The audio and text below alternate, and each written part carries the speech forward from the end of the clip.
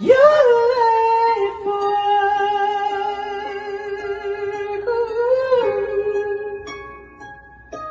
You're late for work.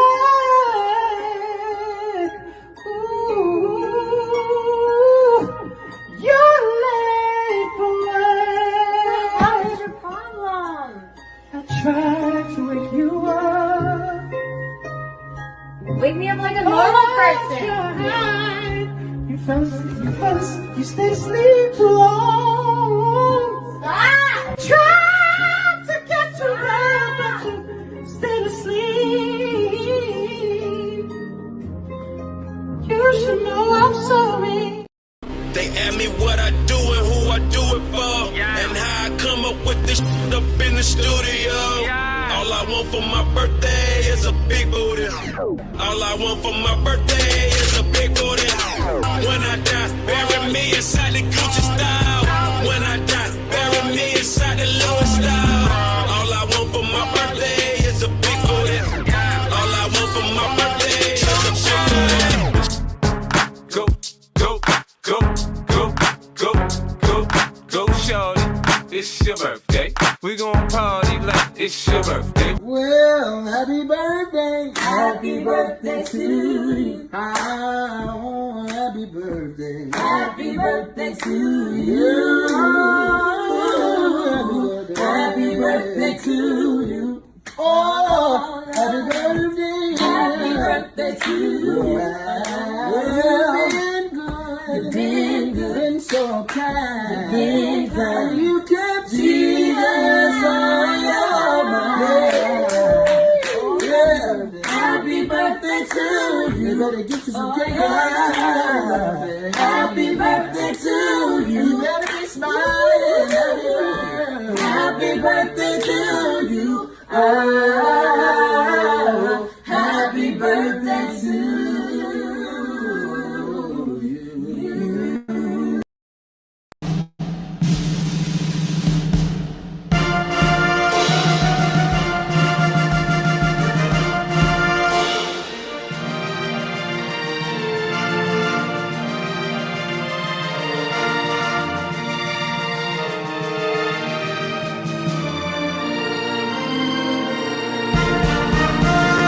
Happy birthday, yeah, my friend. Yeah. One more year bundle. Yeah. Go on, one a vibe. Give thanks for life. Next year we doing it again. Yeah, yeah. Happy birthday, yeah, my friend. Whoa. One more year bundle. Yeah. More life to you, can we take till the end. Real from the heart, no pretend. Big birthday, bash.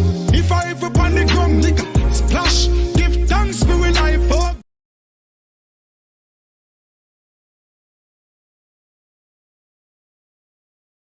Yo, what's going on? What's good, everybody? I was over here grooving.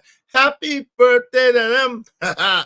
Yo, shout out to my man, JD 1975. I apologize. Tell Miss CJD, I apologize. I don't know how that dag on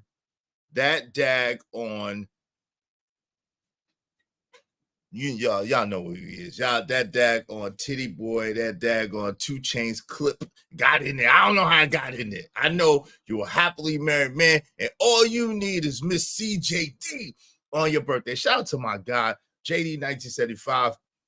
Yo, it's your man's Izzy Benz, aka Israel Mills. You know the deal. This is the Real Spill with Mills show. Let's go. Let's get it. Yo, I'm excited to be back at the crib, to be back home. So much has happened. So much has gone on. You don't even know or have a clue. We're going to talk about some of it today, and then some of it for the Ma. Y'all already know how it is. But in the meantime, in between time, listen, likes are absolutely free. Likes cost you. Come on, push a button. You heard her. Likes are free. Push the like button. Push the goddamn button. Likes on Not cost. king. Sure you smash that like button like Trish said. Smash it. Shout out to Trish. Smash it. Smash that like button, man. Caress it. Press it. It takes a second. It don't take no time. Go ahead and get your mind right. Hit that like button. I appreciate y'all. Yo, beside that, okay? Yo, if you feel so inclined, if you feel so kind, if you like the show, if you like the show in the studio, if you like, you think your man's Easy Bands is all right, I'm all right, yo, hit that Cash App, support the show, support the movement. Yo, this show is brought to you by dope people such as yourself. We need money. Let's go. We appreciate you. Let's get it. Let's get it. Let's get it. Make sure that you support the show. All right. The Cash App during this stream, $ Israel Mills, $ Israel Mills. What's up, Tehran? Hello, how are you? Tehran in the building. What's going on? My man Ron Magnificent is in the building in a Sunday. Yeah. I had to come through because I missed yesterday. I know I can't make up, but I had to try to make up for yesterday, man. I missed y'all, man. I missed y'all. I was, yo, it was so crazy. I missed y'all so much that I was gonna go live, but I see my man Stan was live, and I'm glad I didn't go live because it would have been a mess.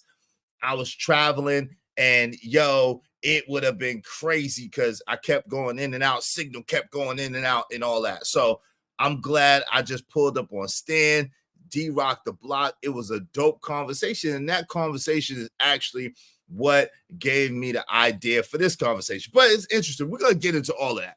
Shout out to my man, Ron Mack. You home yet, brother? You back home yet? I hope you, if you're not home yet, I pray that you have a very safe trip. Make it rain on it with them Emperor Kojak $1 million bills. Yo, let's get that Emperor Kojak $1 million bill. Let's go ahead and get that. You know what I'm saying? You cannot go wrong with the Emperor Kojak $1 million bill, the bill of all bills, the mod of all mods. You know what I'm saying? We got to put our hands on it, though, Emperor Ko. Hold on real quick. You know what I'm saying? I've been out the loop for a second, so I got to put my hands on that thing real quick. Pause. I got to put my hands on that $1 million bill real quick. Y'all know how y'all do. Oh, Lord. You got to be conscious. Got to be aware of what's going on. Where's that Emperor Kojak $1 million bill when I need it? I ain't gonna front. My computer is, I don't know, man. It's like I couldn't find, I was trying to find some other joints, and it looked like that 2 Chainz thing slipped in there, and I didn't even want the 2 Chainz one. I wanted something else for JD, but that slipped in there. So let me try to find this Emperor Kojak $1 million bill. Emperor Ko, if I can't find it real quick, please charge it to the game and we'll find it next time, all right? Because it's a lot going on, man. And that's why I was late. So forgive me for being late today, too, y'all. Y'all know I ain't never late. That's not my thing. I was late today because I was trying to find a song for JD. I could not find that song for JD to save my life. You know what I'm saying? I was trying to find it for the homie. I wanted to play the birthday joint for the homie. Yeah, and I can't find the Emperor Kojak $1 million bill either, Cole. So forgive me, man. We'll try to find it next time. But yeah. Happy birthday to JD 1975, man. I pray that this is a wonderful birthday for you. Hey, listen, y'all, support the show because y'all know how I do. I like to show love to the brother. So, you know what I'm saying? And it's from us. Make the Ismailite nation look good, y'all. Go ahead and support the show, support the movement. Y'all already know we're going to bless JD 1975 with some of the proceeds. Y'all already know how we do. So we want to make it a dope birthday for him. So if y'all be so kind, if y'all will hit the Cash App, support the show so we can support the brother, man. And you know what I'm saying, on his birthday. All right. You know what I'm saying?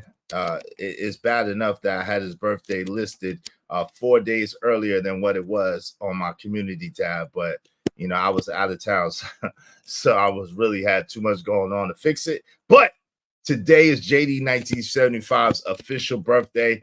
Go ahead and spread love through the Cash App so I could spread love to my brother on his birthday from us. It won't be just from me. It will be from us, the Ismailite nation. You know what I mean? And we do good business and we spread love. That's the Brooklyn way. All right. So Yo, man, there was a dope discussion going on yesterday on Stanley D Rock the Block's channel. If y'all put my man JD 1975's channel in the chat, y'all subscribe to him, put my man Stanley D Rock the Block's channel in the chat, my man Emperor Cole. Y'all check out my man Emperor Kojak. He doing this thing. Thanks to Ron, my man Sporty's Mobile Detail in the building. What's up, Nico? Too Smooth is in the building. Oh Lord. Yes, sir. It's good to see y'all, man. Good to see y'all. I'm glad to be back at the crib. So the discussion was about predestination and epigenetics. So I didn't want to put that up there. But if destiny dictates deeds, why we worry with willingness or willfulness? Why do we worry with willfulness, right? And so it's the concept or the thought of predestination versus one's own autonomy and one's own ability to have personal discipline, personal respect, you know what I'm saying, personal agency of one's life, right? And so this was to me a very, very interesting topic. You know what I mean? And I wanted to share more thoughts. Hopefully the brother Hot Sauce watch here too, and he could come through. If we get enough support, we definitely could do a panel show. I miss y'all, man. I want to hear what y'all have to say. I want to hear your thoughts. Yeah, happy Easter to everybody that celebrates Easter as well. Happy Easter to everybody that celebrates Easter. Shout out to my man, Big Dog Barking with the 555. Thank you, brother, for the 5. I got 5 on it. He got 5 on it for my man, JD 1975. Shout out to Big Dog Barking, man. Happy Easter to each and every one of y'all that celebrates Easter. To those who don't, hey, man, happy Sunday, man. Let's go. Make money, make money. When shit hit the fan, we'll take money.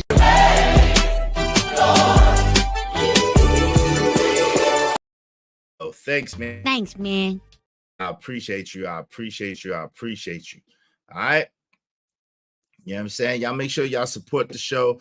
Put a little something together so we can bless my homie JD 1975 on this beautiful Easter Sunday, which happens to be his birthday as well. Yo, that's crazy. Yo, I don't recall Easter being in March before. Do y'all? I don't recall Easter really being in March before. Have y'all?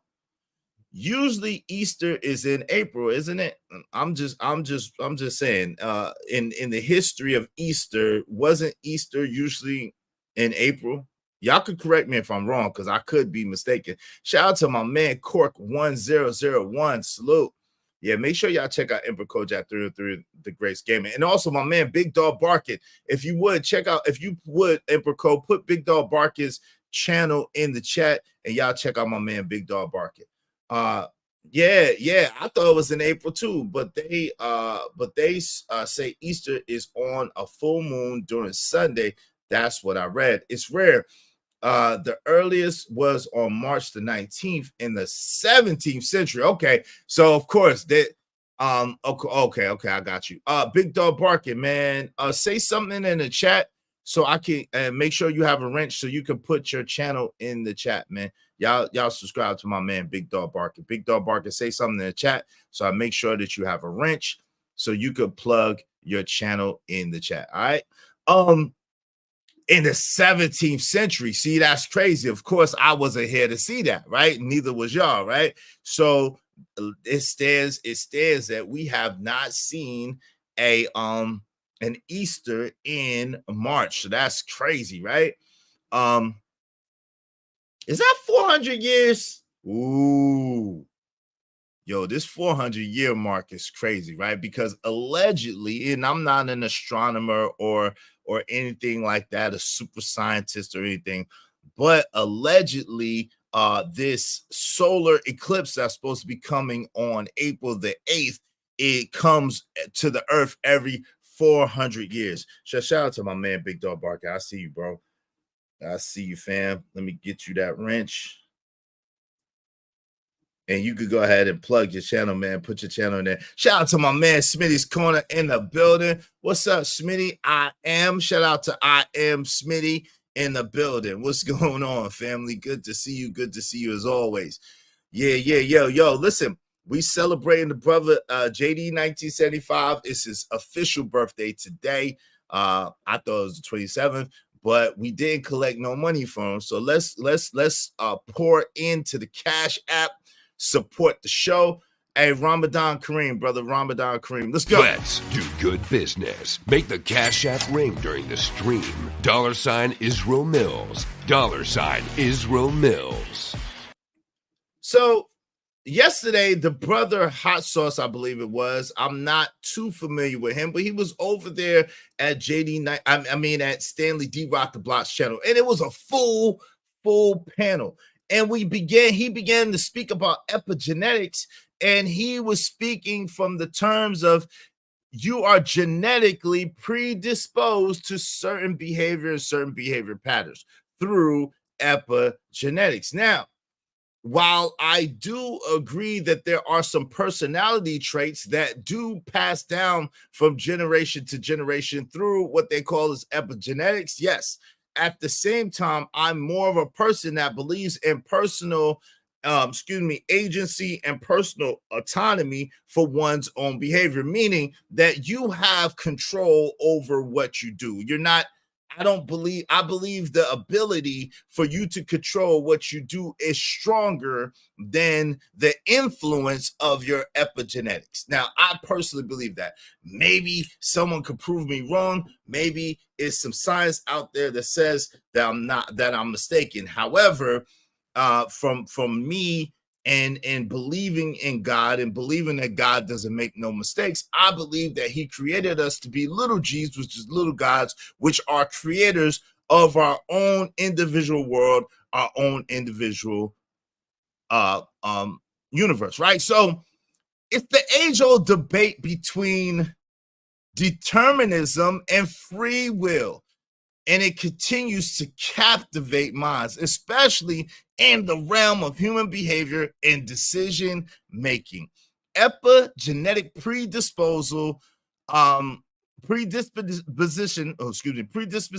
influenced by genetic and environmental factors can shape our inclinations and tendencies, right? However, the power of personal preference and choice allows individuals to transcend deterministic influences and assert their autonomy. Okay, this is truly what I believe. Y'all check out my man Big Dog Barking. You know what I'm saying? Shout out to him. So in layman's terms, what we're saying is, you have the power, no matter where you come from, no matter what family you come from, to choose the things that you're going to do, to determine how you're going to live and the quality of life that you're going to have, right?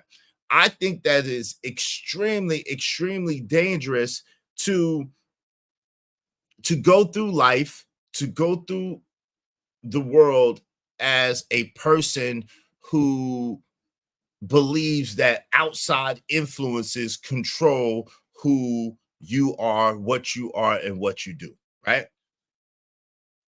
I'm a firm believer, as my mentor taught me, that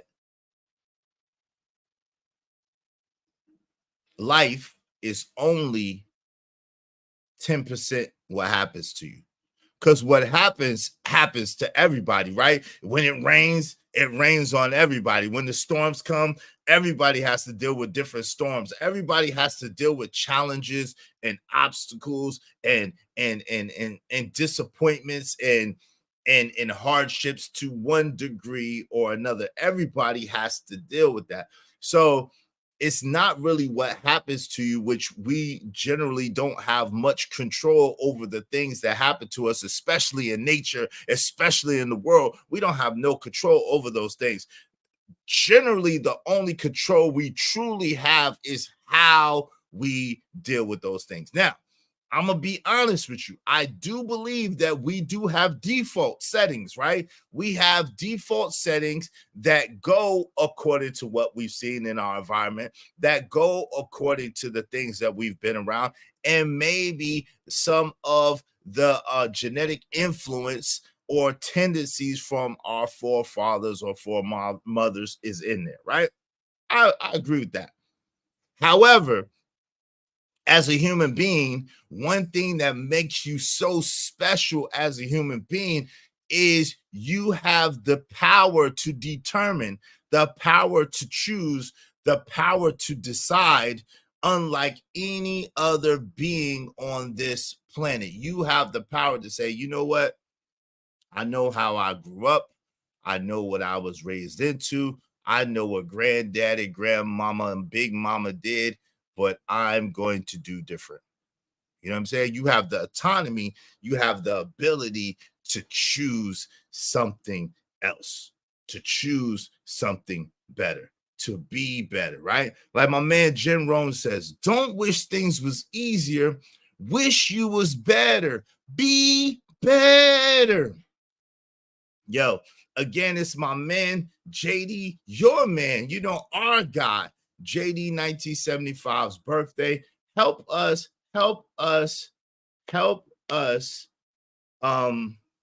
celebrate JD 1975's birthday. And you know what I'm saying, support through the Cash App, spread love, let's do good business. Okay, we're gonna pour into our brother JD 1975. We need some assistance, okay? And we're gonna tell him it is from the Ismailite nation. Yeah, yo, Smitty, no doubt. Ramadan caught me all the way off guard. Never knew it to come this early. Yeah, usually it's towards June. And that's real. But yes, it seems as if the planets, the galaxy, the universe is doing something that it hasn't done for a while. Again, they're saying that these events that are going to come are to come and that are coming are about 400 years in the making. These events, these celestial events, allegedly happen every 400 years. So, yo, if we have some people who are into astronomy and know the stars, know the moons and the galaxies and all that stuff, yo, it'd be dope if they could come up.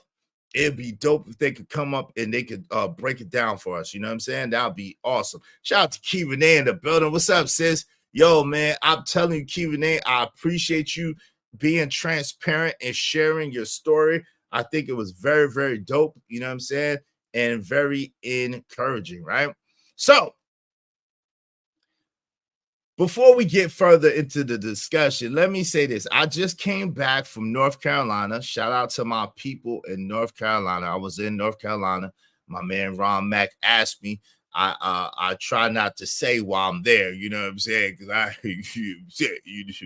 So I was in North Carolina visiting the family. And a lot of interesting things, some very funny and very good.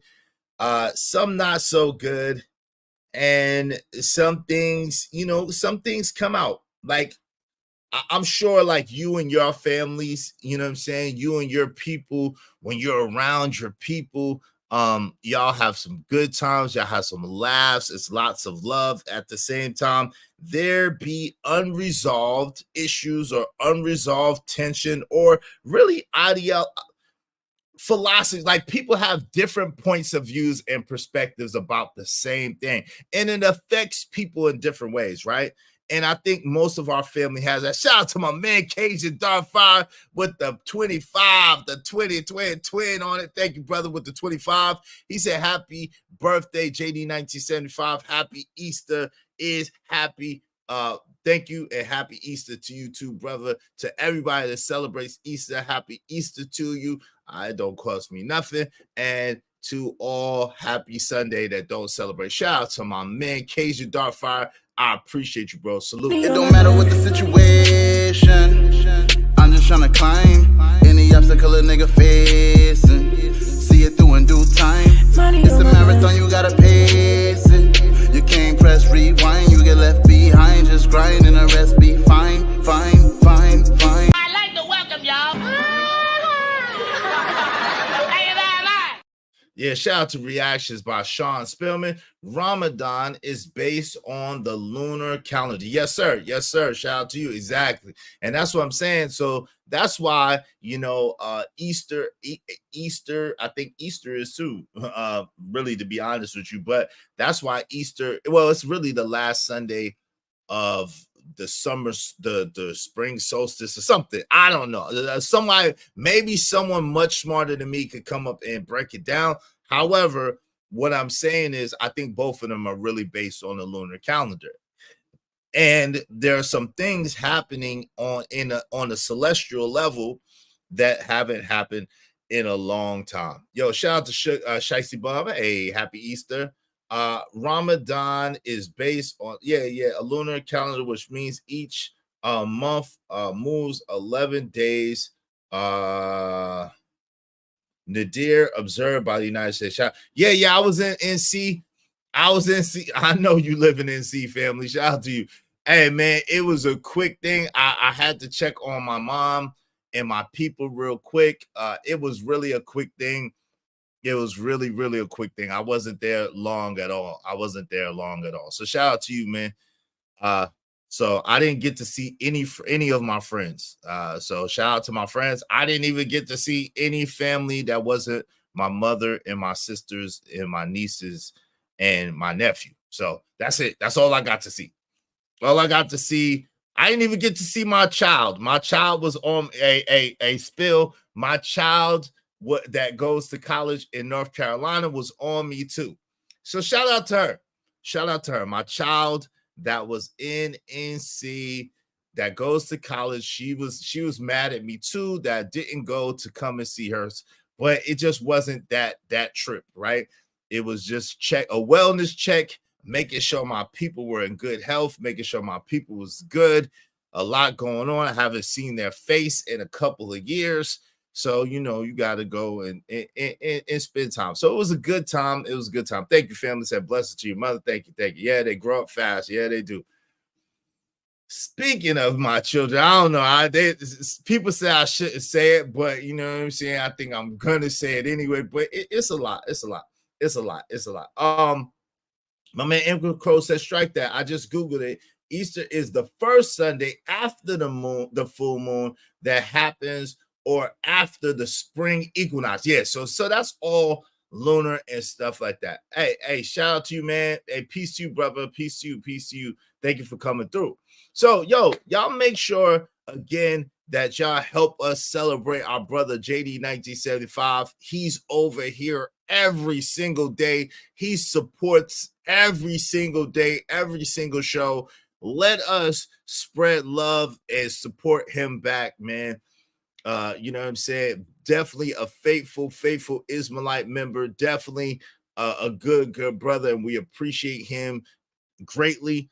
And we would love to show him our appreciation for him. Okay, so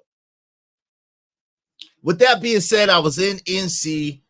Went to see my family, and like I said, a lot of times I didn't get to see none of my friends. I thought I saw Angry Man. Yo, the funny thing is, right as I hit Raleigh, yo, you are crazy, JD. That man is not 75. His birthday his birth year is 1975. He's not 75, you non-counting shiesty bum. Shout out to Shicey Bum talking about happy 75th birthday, JD 1975. That's hilarious. You are crazy. So anyway, I promise you, I thought I saw Angry Man, and it probably was him. Right as I hit the city, I was on a main road in Raleigh, and I think I saw the Angry Man. He was all tinted up. You know what I'm saying? He had the roof up because it was kind of whatchamacallit. He was all tinted up, and it looked like he was heading somewhere. So shout out to him. I tried to hit him up real quick. You know what I'm saying? But you know what I'm saying? He didn't answer. He probably was busy. So it is what it is. Okay. Yeah, I don't know nothing about that, Anton. I don't know about that, brother. I don't know nothing about that. I don't want to have nothing to do with that, brother. Please remove that comment. Shout out to you, fam. Please remove that comment. I don't get into all of that, nor do I have the desire to get into any of that, okay? If you would, please remove that comment, my good brother. I appreciate you. Shout out to you. Please remove that comment. I don't know nothing about what you just mentioned. I don't have any clue about it. Thank you, Improco. I don't have no clue about that, so I don't even want to go there. So shout out to you, man. NC is boring. I don't like Charlotte. Yo, let me say this, Sugar Bum, Shiesty Bum. Yo, Charlotte is kind of pop, but yo, Raleigh, like I grew up in Raleigh for a long time, right? Raleigh, that's where I met Angry Man at in Raleigh. That's where I met my man Spill at with Spillman at in Raleigh. And I've known them dudes for 30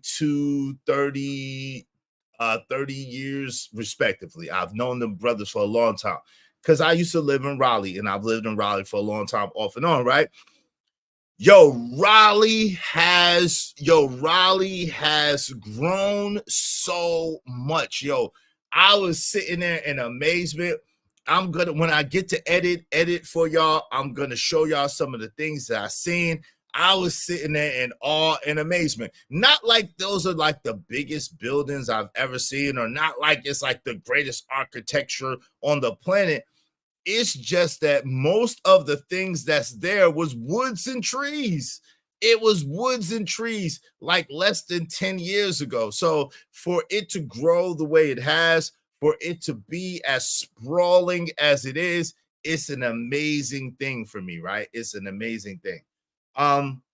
That what Joe Biden declared East, huh? Okay, shout out to JC. Shout out to y'all. Yo, I got y'all. I don't know y'all, bro. Please, I don't know nothing about what y'all talking about. So please, like, let's shout out to y'all. I don't know nothing about that. I don't even want to know. I'm not even gonna lie. I don't want to know. I'm like Mario Juanes. I don't want to know. I don't want to know. I don't want to know. No, thank you. Thank you. Anyway, yo, so I'm out there, you know what I'm saying? And like I said, it wasn't really a vacation. It was really to check on my people, make sure that they was cool, make sure that they was okay. I got you, Aaron. I mean, I got you, JC. I got you. Thank you for clarifying that. But yo, man, nah, I don't care what.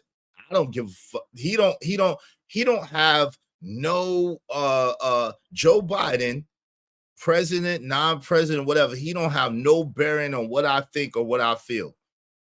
Period. No man does. So he could call it whatever he want to call it, and that's crazy that he would call it that. But hey, listen, I don't got nothing to do with that. I don't want to have nothing to do with that. I'm telling y'all right there. That's insane. That's insane to me.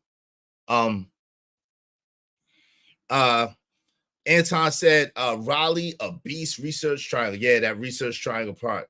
Yeah, man, these ninjas are anti. Yeah, of course they're anti-God, man. Of course they're anti-God, man. And that's crazy in and of itself. Yo, I'm pro-God. You know what I'm saying? I love God. I believe that there's a creator. I believe that there's only one creator. You know what I'm saying? And I submit myself to him the best that I can. So, hey, listen, if you anti-God, you don't believe in God, you believe in whatever, that's your business. You know what I mean? I can't, you know what I'm saying? I can't, what you call it? Yeah, he said, actually, Biden, my man, Emperor said, actually, Biden declared March 31st of every year that, but like I just said, we are not doing that bullshit today. Yeah, we not doing that. We not in here. Not in here. I don't give a damn what they call it. They could call it step on it, call it blue magic, call it blue monkey, whatever you want to call it. But yo, I ain't got nothing to do with none of that. I don't want no parts of it. Told y'all, easy submissive. How am I submit? What? Shiesty bum, what are you talking about? How you get submissive? How you get submissive? That's crazy. My dad family is originally from Wilmington, North Carolina. That country. Yeah. Wilmington is a little country. Shout out to the 910. I know a little bit about Wilmington. Shout out to the 910, man. Shout out to Wilmington. All my peoples in Wilmington, man. Shout out to that. I said, what you talking about, girl? Anyway, yo, make sure y'all support the show, support my man Jay side. So I'm out there. I'm spending time with family. I tried to give y'all as many shows as I could. I ended up only being able to give y'all 2 shows in like 4 days, which was crazy for me. I did a vertical show, and then I did a show from the hotel room. I was trying for y'all, man, but I really went out there to spend time with my family and to see them and to make sure everybody was good, okay? Because there's some stuff going on, but I just want to make sure everybody was good. So I did that. I fulfilled my purpose. Now,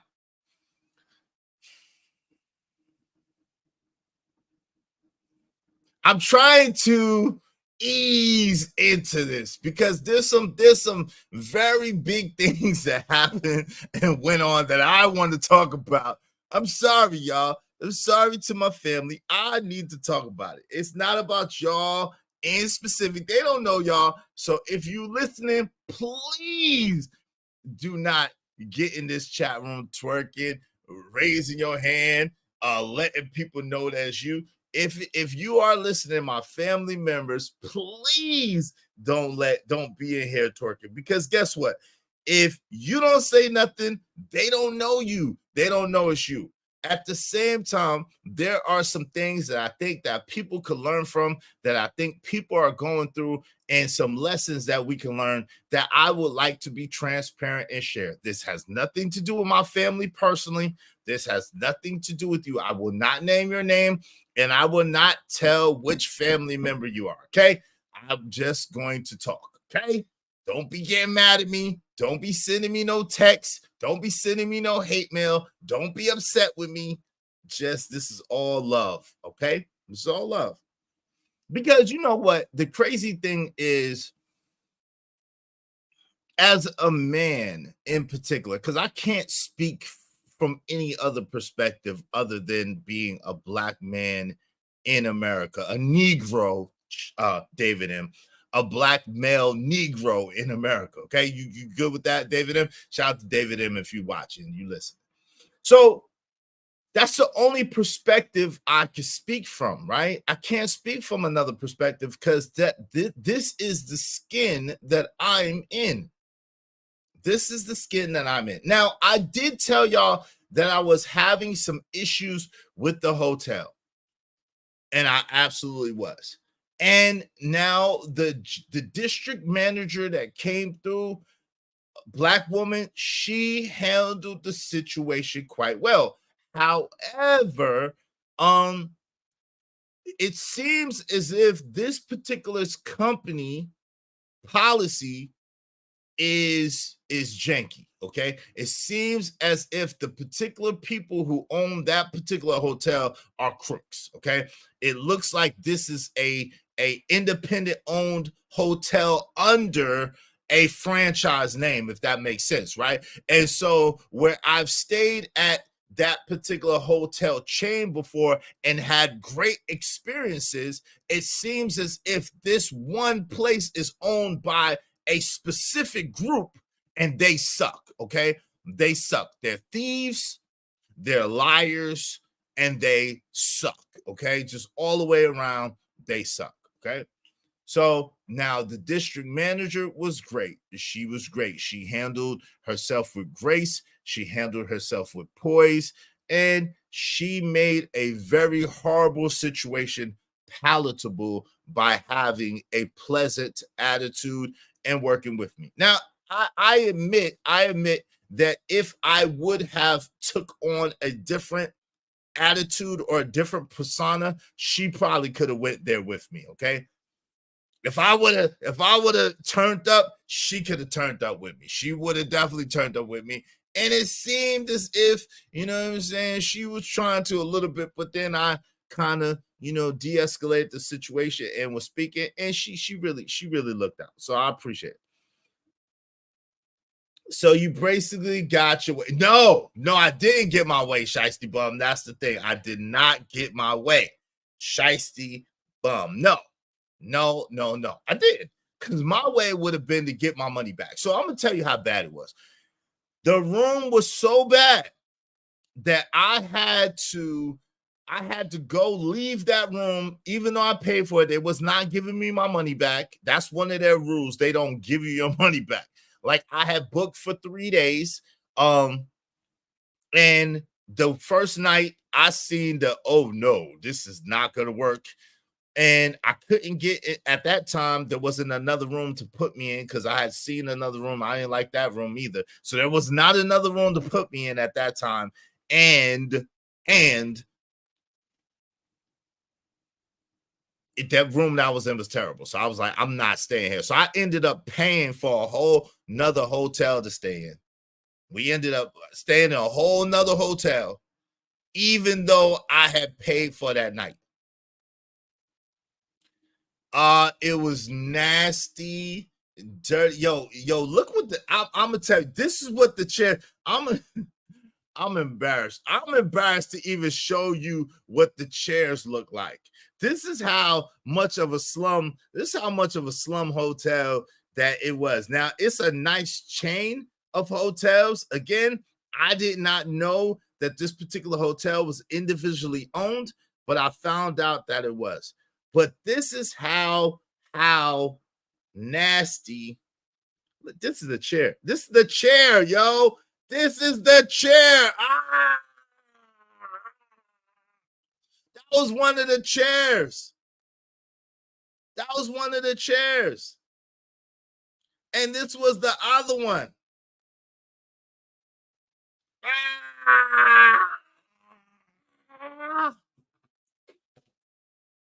So I was like, yo, I don't know if it was black owned. I know it was all black people that worked there, but I don't think it was black owned. I don't know. I know it's all black people that worked there. That's all I do know. There's all black people that worked there for the most part. Well, they did have the cleaning people were Hispanic. I don't know if y'all know about Raleigh, but Raleigh is very much heavily Hispanic now. So shout out to all my Hispanic people who live in Raleigh, North Carolina. But yeah, that was the chair. So needless to say, I was like, what? Like, nah. Why is it so crusty? I don't know. I don't know why it was so crusty. I don't know. So I ended up having to get a whole different hotel to stay in for the night until the district manager was there in the morning, because the district manager wasn't there when I got there. It was a whole ordeal, a whole back and forth, because again, the person that was there, she didn't have any power. And so we had to wait for the district manager. So in the morning, the district manager came. I spoke to the district manager.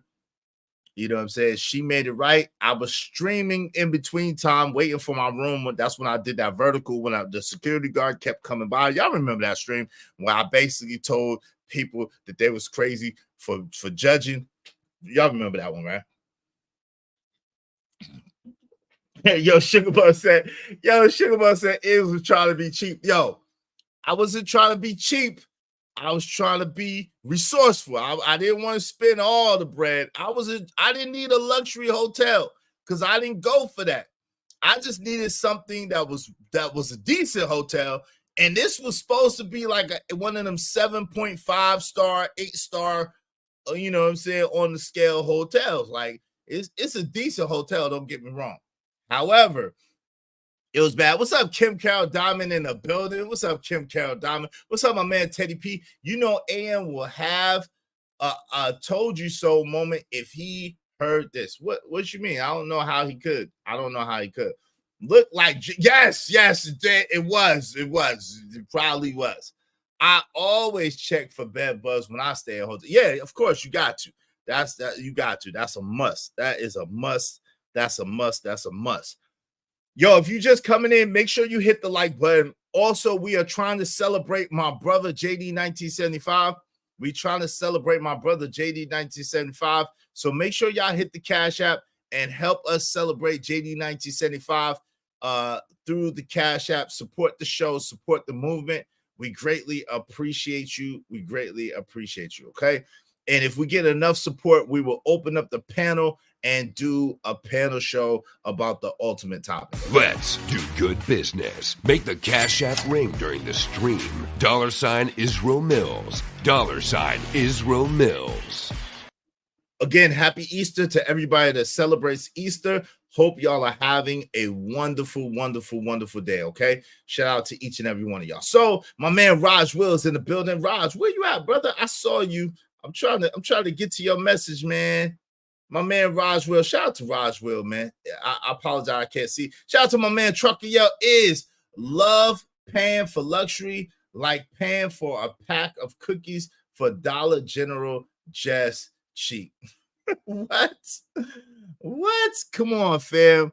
Listen, again, this hotel is generally a very nice hotel. Okay, it's not like the Ritz-Carlton or the Waldorf Astoria. It's not like the creme de la creme, but it is a very decent hotel normally, under normal circumstances. This is why I was so flabbergasted. I was so taken aback. I was so, and it was in Midtown, which right now in Raleigh, Midtown is a very prominent part of Raleigh. It's a very, very prominent part of Raleigh. Midtown, Raleigh, North Carolina. So it was supposed to be nice. But anyway, I digress. We're gonna go for it. You see? This is why Black business don't get support and last. They either don't provide good enough service that is support worthy, or their Black customers don't want to contribute. Yeah, so y'all make sure y'all contribute to my show, which is a Black business, and we try to celebrate another brother who's a brother who celebrates us. JD supports everybody, so y'all make sure y'all hit the Cash App so we can celebrate JD 1975 on his birthday. Okay, shout out to JD 1975. So that was like a debacle. I get there later in the evening, you know what I'm saying? Tired as hell because it was pouring down, raining, traffic jams, all types. So normally it takes me from Alabama to North Carolina to Raleigh, it usually takes me like 9 hours, generally speaking, right? Off and on 9 hours. Yo, this particular trip took me like 11 hours driving, so it's crazy. I even stoked up a stream real quick for like 30 minutes, y'all remember, on Wednesday, because I was in traffic. That's how long the traffic was. I was able to do like a 30 or 40 minute stream because I was in traffic, okay? So it was traffic jams. It started pouring down, raining. It was a lot going on. And then I get to the room, and the room looks like that. 11 hours. It ended up being 11 hours, Key Renee. It ended up being 11 hours. So it was a lot. So Spill, if you're still watching, that's why I didn't holler at you. I didn't holler at Angry Man. I didn't holler at nobody. I was trying to get that room situation fixed. After all that going back and forth with the hotel, going back and forth with the booking company, I ended up having to get another room, got another room, and then stayed there the night. And then the morning went back and was talking to them, and finally got a really decent room. I got a really decent room, okay? That's what y'all ended up seeing on the stream on Friday. I had a really decent room Friday, okay?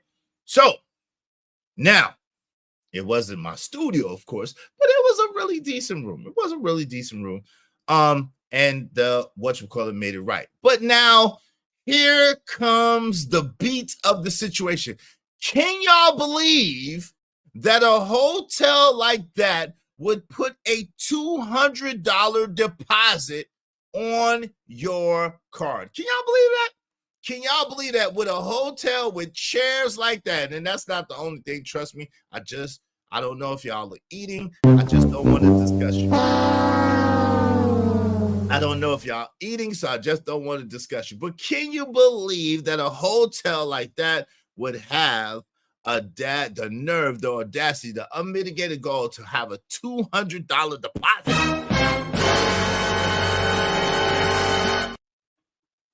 And so they told me about this $200 deposit when I got there. Didn't know nothing about it, nothing about it before I got there. Knew absolutely nothing a $200 hold on my card, $200 deposit. I ain't know nothing.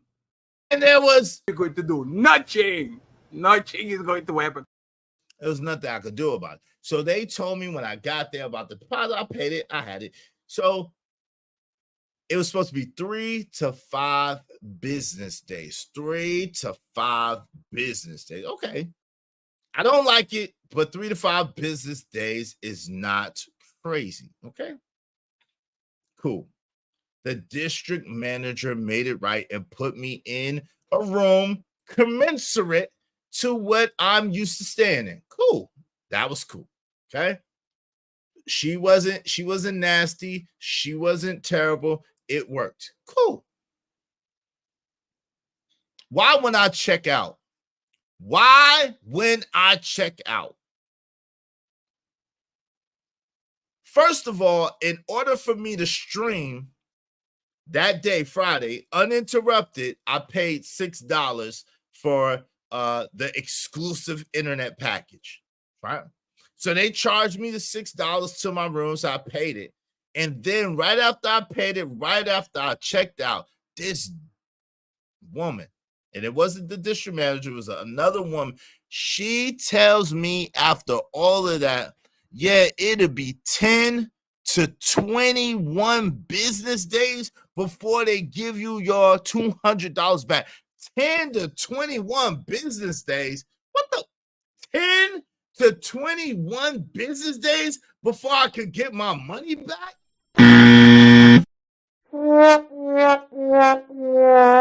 You shut your lying nigga lips up. 10 to 21 business days. Like, yo, so not only is this basically a slum hotel with, you know what I'm saying, only a couple of good rooms that are like all, I mean, there are a couple of good rooms are like all the good rooms of the chain usually, right? But not only is a slum hotel with some slum village stuff, they ain't giving no money back, yo. If don't book for more than a day at a time, because Jesus, if you book for more than a day at a time, you're stuck. Don't have to go home early. Don't have to leave early. It don't matter. You're stuck. Like, what type of stuff is this? Not only that, but then they are going to try to hold up your money to make money. This is basically what they're doing, to make money off of your money and then give it back to you. They flipping your money. They taking your money, flipping your money, and then they're going to give it back to you after 10 to 21 business days. Because so you know what that means. That means weekends do not count. So they done deceived me, lied to me, and played me, and then sent me upon my way. Talk about heated. Talk about upset. Talk about yo.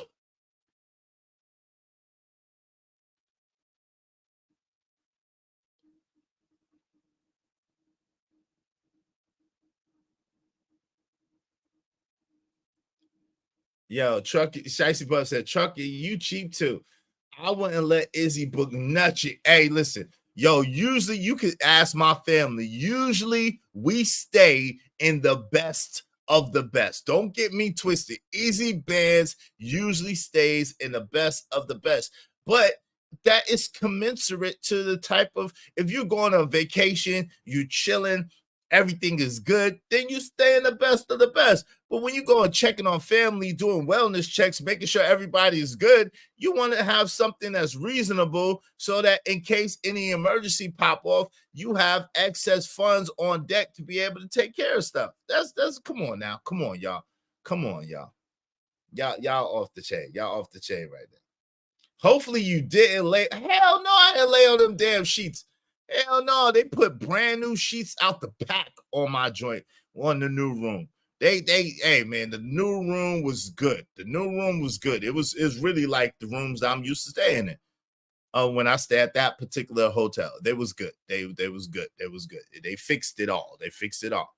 Okay. The devil is a lie. Nah, it wouldn't have been some smoke in the city telling me that BS. Yeah, I had to just walk away. Is throwing the towel just up the strap. Where's my money thunder at? No. You don't want to up the strap in Raleigh, North Carolina. Let me just let you know. When you up the strap in Raleigh, it need to be for some real good purposes, because you will be in Wake County Detention Center, okay? Let me just let you know. You will be in Wake County Detention Center for upping the strap. You don't just up the strap in Raleigh, okay? When you up the strap in Raleigh, it needs to be for a real specific purpose. It better be worth it. It better be worth it. Hey, Miss Lolita Gore, how you doing? My man Robert Williams said, gotta stand for right or fall for foolishness. Bars. Sugarback. Yo, y'all are crazy, man. Y'all are crazy. Yeah, plastic sheets. Hey, y'all, listen, we trying to support my man JD 1975. We only got 2 contributors. If y'all want to open up the panel for the original topic or to chop it up about anything, I'll miss y'all, man. Y'all, come on, let's support the show. Let's support the show. Let's support the show. Happy Easter to everybody that celebrates Easter. Happy Sunday to everybody who doesn't. A Ramadan Mubarak to those who are celebrating Ramadan. Shalom to those who are of the Hebrew faith. Yo, shout out to y'all, man. Love to all my people everywhere, man. But y'all support the show, man. We definitely need some support. We definitely, they robbing black men out here. They robbing black men out here. We need your support. They are robbing black men out here. They're getting us. They're getting me. They got me. Yeah! They squabbling out there now. Yeah! I'm gonna keep it a bean. They got me this time. They got me. They put the strap to me, pause, and said, give it up. They robbed me, Trucker. Yeah, they got me. They got me. And they holding me, and they holding money hostage for 10 to 21 business days. This is how they do it. They told me, get down or lay down. Whether you like the room or not, you paying for it. It don't matter. Whether you like the room or not, you're going to pay for it. Shout out to Emperor Kojak 3 and 3 the Great. He said, dope discussions deserve dope donations. You dig? Yeah, man. Y'all support the show. Shout out to my man Trucker. Yeah, coming through, being sponsor of the show with that big 50. Shout out to you, man. For the sleeping remix.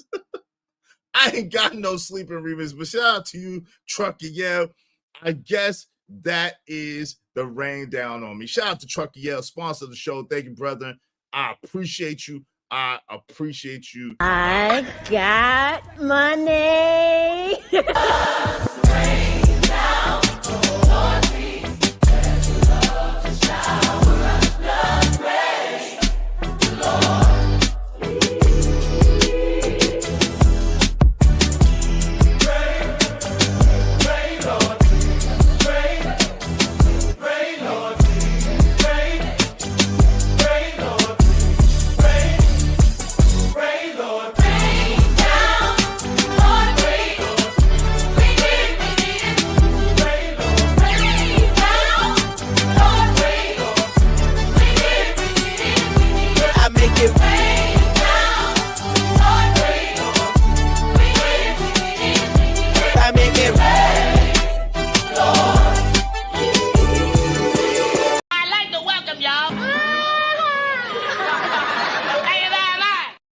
Thank you very much. We support my man JD 1975's birthday today.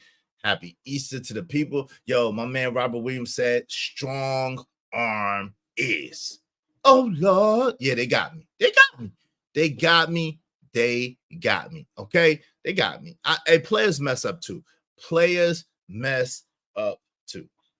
So, you're around your family and, and you haven't seen them and they might have had health issues or things or concerns or scares or whatever the case may be. And you just want to see your family well. You know what I'm saying? You just want to see your family well. You just want to see your family okay.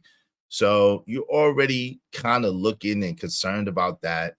But, happy to be around family, happy to be around your loved ones, man, especially when you don't get to see them that often. Like living where I live, I'm very far away from all my family and most of my friends. Like I chose to be here for my son, which, my son was born in Alabama and he lived in Alabama. And I chose to be here with him.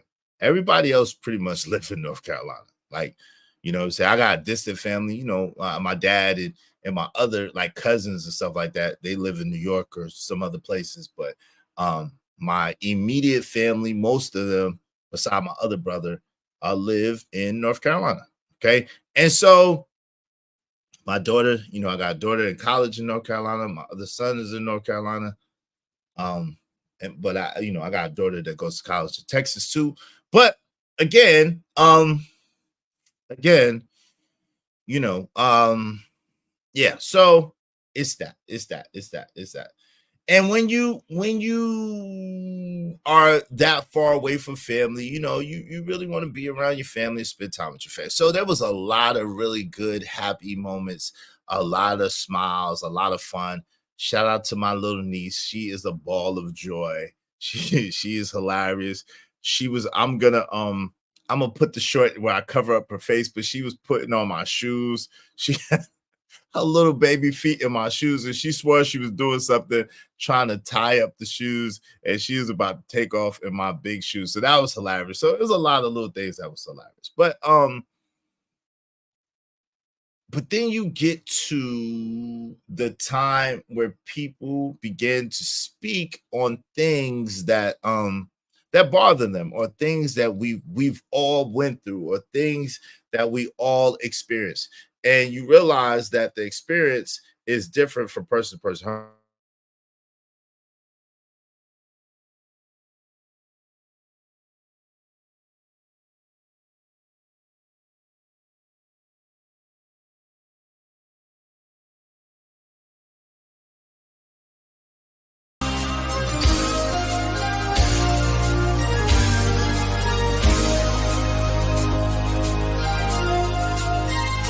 They say make a rap for the club, I tell them I gotta be true.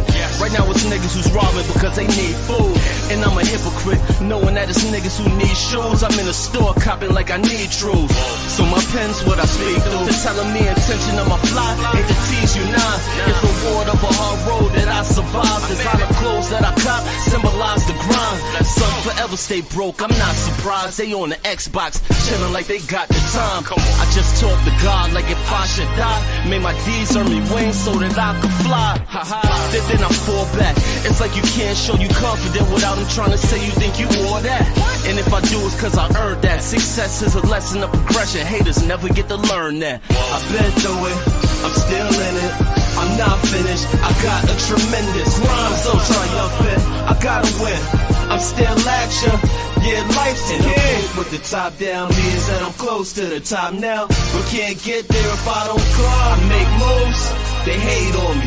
You in the same place, don't wait on me, I'm gone. I suppose I've been going through the motions of getting forced love from those I thought were close friends. I try to warn them of hoes who do the whole shit. Don't treat her like a wife, she ain't the shorty to post with. How is it they can't accept that notion? They look at me like it ain't my business to put my nose in. Whoa, so maybe next time I shall lie. Sit back and watch my fam close his eyes and drive. But yeah, I fall back.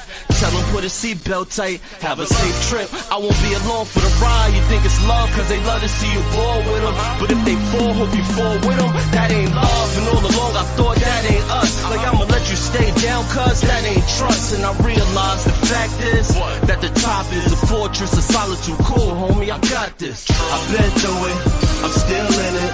I'm not finished, I got a tremendous grind. So triumphant, I gotta win. I'm still at ya. Yeah, life's in here. With the top down means that I'm close to the top now. But can't get there if I don't climb. I make moves, they hate on me.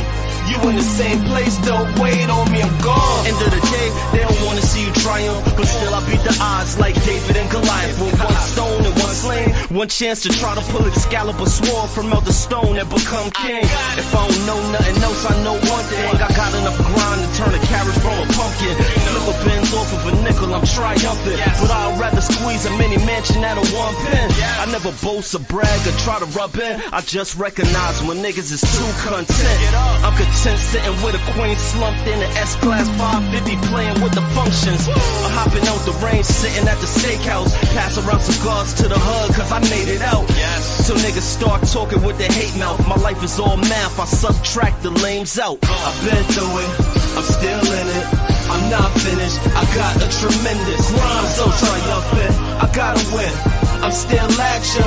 Yeah, life's in the game. With the top down means that I'm close to the top now. But can't get there if I don't climb. Make moves, they hate on me. You in the same place, don't wait on me, I'm gone.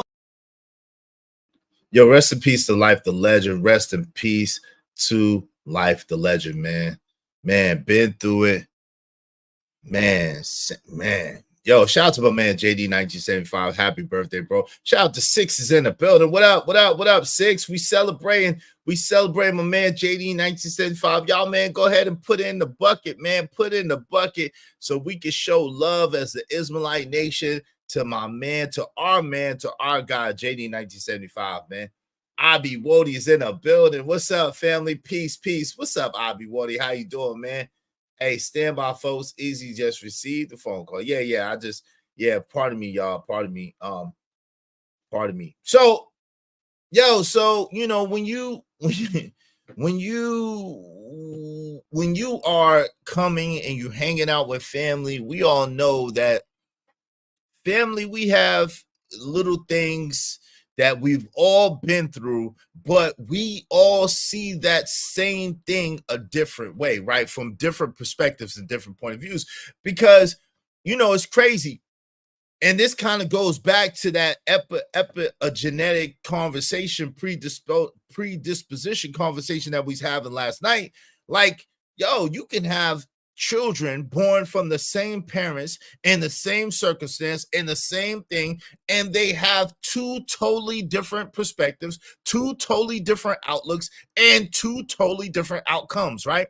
They have different outcomes, different perspectives, different outlooks on life, right? But born same mother, same father, in the same set of circumstances. However, individually, they perceived it a different way, and therefore it was different for them. Shout out to my homie. My homie says,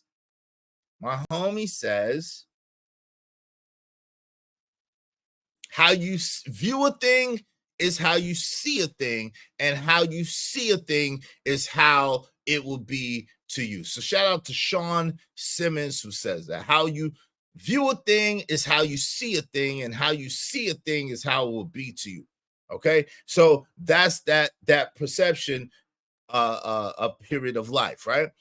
So when you gather with family, it's love, it's happiness, it's good feelings, and then you begin to talk. And then you begin to talk, and you begin to converse, and people begin to speak their quote unquote truths and how they feel about certain situations and circumstances. But the funny thing about it is, whenever you speak, or whenever you speaking your gripe or your grievance, or how you feel, or how something made you feel, whatever the case may be, you gotta recognize and realize that other people were in those circumstances, situations too. So other people got feelings about it as well, right? They perceive it in a way as well. They have perceptions of it in a way as well. You're not alone. You are not alone. You're not alone, right? And your feelings are legitimate. How you feel about something is legitimate. However, just because your feeling is legitimate, it doesn't mean that how you feel is commensurate or accurate to what actually happened. Y'all follow me? Just because you feel a way, that don't mean that's what actually took place.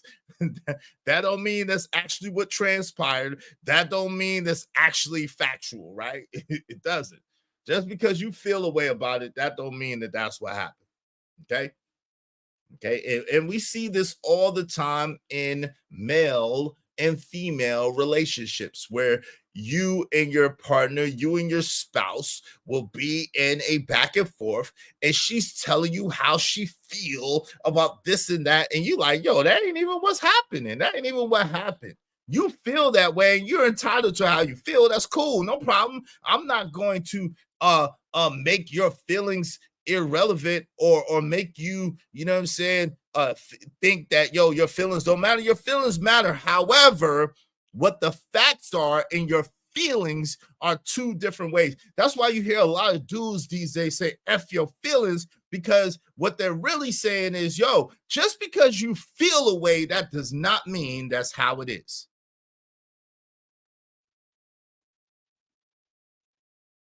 Just because you feel a way, that does not mean it's accurate to what actually happened.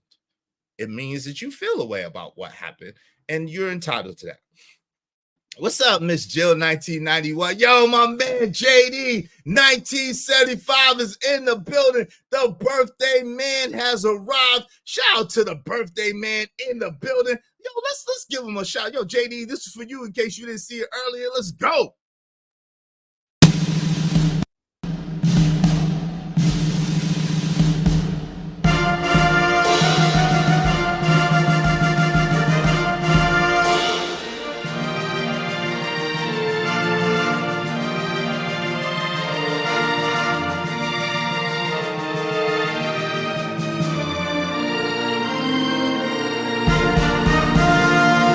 Happy birthday, yeah, my friend.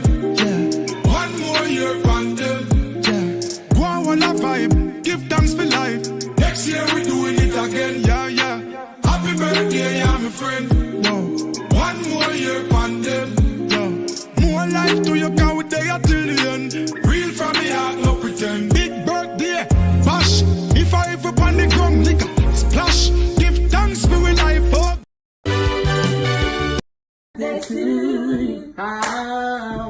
Happy birthday. Happy birthday to you. Happy birthday to you. Oh, happy birthday. Happy birthday to you. You've been good and so kind. You've been kind. You kept Jesus on your mind. Happy birthday to you. You better get you some cake. Happy birthday to you. You better be smiling. Happy birthday to you. Oh, happy birthday to you.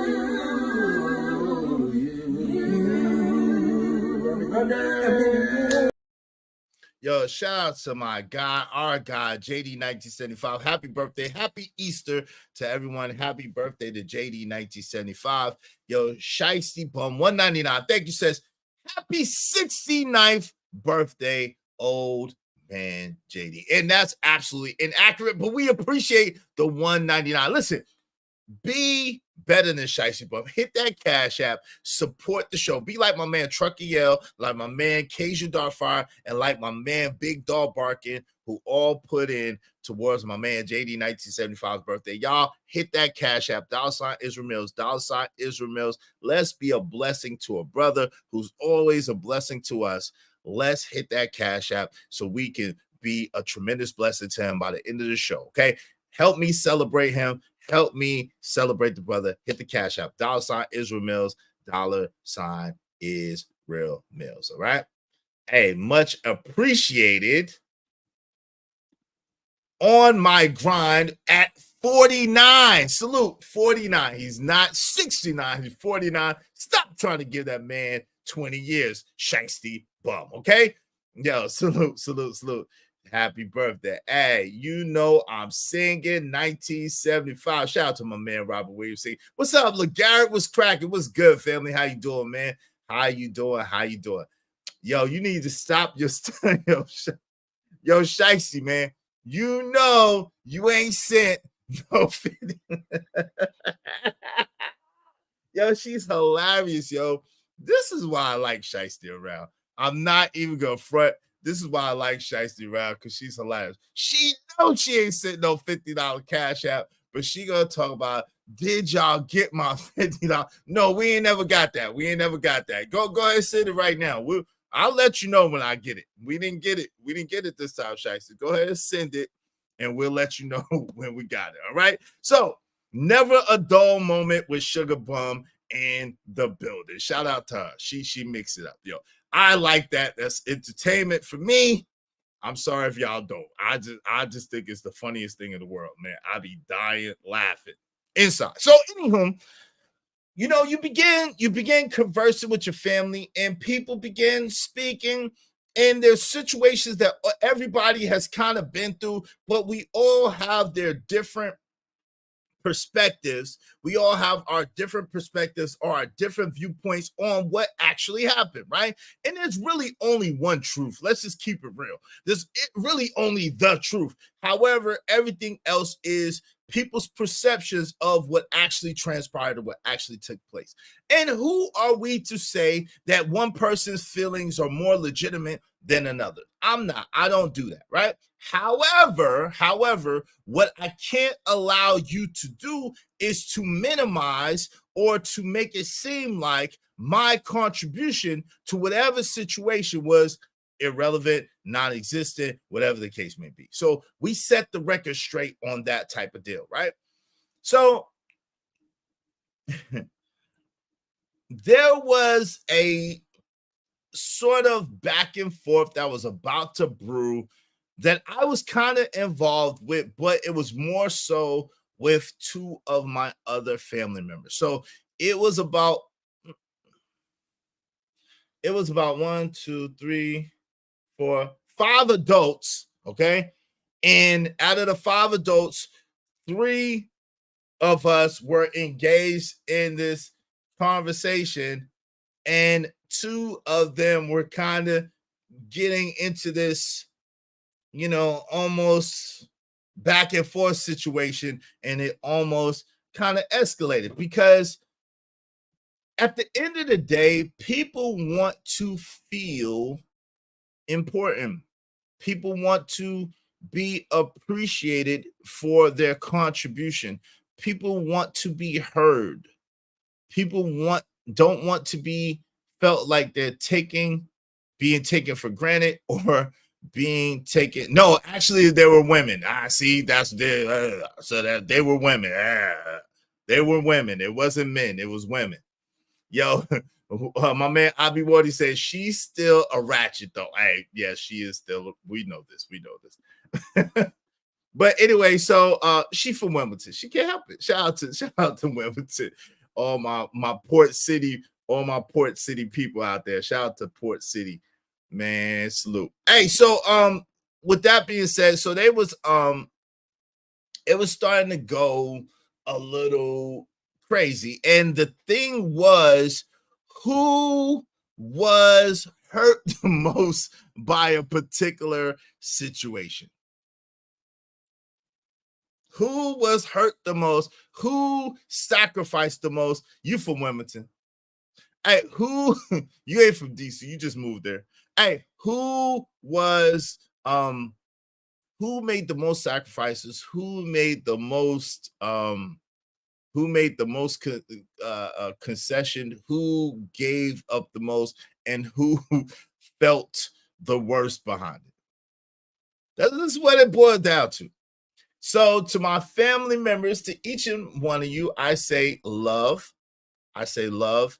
I say big blessings to you. And I hope that y'all are able to heal, right? I hope that y'all are able to heal from the situation and forgive each other, right? Because a lot of times when people experience pain or loss or transition, they are scared and they are afraid. And out of that fear and out of that scaredness, they kind of lash out to other people.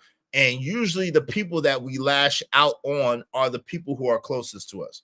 And we do not recognize and realize that those people have feelings too. And those people are actually there to help.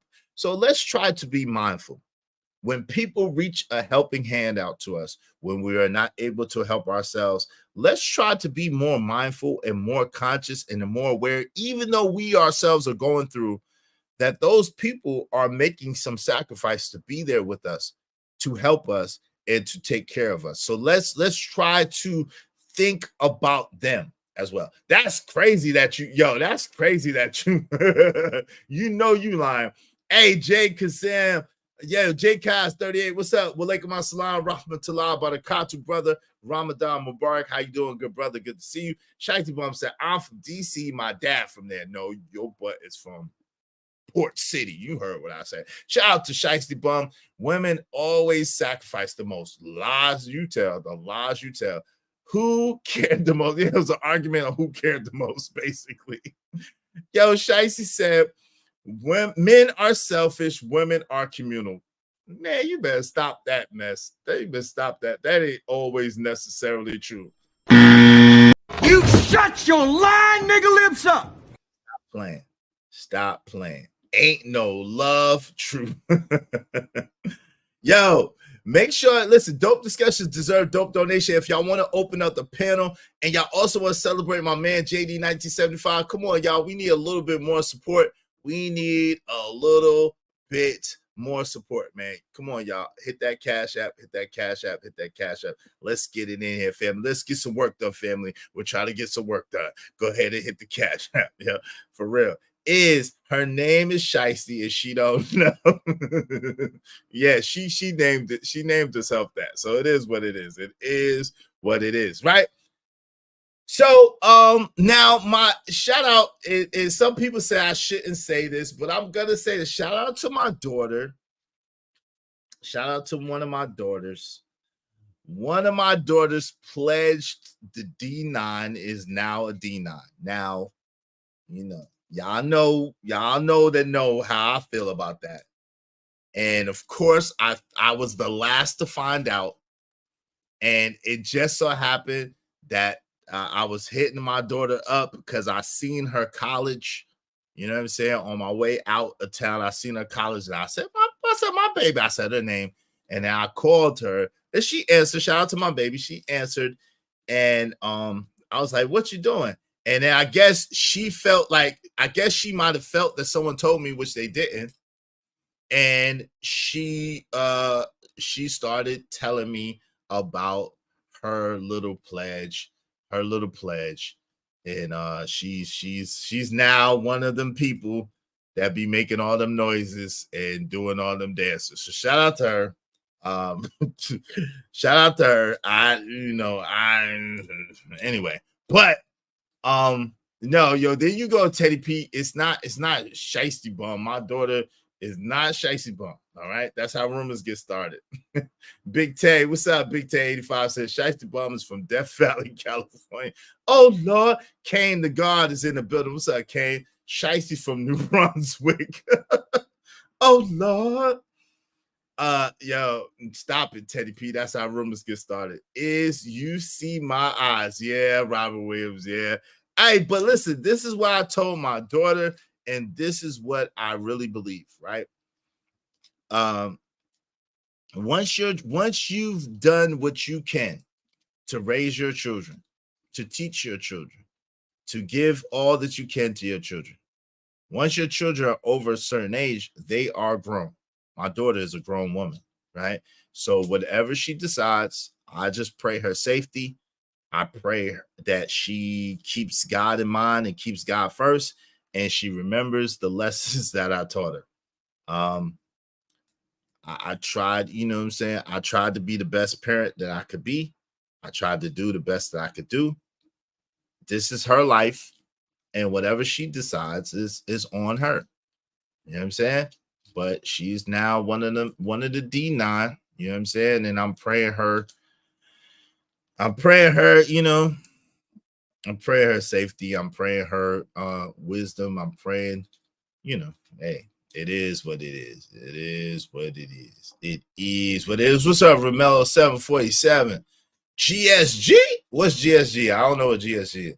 Nothing wrong with D9 as long as she didn't. Yeah. Well, well, Miss Jill 1991. Yeah, okay. So I guess yeah, there's that, right? There's that.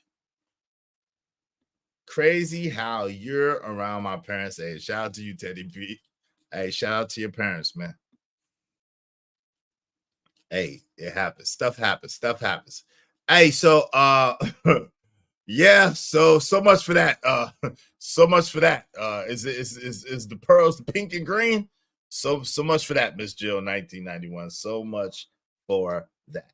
I pray as well with you, bro. Thank you, Robert Williams. But you know, again, our children get to do his beard. Yeah, I see. Yeah, I told you I ain't gonna do it. I put that shoe polish on it one time, and then everybody gave me a hard time about putting the shoe polish on it because I said I wouldn't. So I ain't gonna put no shoe polish on it no more. I cut it down though. You know what I'm saying? I had to cut it down. But yeah, I ain't gonna do no more shoe polish. Well, kids, yo, that's hilarious. That's hilarious. G5G, nah, she not G5G. She's not G5G. She's one of them people that I guess that Miss Jill 1991 was talking, was saying it's good as long as she isn't. Izzy ain't old. He looked 35. Thank you, J Cos 38. I appreciate you, bro. Thank you, family. I take 35 all day, every day, because I'm old, a lot older than 35. So I'll take 35. She said 55. That's hilarious. What's up, Yvette Marie? How you doing, sis? Hey, listen, y'all, listen. Dope discussion deserve dope donation. We trying to open up the panel, but we trying to celebrate my man JD 1975. Come on, y'all. Where's the love for my man JD 1975? Let's hit the cash app. Happy Easter to everybody that celebrates Easter. But yo, we are trying to celebrate my man JD 1975, the dude that celebrate us, the dude that come through and show love all the time. Y'all, come on, let's remember JD 1975 and show him love. Hit that cash app. Hit that cash app. Hit that cash app. What's up? Let me put the tip in. And keep the gray beard, gray is wisdom. Yeah, Teddy P, I think gray is wisdom too, brother. I earned this gray, even though it's just congregating in this one place. Even though the gray is disrespectful and congregating in this one little place, you know, I earned it. Maybe I just earned this half. That's why I didn't get all the other one yet. I don't know. Do y'all think that's what it is? That I just earned half the wisdom? You know, Key. Thanks, Key. Thanks a lot, Key. She said 35 is a stretch. Word. Y'all don't say that to Corey. 35 is a stretch. Word. That's y'all word. That's y'all word. Is aged like Mickey D's fries. Thank you, man. That's a compliment because Mickey D's fries don't age at all. They got so many additives and preservatives that Mickey D fries look the same today as they looked yesterday. So thank you, brother. I appreciate it. Let me see. This is when I was 35. Let me see. Hold on. This is when I was 35. Let's see if Easy Bands looks the same. I got you. Hold up. Let me see. I'm gonna take. I got. Oh no, that's not me. Shout out to the great Muhammad Ali. That's not me. I didn't do that on purpose. Hold on. Okay. Let me see. No, I want pictures. Let me see if 35-year-old is look somewhat the same. I got a picture of me when I was 35. When I was actually 35. What was I? 2010. Yep. I was 34, 35. Yep. I think. Let me see. Hold up. I got y'all. I know what to do. Give me a second. We gonna get to the bottom of this. But in the meantime, between time, support the show, man. We trying to celebrate my man JD 1975. Come on, y'all. We trying to celebrate JD 1975, man. JD 1975 is his birthday. You know what I'm saying? It's Easter. Y'all want to open up the panel and finish the discussion that we was having yesterday. We was having a dope discussion over there on my man Stanley D Rock the Blocks panel. I didn't get to you know what I'm saying? I didn't get to whatchamacallit because I was traveling, so I didn't get to finish my statements. So, you know, y'all get to hear what I gotta say about that. You know what I mean? Why is this not?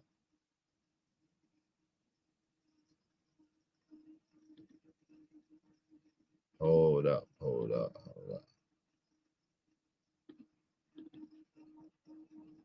Oh Lord.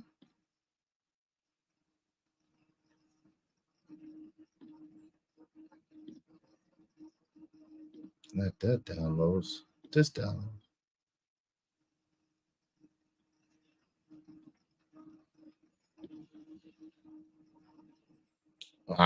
It's all good, man. It ain't that serious. It's all good. It ain't really doing what I wanted to do. So we ain't gonna worry about it. Everything's kind of thrown off right now. OG Sigma, what up? OG Sigma? What's going on? You was 35 in 2011. Yep. Is need to promote my freeloading. Yo, I'm promoting JD 1975's birthday right now. You gotta promote your own freeloaded, Shiesty Bum. You gotta promote your own freeloaded, okay? You promote your own freeloaded stuff. What's up? My man Marcus Evans is in the building. What's going on, Marcus? How you doing, family? Good to see you, man. Good to see you, fam. You promote your own freeloading, Shiesty Bum. Now you gotta carry your own weight. What's good? I was trying to show that that joint of, but anyway. Yo, if y'all want to open up the panel and y'all want to do your thing. So I found out that my baby daughter, she is now part of the D9. So that was interesting. And I was like the last to find out, apparently. I guess she thought people told me, but they didn't. She told me. Again, I wonder if she would have told me if she didn't think other people told me. I don't know. But yo, check this out. Did y'all see these yet, man? So, I'm a collector. Your man Izzy Benz is a collector, right? Did y'all see these yet? You know what I'm saying? Y'all see these yet? You know what I'm saying? They got, I dropped the joint. So they got the joint, Izzy Benz is a collector. You know what I mean? They got the new Time magazines with the Pokemon joints on it. So, you know what I'm saying? These might be worth shine shoe. You know what I mean? I gotta get the last one, the Charizard, but you know what I'm saying? So, we're gonna put these in the plastic. But Izzy Benz got the, I was collecting, you know what I mean, doing my collector thing. Then shout out to the GOAT, you know what I'm saying? Shout out to the GOAT. I seen this, had to have that, you know what I'm saying? Shout out to the GOAT, the guy, Kobe, you know what I mean? Yo, rest in peace, Kobe 2020. Look at that. Yes, sir. So, you know what I'm saying? Had to collect that. Then seen this one, the 60th anniversary. Ali Boumaye. Rest in peace, Kobe Bryant. Rest in peace, Muhammad Ali, man. Yeah. Y'all know what it is. Yo, shout out to that, man. Shout out to that. Yo, if your dreams don't scare you, they aren't big enough. Yo, shout out to Muhammad Ali, man. May he rest in peace. So I copped that. So, a little collector joint. And then for all the people who think that I do not, now it was on the floor, but that's not significant of anything. Okay. It's not significant. Okay. It's not significant. So for all the people who think that yeah.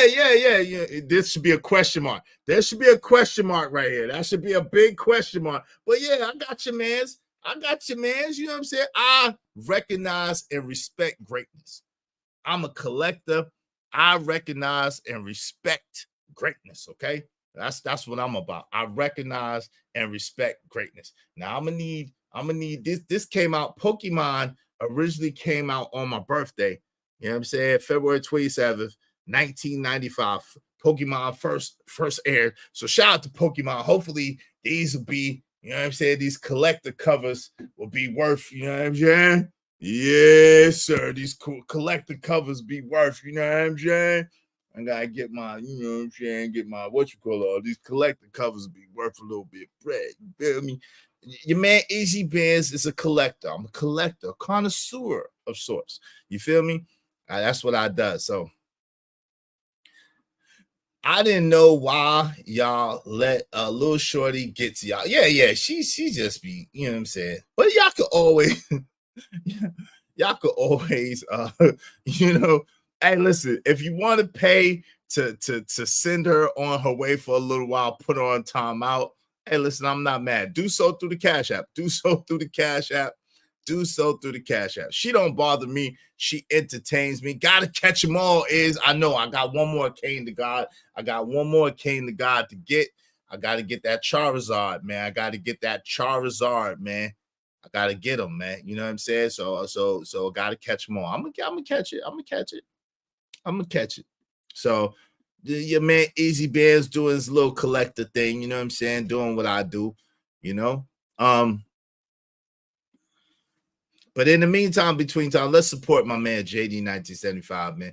Let's support my man JD 1975 and bring him, you know what I'm saying? His birthday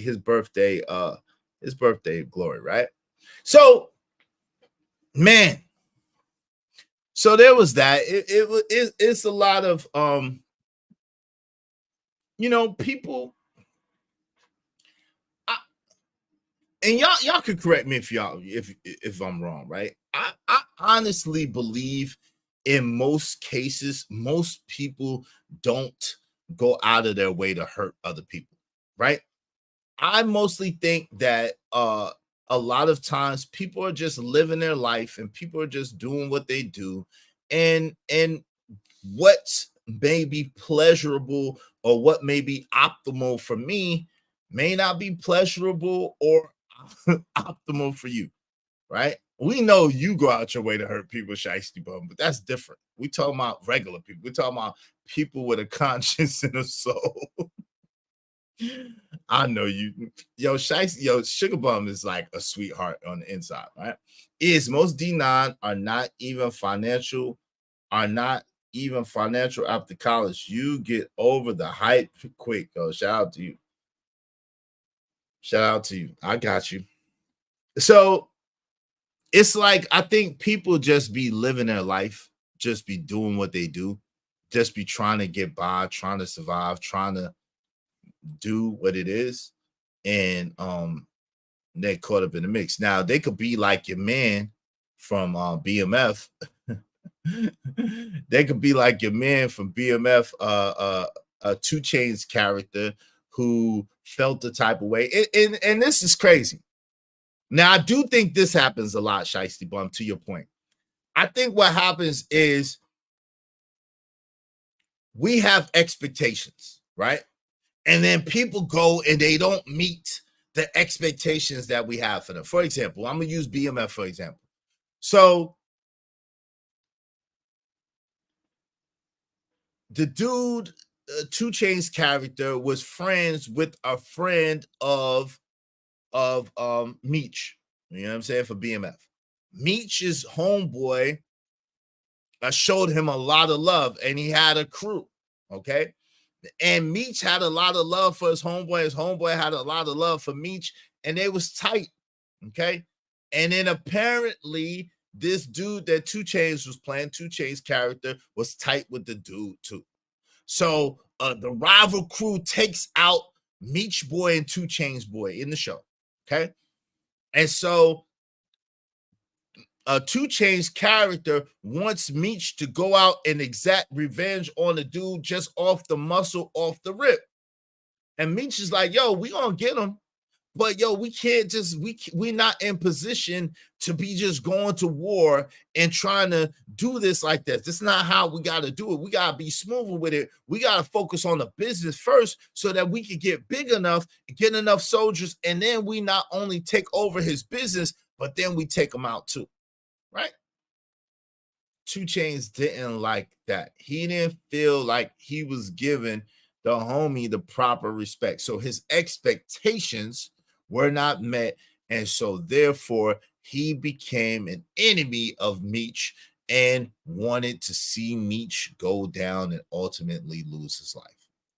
Now, my grandmother told me, be careful of the ditch that you did for someone else, because, God rest her soul, you will be the person that lay in the ditch.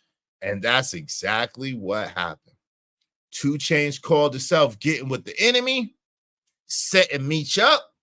It didn't work out like the enemy wanted it to work out.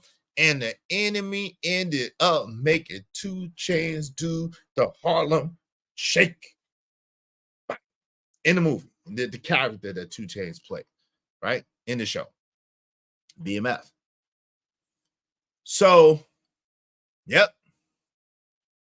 Yes, Stacks, and his character is named Stacks. Stacks tried to be a snake and got smoked. Exactly. So 2 Chainz character in the show is Stacks, and Stacks ended up getting rocked. You know what I'm saying? To sleep. Shout out to my man Cleveland Bus Driver X. Salute to my dog Israel Mel. Salute to you, family. Good to see you, fam. Quick question. Do you have another spot to watch it besides Stars? My Daily Motion not showing me episode 5. Oh, word.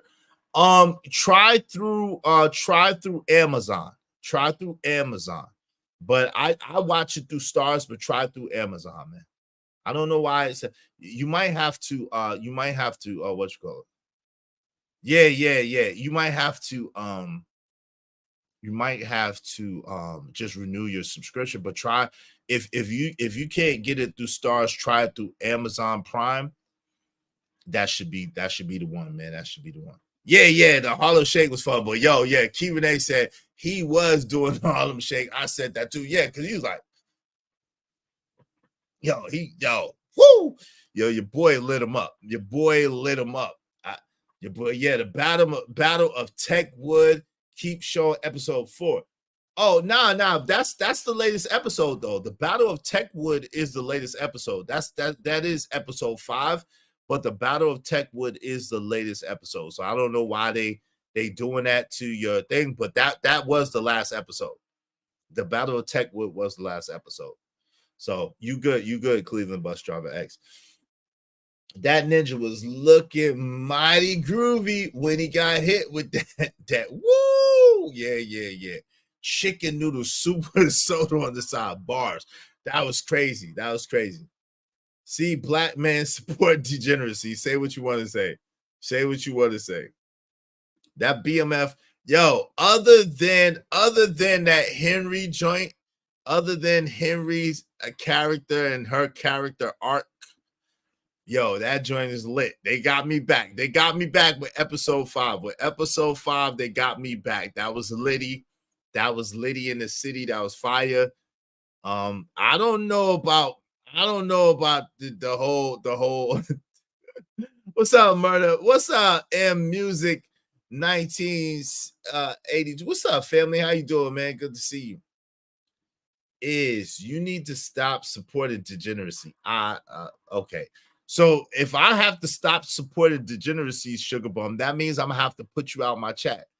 I support you, so you know I like ratchet degeneracy. Okay, I'm not putting you out my chat, so you don't want me to stop supporting degeneracy. Yeah, the end was wild. It was wild. Why do y'all watch that kind of entertainment and then cry about the culture? Because first of all, stop playing. First of all, listen, that's not, and that's a dope, I'm glad you mentioned that, because the next conversation I want to have is, what is American culture? That's the next conversation I want to have. We talk so much about, black culture this or black culture that, and we don't have no culture. We don't have this. What's American culture? I want to have that conversation. So what is American culture? What is that? What is it for real? Yeah, Key Renee, it is real life. Because people try to make it seem like, black people this and black people that. But really, what's American culture?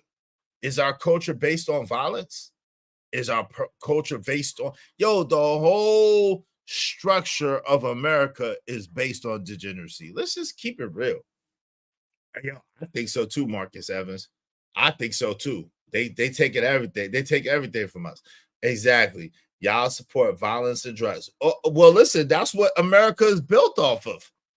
You ain't know that America is built off of violence and drugs? Like, what do you think America is built off of?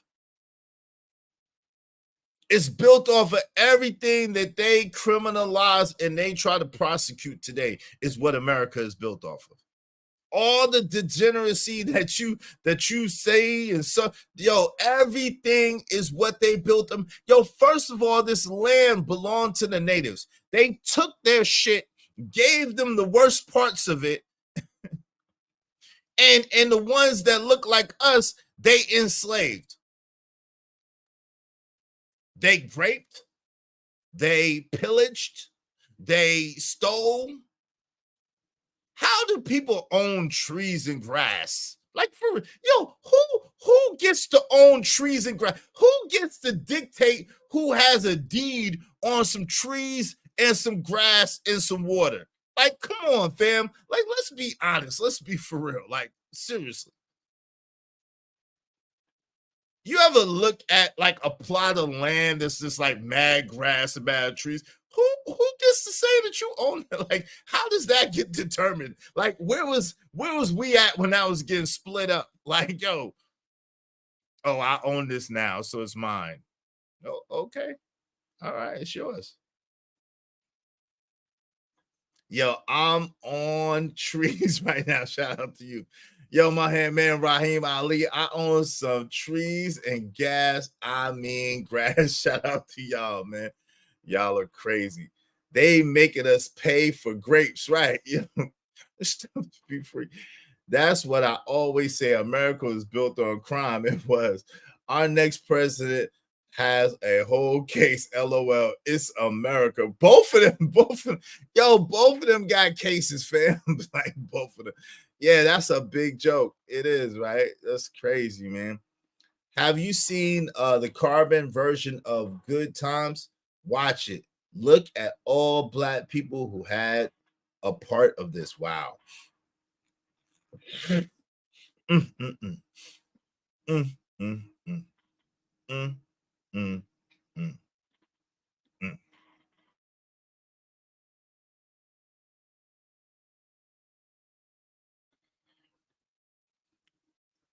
Oh Lord.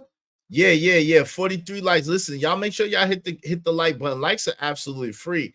But hey, Marcus, if she getting on your nerves, man, don't get hyped up. Yo, you know what you could do. Just put a little bit of bread on her head, little $10, little $20, send her on vacation for a second. You know what I'm saying?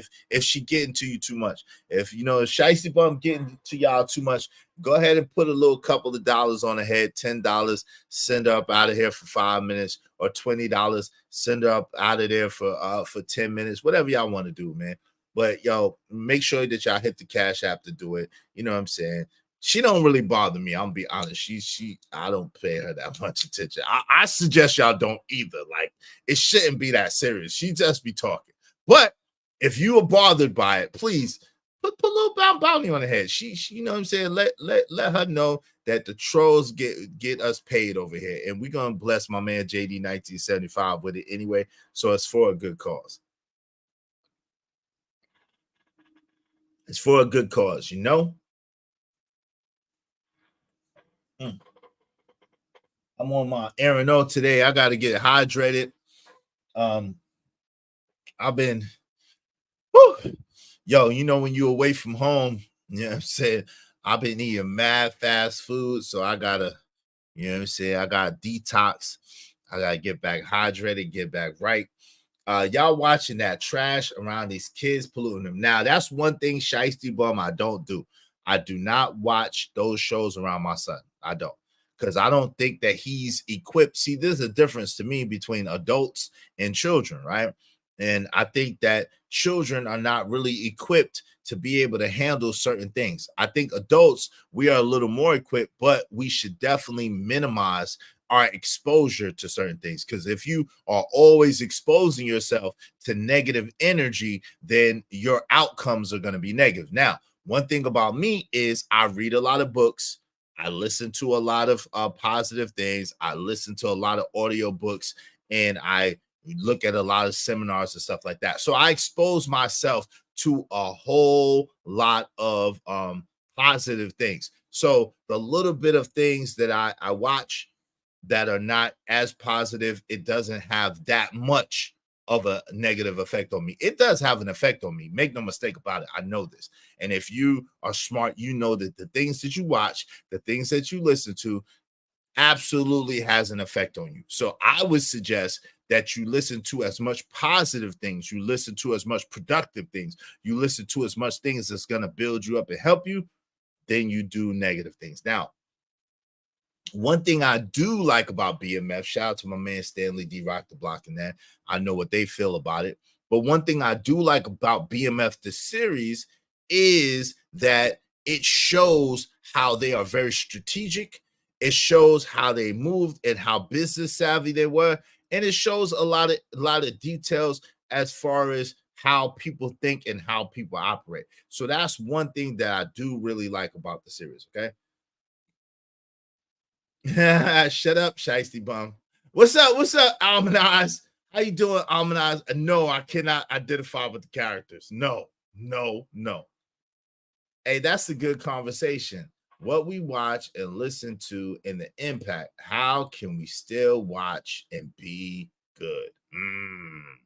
Yeah, yo, listen, if y'all support the show, we can have that conversation right now. It's all good. We can have the conversation right now, but is it hush up, woman. Hush up, silly woman. Talking about Cap. Hush up, silly woman. Listen. They already said was no, that's how rumors get started. I was not. That's not true. That's not true. I never was. I'm not gonna lie on myself. I never was. I don't believe in that, man. I love black people too much to sell them crack, man. I love black people too much to sell them cocaine or crack. I'm not saying that anybody that does it, but I love black people too much to do it. I can't do it. I can't do it. Mills, that bull for real. Yo, yeah, nah, I didn't. No, I did not. I never was a kingpin. I never sold drugs. No, I never. I love black people too much for that. I really do. Like, no. I just didn't. I love it when hyenas say someone wants to sister. Well, it shows how people really be moving out here instead of this. Equal women are wholesome and men are angels. BS. Yeah, I feel okay, y'all. Nah, if you selling BS in the community, that's murking folks in the community. You don't have love for the community. I know you wasn't, Mills. Yeah, I wasn't. Yeah.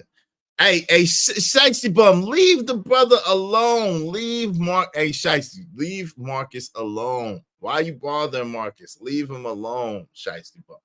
Please and thank you. Leave him alone. Shout out to my man KP for KC5, member for 2 months. Have a great day, brother. Blessings to you and yours. Thank you, KP. I appreciate you. Yo, leave the brother alone, Shiesty. Why are you bothering him? You know he got mods. He's mods all over the place. Like, you trying to get your head cut off all over the place. Leave that brother alone, Shiesty Bum. Leave him alone. Yeah, she doing too much. Sugar Bum, leave him alone, man. You doing too much. Why are you bothering him? You calling his name. You talking about him. Leave him alone. Let the brother chill in the chat and just relax. I'm gonna time you out if you keep bothering him, for real. Like, let him be, man. Let that brother be. He cool over here. We like him over here. He don't be bothering nobody. He just be chilling. And you going over there antagonizing him. Don't be now. This is one thing I don't want y'all to do. Don't be bringing beef from other channels over here with each other. Like, don't do that. Like, we cool over here. We don't be beefing with each other and arguing and all that crazy stuff. Like, let's don't do that. All right. But in the meantime, between time, come on, y'all. Listen, we just need 5 more contributors. Just 5 more contributors, at least $10 a piece, and we will open up the panel. 5 more contributors, at least $10 a piece, and we will open the panel. Yo, chill. We don't care. I don't care. Shiesty Bum, chill out. Yo, Vic, what's up, Vic? He said Shiesty Bum is really a white woman. Yo, y'all are crazy. Yeah, dope discussions deserve dope donations. We just need 5 more contributors, at least $10 a piece. We're gonna bless my man. JD 1975. for being the great dude that he is on his birthday. Happy Easter to y'all. 5 more contributors, at least $10 a piece, and we will open up the panel. We'll continue our conversation from yesterday and chop it up, okay? But yo, so yeah, man. I thought it was definitely a dope episode. Episode 5, the Techwood Wars. Yo, that joint was crazy. That joint was crazy. It was sad. RIPs. What do they call it? Spoiler alerts. Okay, because y'all had enough time. Y'all had enough time. It's Sunday. Y'all had enough time to watch it. If you have the app, you could have watched it Thursday, early Friday morning. You could have watched it all day Friday. You could watch it all day Saturday, and now it's Sunday. So spoiler alerts. Okay, spoiler alerts. RIPs to a few people, man. A few people got up out of here. A few of the characters that we know and we liked got up out of here. You just started watching Shogun, man. I ain't get to Shogun yet. I have not got to Shogun yet, but I may try to get there. I have not got to Shogun yet. Hey, what's that, Teddy P? That episode was fire, but the cop's son was he was violated, son. He was violated. But you knew that was gonna happen. I don't bring so-called beefs to other people's channels, Mills. I wouldn't do that to you, Mills. Yeah, I believe you, Marcus, man. I appreciate it. I believe you, man. You always you a solid dude, man. To me, you my guy, man. Solid. So I don't have no problems with you. What, you still haven't watched Shogun? Damn, yeah, man. Yo, Nico, I'll be busy, bro. I don't barely have time. Yo, listen. And see, this is the thing. Like, my son is 10. So to Sugar Bow's point, she do got a good point. My son is 10 and he always be right there next to me. So I'll be honest, I gotta wait till this man go to sleep to watch TV for real. And by the time he go to sleep, I be tired too. So I may be lucky to watch one episode or something, and then I take my butt to bed, yo. You know what I'm saying? So yeah. It looked lit. It looked lit, man. It looked lit. I want to get into that, man. That Shogun. I don't think I'm gonna watch that Freaknik documentary. That joint is whack. Look like they try to play us. I don't like to get played, but I'm gonna watch that Shogun. I think I'm gonna get in that Shogun. I gotta catch up with the show some other time. Shout out to you, man. But yeah, like it's like yo, Shogun lit, but it's definitely gruesome. Oh, words gruesome. Wow. Okay, that's crazy. Yeah, hey, listen, if y'all want to open up the panel, we just need 5 more people, at least $10 a piece to hit the Cash App. We trying to support the brother JD1975 for his birthday.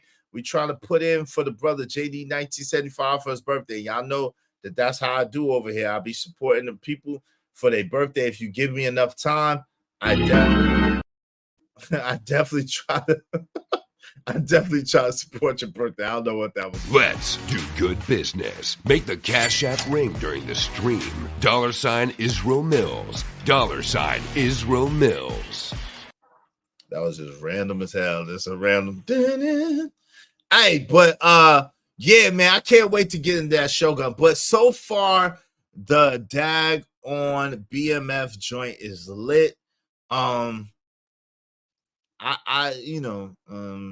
It's ultimately lit. I don't watch it. And we can preach on my birthday, LOL. Shout out to you, man. Now I ain't got it in me today. I ain't got no preaching in me. It's Easter Sunday. I ain't got no preaching in me. They heard enough preaching today, and Jesus wept. They heard enough preaching today. I ain't got it in me anyway, right? Like I said, it's been a long trip. It was a long way there. It wasn't as bad coming back home, but it definitely was a long trip. I missed y'all. I hate that I have it feel I'm trying to get my legs back. You know what I'm saying? It's been like a week since I've been in my studio, a little less than a week since I've been in my studio. So it's crazy.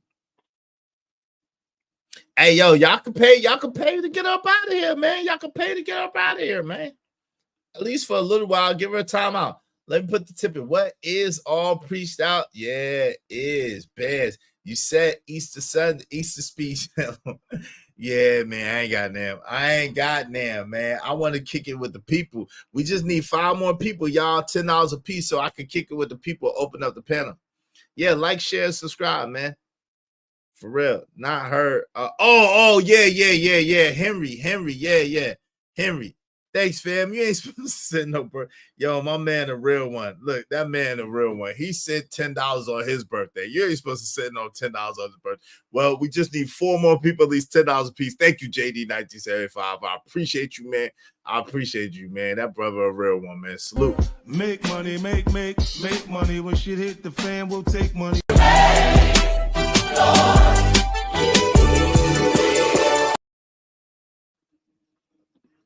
Oh, man. Excuse me, y'all. Excuse me. We just need 4 more people, at least $10 a piece, and we will open up the panel. Yeah. Henry got to go. Henrietta got to go because her ass it's not even realistic, man. So let me tell you this. So she sends, and spoiler alert. She sends her dudes to get old buddy out of jail, right? So she gets old buddy the cop out of jail. She gets the cop out of jail, right? And she gets him out of jail, and she gets him out of jail for people to murk him, right? They're gonna murk him. They're gonna take him up out of it. Okay, so he sees what's happening. He gets out of, he rolls out the car on some old, you know what I'm saying, 80s movie, and then he's out. He just, so he done stabbed the dude. The dude tried to stab him, but he done stabbed the dude and everything like that, right? So now they get back to Henry's spot. She said, what happened to Detective Doodle Butt, whatever his name is, Detective Dude, Milk Dud, Detective, what happened to Detective Milk Dud? And they like, well, yo, he fought, he got away. They all banged up and bruised up and beat up. You can see what happened. Stevie Wonder could see what happened to them dudes. They got their butts whipped, right? They was whipped. They got their butts whipped, tore out the frame, right? So now she's like, yo, I want to fight one of you ninjas. So he like, yo, I'm not gonna fight a girl. She like, word, a girl, boom, boom, boom. So she not really affecting nothing. But then she hit him where he got stabbed at. Bang! He like, oh, you know what I'm saying? She hit the dude right when he got stabbed. Oh! So this is how wild this chick is. This is how wild this chick is and how stupid this character is. So then she takes out, so she's like, oh, okay. So I get it. You think that just because I'm a girl or just because you wounded or whatever, that's why I'm picking on you. So then the cops, so she punched him in the joint. So then she like, oh, so she pull out the knife and stab and like, she don't stab herself like a real G did, like my man Teflon Don did from the Shaft movie. She don't stab herself with the ice pick. She gonna slice herself. She gonna like fillet herself, like now we even. Nah, we ain't even. Stab yourself. Poke yourself, Tony. Stab yourself. Stab yourself. She was supposed to poke herself like twice in the ribs or something. So her corny, stupid afflict herself, gotta just slice the side of her thing. That hurt nonetheless when she sliced the side of her joint with the knife. So now she began to fight. So he like, oh, okay. Come on, B. And so he start whipping her ass. Yo, he start whipping her ass. She thought he beat her like the man that she thought that she was. He beat her like the man that she thought that she was. You know what I'm saying? And so now she want to go grab knives and things. So now she want to get upset and she reached and grabbed the knife and she start poking him up. Yeah, she turned herself into a fillet. Yeah, So now she want to start getting knives and poke us up. Poke her. Just no honor. Like that dude. What's that dude? Commodus. She pulled the Commodus off a daggone Gladiator with Maximus. That's how she's just a coward. Just a coward and just a fake and just weird. Just a weird coward fake. I don't like her character at all. Her character sucks. Right? Yeah, she got hit with Mocha. Hey, Opulent J. Hey, shout out to Israel Mills and the Israelite Nation. Happy Easter to you and to everybody that celebrates Easter. It's my man JD 1975's birthday. Y'all wish my man JD 1975 a happy birthday. We try to help JD celebrate his birthday. So if y'all be so kind, put a little something in the bucket. We just need 4 more people, at least $10 a piece to open up the panel. So if y'all be so kind, if y'all feel so inclined, put a little something in the bucket. Put a little something in the bucket. In the bucket. We appreciate it for your family. For your family. Thank you. Okay. Give me $50. You don't have $50? Hilarious. All right. So shout out to Opulent Jade in the building. We already know the cop survives because they showed the later years when he's still pursuing the Flannery brother. Yeah. We know he survives. We know he survives, Teddy P. That's true. We know he survives. We know Terry survives. And we know Meech survives because, this is based on a true story. So they can't go that far. Shout out to Opulent Jade. Thank you so much, Opulent Jade. Happy birthday to JD 1975. She put a 20 twin on it. Shout out to Opulent Jade. Thank you so much, Opulent Jade. We appreciate you. We appreciate you. We appreciate you. Salute. Hope you don't mind if I say this out loud. How wonderful life is, 'cause you're in the world. It don't matter what the situation, I'm just tryna climb any obstacle a nigga facing. See it through in due time. It's a marathon, you gotta pace it. You can't press rewind, you get left behind. Just grind and the rest be fine. No matter what the I'd like to welcome y'all.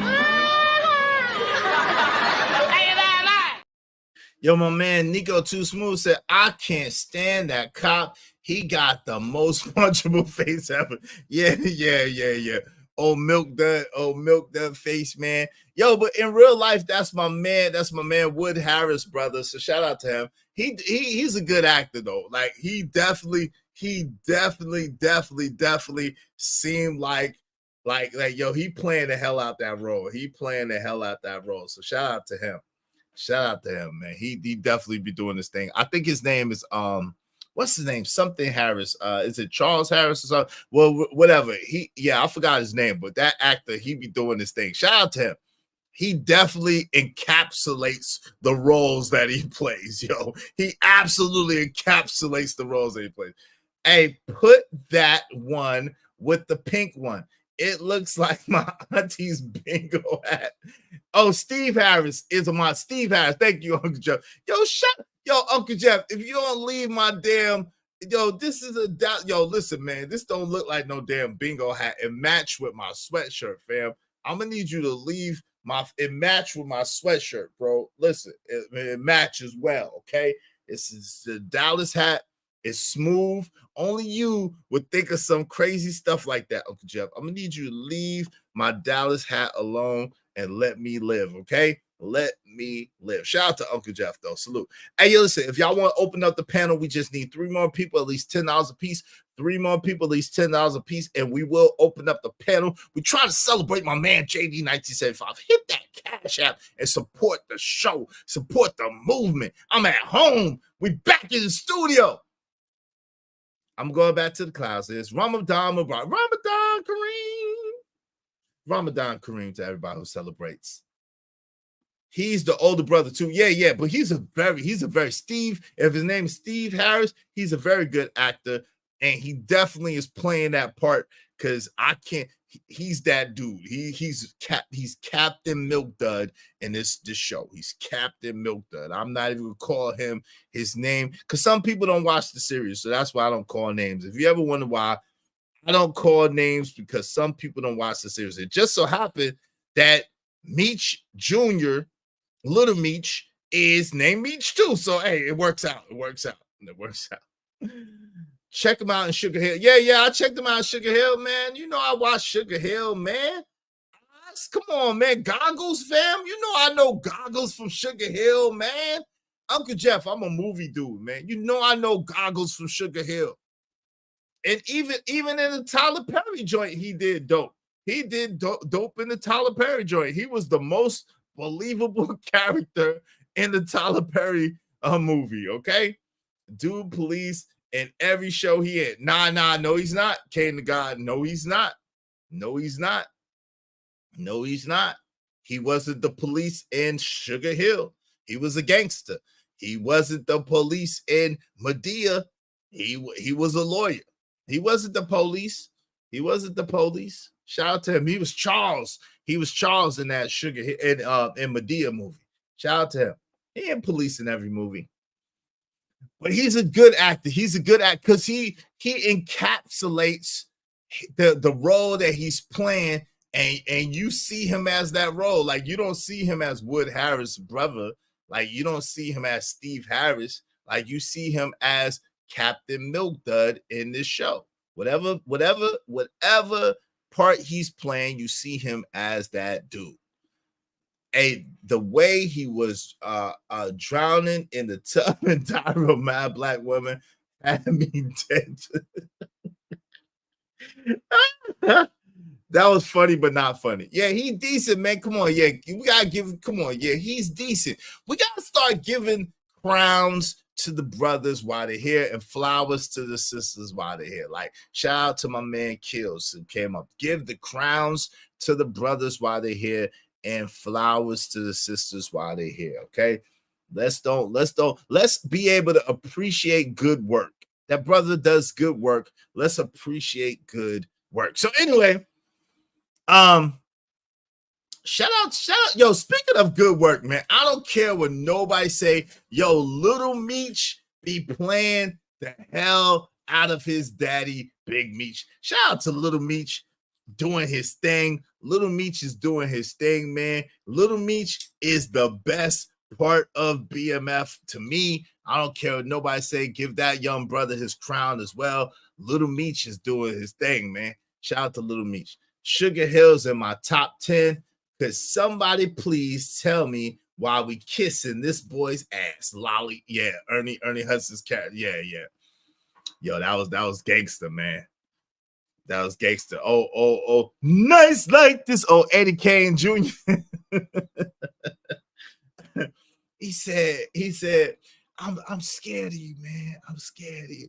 He came back. He said, hey, yo, I'm not scared of you. Hey, yo, Gus, I'm not scared of you. Came and lit them up, man. Came and lit them up. Yeah, Little Meech is dope. T is trash. I would say T is trash. Little Meech is just better. Little Meech is just real dope. Like, I wouldn't say T is trash. Little Meech, see, Little Meech is so good at playing his dad. Like, y'all wonder about that? Like, I'm crazy because I wonder, like, is that girl, because you know that Little Meech mama in real life used to be a dancer, right? Y'all know that, right? Allegedly, Little Meech mama used to dance. So I'm wondering, is that supposed to be Little Meech mama? And I'm wondering, like, psychologically, like, how that plays out. Like, you know what I'm saying? Like, he playing his daddy, and then he, like, does that mess with his mind? Is that, like, hard to do? Would that, like, trip you out or mess you up? I'm wondering, like, how that works. So shout out to Little Meech, because, yo, he does a stellar job, and I don't know how he does it. All right. So do y'all ever wonder about that? Like, yo, how does he go through that in his mental process? Like, yo, was that my mama? And am I supposed to be my dad banging my mama? Like, this is kind of disgusting. Like, yo, the best overdose ever on seeing Clarence Williams and shit. Yeah, shout out to Clarence Williams III. Yeah. Oh, He got a schoolboy cut. He got a schoolboy cut. Yo, Jeff, I'm telling you, I know moves. I got my schoolboy cut. Oh, I don't have stars. If I get a fire stick, can I see this? Yes, you can, I guess. If you got the right people. Yeah. I wanted that too. With Ice Cube's son. Oh, yeah, straight out Compton. Let me put to each brother relates to your personal character. I rock with Lil Meech because I get to the business and don't lollygag around. Shout out to you, man. Shout out to you. Shout out to Lil Meech. Yo, but listen, if y'all want to open up the panel, we just need 3 more people, at least $10 a piece. This is $30. Come on, y'all. Bless the show. We need 3 more people, at least $10 a piece. We're going to open up the panel. We're going to have a good time. We're going to chop it up. We ain't chopped it up in a few days, y'all. I have not chopped it up with y'all since Tuesday. What's up? I done came through and we done talked, but I ain't had no panels since Tuesday. You know that's crazy. So we gotta chop it up. We got a lot of catching up to do. Come on, man. 3 more people, at least $10 a piece. JD, do not send that $30. Anybody but JD. Anybody but JD 1975. It's JD 1975 birthday. I know how he do. He will send it, but no. I want to celebrate him. Somebody else send that $30 or 3 people send $10 a piece, whatever, or more. It don't matter. But let's open up the panel. Yeah, bro, you better not send that $30, man. Do not send it. I think I better let it go. Bang, bang. That scene was the best of Sugar. Yo, yeah. Night. Yo, when he said, sitting here looking at that, when he peed on him, I think you better let it go. Pow, let it go. Looks like another love TKO. Pow. Yo, that was gangster for real, man. That was hilarious. Yo, shout out to my man Raj Will coming through. He got half on it. Salute to Raj Will. Thank you, bro.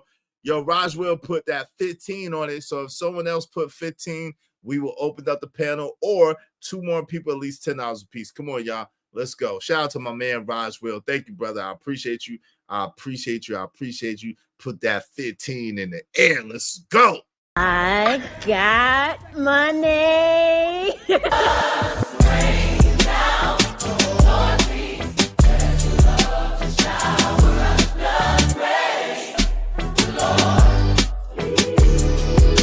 Thanks, man. He said, what this is Akata?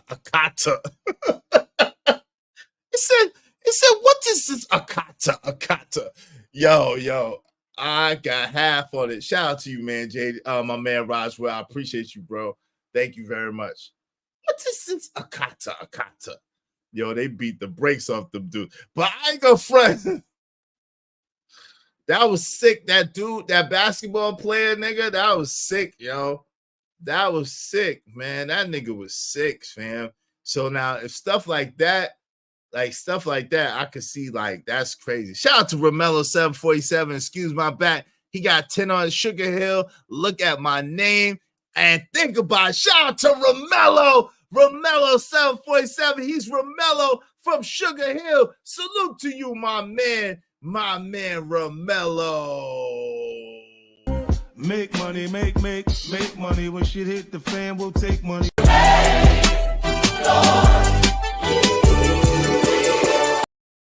Yo, we just need 1 more person, at least $10 a piece, and we'll open up the panel. 1 more person, at least $10 a piece, and we will open up the panel. Bless the show, man. Support the show. We're going to open up the panel. We appreciate y'all, man. Shout out to my man, Romello. Yeah, that is Romello for 747. But, yo, that was a dope movie. I do like Sugar Hill, man. Here's your God. Man, that was messed up. He said, he's our father. He's our father. Shout out to Roswell. He said, I got you, Ed. Shout out to you, my man, Roswell. He said, he's our father. How could you do this?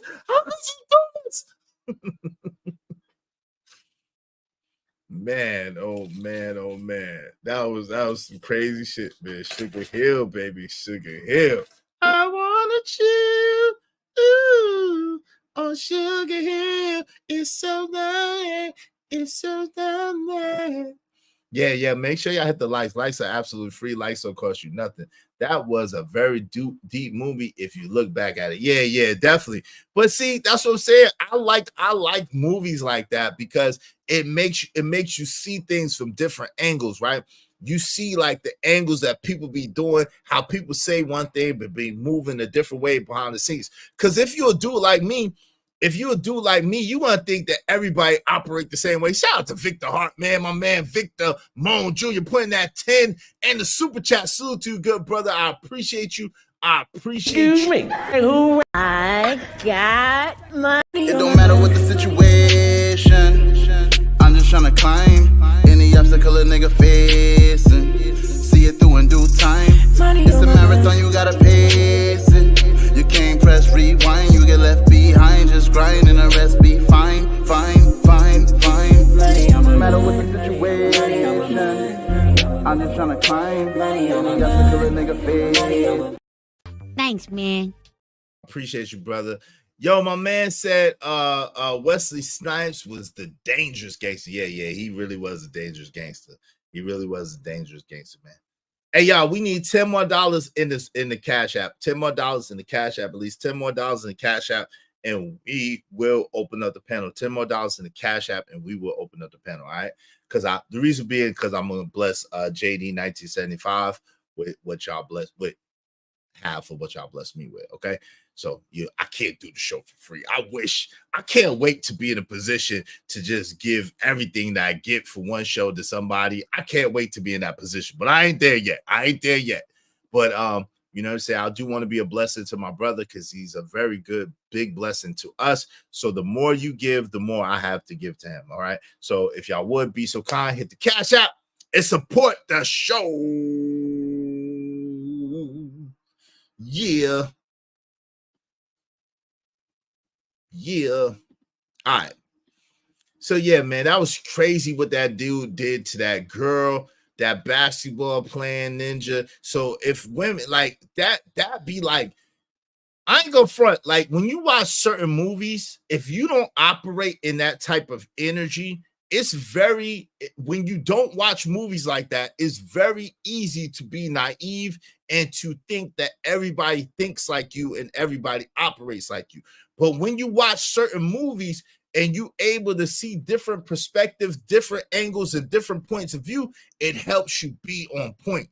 So that's the dope thing. Shout out to my man Raj Will, man of his word, came through and helped us open up the panel. Yo, shout out to my man Victor Hart, Raj Will, Apple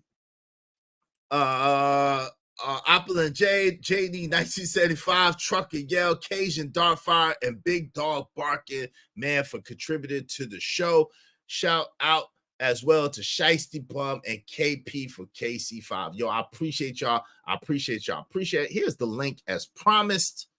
Now, the topic of the show today is basically about predisposition versus one's own autonomy. If destiny dictates deeds, why we worry with willfulness. All right. So that's the topic if y'all want to talk about that. But if y'all just want to come up and kick it and talk about other things, you are welcome, man. We can go in any direction. As long as there's no trigger words, as long as there's no doxing, we're good. If y'all just want to come up and celebrate with me, my man JD 1975, and just do that, talk about movies, we can do that too. It doesn't matter. Play the song. Which one you want, Raj Will? I got you. Which one you want, brother? Which song do you want, Raj Will? I will play your song. Which one you want, bro? Which one do you want? I got you. You have just explained how Tesseract enjoy art and the reason why I will not ever let another Tyler Perry project in my brain.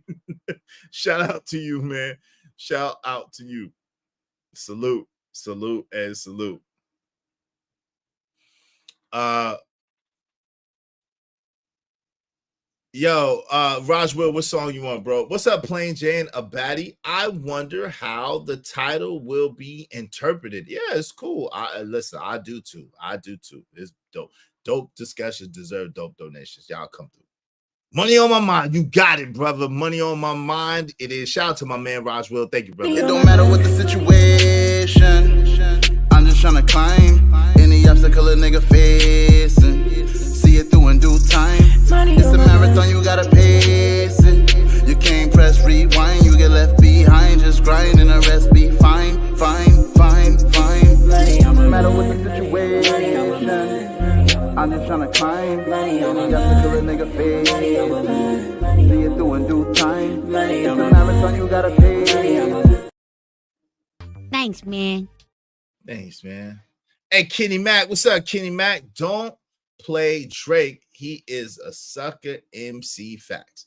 Okay, well, Kenny Mac, guess what? You are in no jeopardy of hearing any Drake today. Okay, no Drake will be played. Hey, your wish is our command. We got you. Hey, JD is 2 months older than me. Shout out to Romello. JD is 2 months older than my man Romello. So Romello, your birthday is May the 31st. Hey man, I appreciate you, Raj Will, man, for real. Shout out to you, brother. Your birthday is May the 31st because Romello, you definitely are contributing to the show. Like I feel bad because I didn't get to get my man Abi Wadi. Abi Wadi be showing love to the show too. But when you let me know at the last minute, I ain't good at that. I can't. See, Kenny Mac, shout out to Kenny Mac. We're going to just give you a shout out, Kenny Mac, because you let me know at the last minute.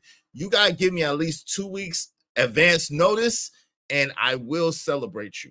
Give me at least 2 weeks advance notice, and I will celebrate you. When you tell me like the day of or the day before, there ain't no way I could do it, okay? I'm just going to shout you out, and I'm going to say happy birthday, show you love. But like doing my show around supporting, I'm just not able to do it. I need at least 2 weeks notice, and I got you, okay? My man is May. I got you, Romello. My man Romello gave me mad notice. All right, we're going to put him on the list. Romello's 747 birthday is May the 27th. Hey, listen, hopefully one day, Teddy P, you'll get old too, man. If you say we're old, that's cool. Hopefully, Teddy P, one day you'll get old too. It's all good. That's the point of living, right? To get older, ain't it? Like, yo, I don't know how you're going to live and get younger. Like, I don't know what type of life that is. But y'all, everybody trying to have the Benjamin Button or something? I don't know. Like, the point of living is to get older, right? Yo, shout out to Romello. Birthdays. Uh-oh. That pen don't even write. Romello's. Yes, sir. So listen, if y'all give me advance notice, I'm gonna shout you out tomorrow, though, Kenny Mac. Kenny Mac's birthday is tomorrow. I know I got a couple of Aprils. I gotta look at my list. Is tomorrow. All right. So shout out to y'all. My man Romello 747. Birthday is May the 28th. All right. Hold on, y'all. Give me 1 second. I'm getting a call. Let me go ahead and play this for y'all. While I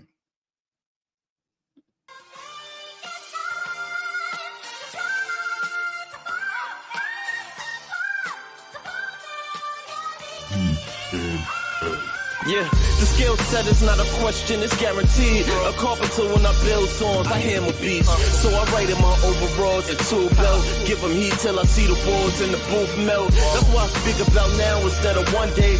Eyes on the prize and my bags on the runway. Success on my destination tags. Hearing some say, see it when you return. Nah, homie, it's a one-way. They hate it when you start at the same place, but then they get left. I'm like, what you expect? Even my name's great. Like I'ma sit around moving at the same pace. We want the same thing, but we don't go for it the same way. We're like a Mexican on his way to job 4. Just finished washing some dishes about to mop floors.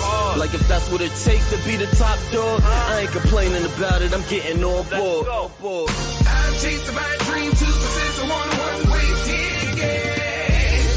My pride, my life, don't tell me how to live it. Champagne nights, strobe lights, and big screens. I'm just living my dreams.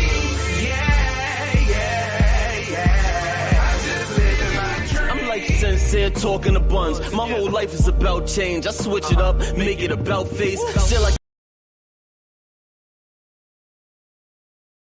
Yo, rest in peace to Life the Legend. Rest in peace to Life the Legend. Hey, my man Victor Hart said May 28th is my oldest brother's birthday. Shout out to that. Remember, I still bench reps 250 and rep 300. on Squad. Shout out to you, Romello, getting it in. About to have a dinosaur panel. Hey, listen, man. My man JD Knight, my man Stanley D-Rock the Block. Happy birthday at JD 1975. Shout out to my man D-Rock putting in on it. A 10 ninja. Hey, yo, D-Rock, if you're available, man, come up on the panel. Hit the link, man. Y'all hit that link and come up and kick it with y'all boy on the panel, man. Let's chop it up. We was having a dope discussion yesterday, man. That discussion yesterday was crazy. So if Hot Sauce is watching, if Key Renee is watching, if Stanley's watching, if y'all got time, if y'all could come up, y'all come up and kick it with your boy, man. Y'all come up and kick it with your boy. JD, if you're able, come up. If not, I understand. I know you be working. But if y'all able, man, come up and kick it with y'all boy. I really appreciate y'all, man. Salute, and salute, my man. Stanley D-Rock the Block. Y'all make sure y'all check out the Emmett F and Truth Stanley D-Rock's channel. Make money, make money. When shit hit the fan, we'll take money.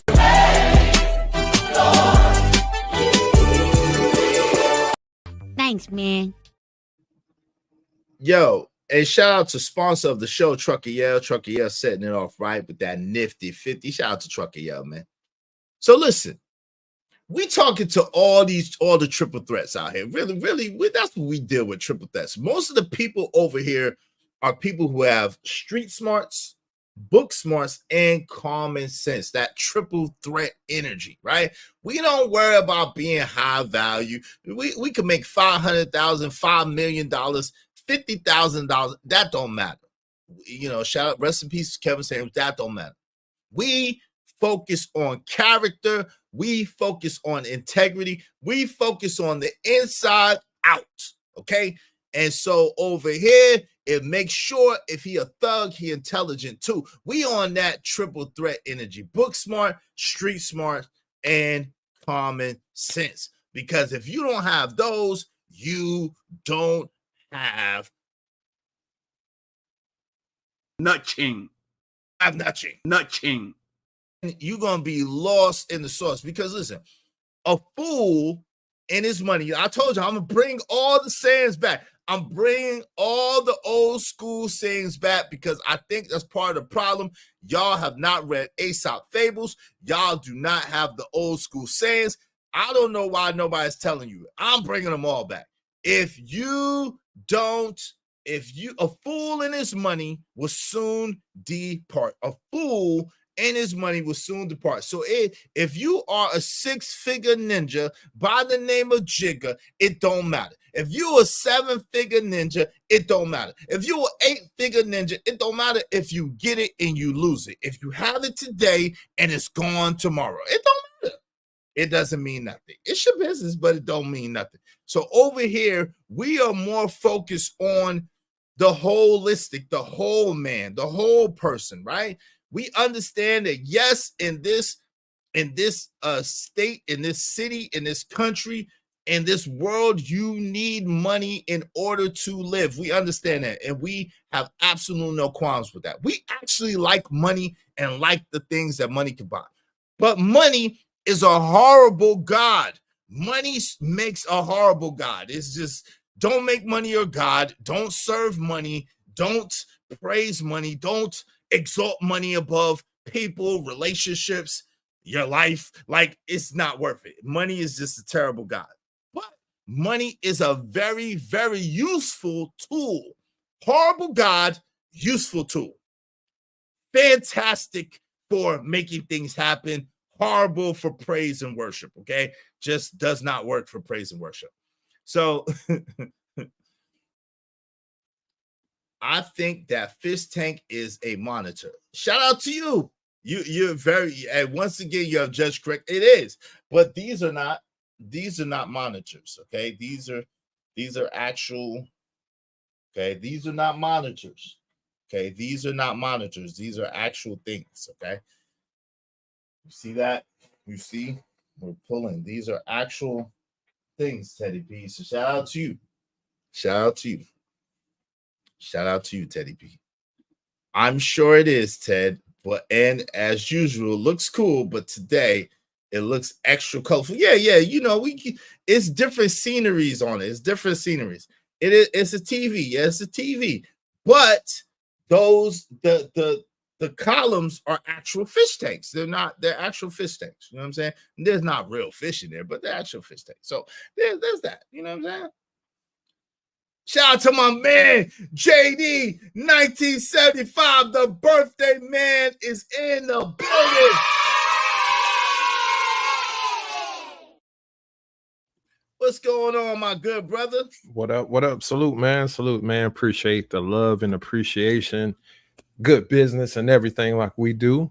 And just you know, I'm happy, man. You know, you get to a point, you're just glad that you seeing another day, but another birthday is definitely a blessing. So much abundance to everybody out there in the chat. Appreciate everybody just sending all the love. So thank y'all. Thank y'all. Absolutely. Hey, man, peace and abundance to you. Happy Easter. Happy birthday, man. Happy 40. How does it feel to be 49? I haven't reached that milestone. Yeah, how does it feel in 2024 to be 49 years old, my good brother? Man, it feels great. I ain't gonna lie now. These grades gonna get more stingier, but that's about it, man. You realize more and more, and it could be the same thing in value, whether it be a good word that somebody gave you back in the day. But if you remember that word, you can appreciate it a lot more as you get older. You know, especially when the elders, when they say things to us, we might not have necessarily took the whole perspective, but we remembered. But as we remember, you know, those old sayings like keep on living, you'll find out, you know, those things like that. You see what they talking about, man. Salute to my man. Stan D-Rock the Block. D-Rock the Block is in the building. Yo, shout out to D-Rock the M and F and Truth is in the building. What's good with y'all? Happy birthday, JD. Man, appreciate it, bro. Appreciate it, man. Wife told me to tell y'all, appreciate y'all too as well for y'all prayers and everything, man. So no doubt, man. Appreciate y'all for that. For real. Absolutely, man. Yo, you got timed out. Who timed you out, Shicey Ball? I didn't know anybody timed you out. Nobody paid to time you out, so they should not be timing you out. So I don't know about that. Let me look into that. Oh shit. We talking about Sugar Shiesty Shady Bomb. She might have timed herself out. But hey, listen, stop harassing Marcus, though. I do want you to stop harassing my homie Marcus, though. I do want you to stop doing that. I want you to stop harassing brothers, Shicey Bum, today. This is Easter, for God's sake. It's Easter. It's Easter. And JD's birthday. Can you please take one day off? Nobody time Shicey Bum out, but take a day off, Shicey Bum. Do not be harassing people on Easter, for God's sake. It's daggone Easter. Can we get a reprieve on Easter? The vitriol is unpardonable on an actual Easter resurrection day. That's all I'm gonna say. Come on, Sugar. You got to do better. Y'all know good and well Sugar would have been in the crowd on this day throwing rocks. Oh Lord. The disrespect is intolerable. It's unpardonable. Oh Lord, Sugar Mom, please say it's not so. Please just because it was a man. Okay. Shout out to that. They got you blocked so they can't see you, but nobody didn't block you. Shout out to my man Emperor Coach 3 the great salute. Oh my God, bro. Yo, so my man JD first, man. Bless us on the thoughts on your birthday, JD 1975. What you got, man? I was chiming in what y'all were talking about with Sugar Hill, man, and I was thinking about Hoodlum too as well. Another good movie. The thing that I really liked about those movies, believe it or not, they were centered around jazz. And I'm a big jazz aficionado, man. I love the old classical jazz, you know, Bird, Monk, Davis, Coltrane, those guys. But to see how gangster they were with that type of music back then was it was crazy. But shout out to Clarence Williams, man. Rest in peace. He's one of my favorite actors, man. Whether you see him on Half Baked, yes, you know, whether you see him in Tales in the Hood, you know, whether you see him, where else? American Gangster. He was in Hoodlum. You know, he was in a lot of these. A lot of classics, bro. Right. So he's always been one of my favorite movies. And of course, shout out to Sugar Hill. You know the old song. What was the girl's name? It wasn't Heather B. No, there was Miss Jones. Miss Yeah, Jones. yeah, Sugar Hill, it's so lonely. It's so AZ. lonely. Yeah. But it was the other girl. Was it MC Trouble? The one that says, "Not everybody come play my phone." Oh yeah. I was on there to as well. Yeah, So that you know, sound was dope. if you look at even the other bees in them. yeah, I forget her name. It wasn't MC Trouble because MC Trouble passed away. It might have been her. I don't know. I had to look it up. But anyway, man, just Hoodlum always stood out because if you look at the cast in that movie, that really like sparked, believe it or not, American Gangster, because Clarence Williams played in both of those movies. Yeah, he did. And shout out to Lawrence Fishburne for what he did in that movie because he played Bumpy Johnson. Everybody know who Bumpy is. Yeah. And his roots for his family back in South Carolina. So, we these stories tell even in Hollywood a certain story, but it's still more stories behind that. It's a lot of stuff in context that was not even told or taken to people's graves while you might have heard those stories in your families. So, I can definitely appreciate those movies, man. But shout out to all my movie buffs, those that like to watch the good movies, the classic movies, whether it be Scarface, whether it be even our own depiction of what we did back in the day to make things thump in the night. So that's all I got to say, bro. Go ahead.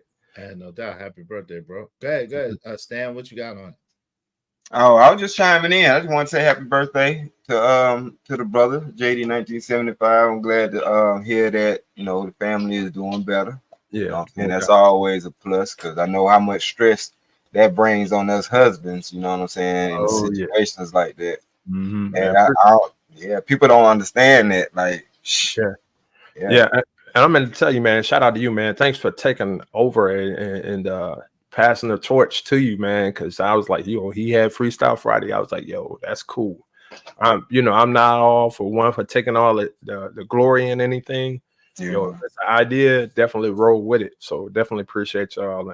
And like I said, we as men, back to Izzy's point, it's not about an emotional, it's about duty.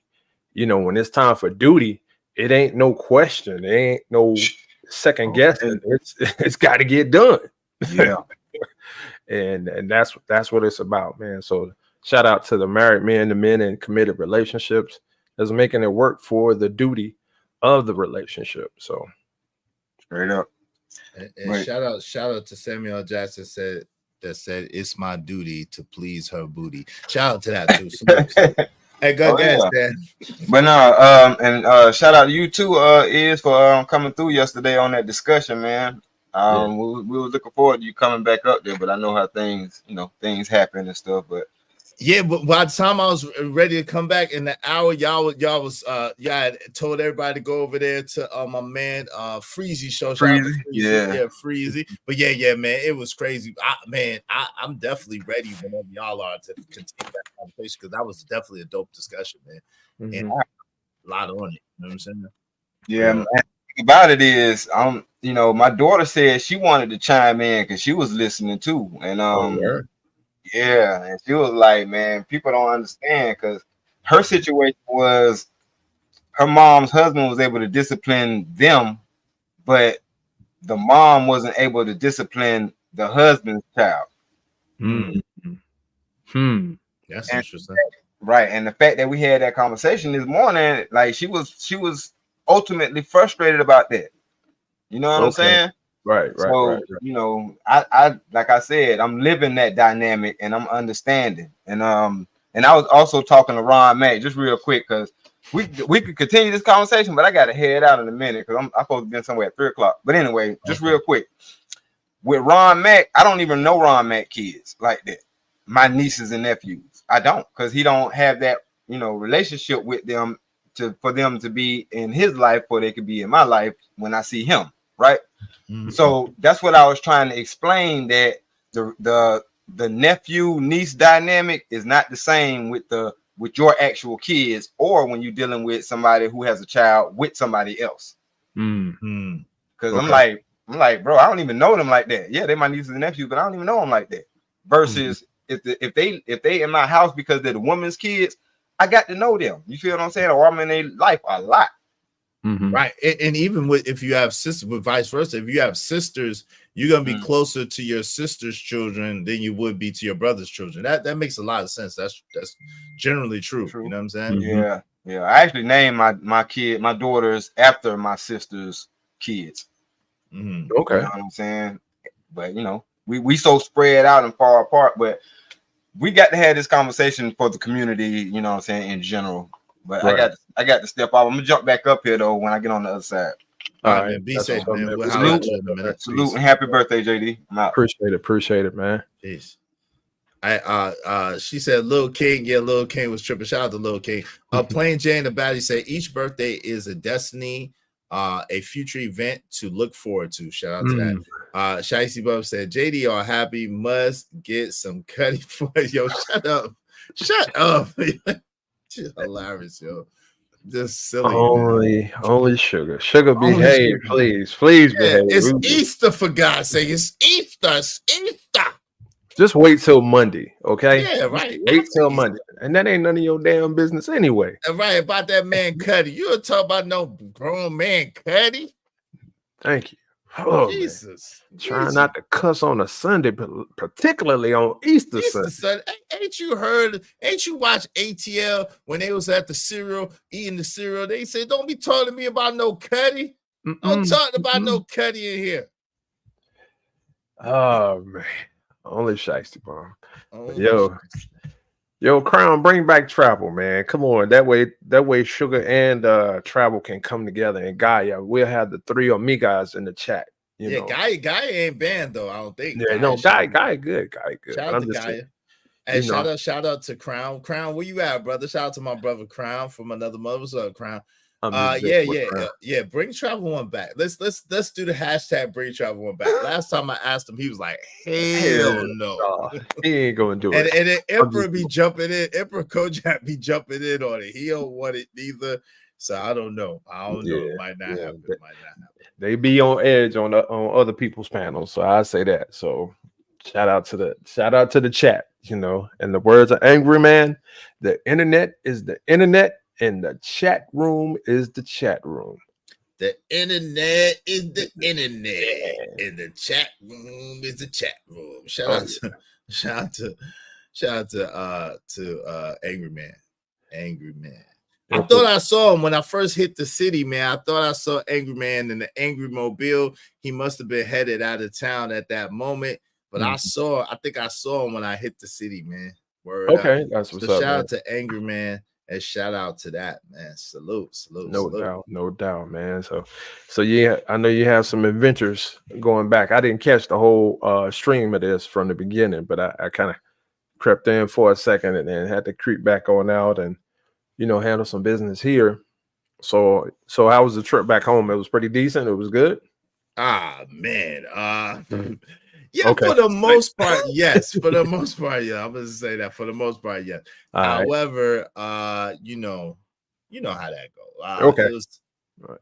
Say no more. Say no more. I got it. I got you. I can only imagine when I head back, to my hometown, I probably had the same, if not similar, experience in the matter. But shout out to the family. At least you got a chance to get out of where you're at and hit the road. I'm a major component, man, for just getting out and traveling and hitting the road, because I ain't gonna lie, I love to drive at night. Like I get peace and silence. So I can kind of get why truckers on the road a lot of times, because sometimes you can just zone out, get your favorite music going on, the family sleep. Hey, I'm good, man. So, but I guess Iz got a call or something. He got a profile pickup. So we're gonna talk about movies, y'all. So I talked about Hoodlum. I talked about what else? We're talking about Sugar Hill. Hoodlum. I'm trying to think what else. It was a couple of other movies. The King of New York. That was another good one. Yeah, but that didn't have none of them people in it. But yeah, it was a good. It had Lawrence Fishburne. Lawrence Fishburne was in there, but that was like. Oh, pop Yeah, but yeah. but I'm just saying that character was just what he played was just so dope. My man Uncle Jeff said Mod Squad. Clarence Williams III was in Mod Squad too. Yeah, Yes. yeah, That's yeah, real yeah. old though, Uncle Jeff. Yeah. 99.9% of people who watch my show ain't Not gonna gonna really know watch what you're that, talking yeah. But about. that's a good though. That was a good movie though. Yeah. I'm trying to think. I mean, even if you go back to like Cooley High, you know, that had yeah. its nostalgia in it. But I'm just talking about just the movies. It wasn't so much the blaxploitation. It was just like just good, solid movies that came out. And you know, those are like some of the ones. But you know, matter of fact, in Hoodlum, where Cicely Tyson was in there. And you know how she kind of just passed things to Bumpy, but Bumpy made things bump at night. You know, that was his thing. But when you look at Bumpy and Hoodlum versus what was the show that it just came out on Hulu with Forrest Whitaker? Godfather of Harlem. Godfather of Harlem. You know, the transition even in that was dope. And I mean, shout out to that show. Shout out to Forrest Whitaker. Yeah. Godfather of Harlem. That definitely was dope. That was a dope, especially when you start seeing how you had intricate parts when him and Malcolm came together.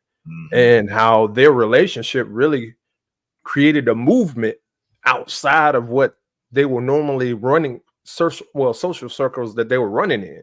Just their relationship created another movement outside of what they normally rock with, which was dope. And, you know, we always talk about power. Well, we always talk about politics and leadership.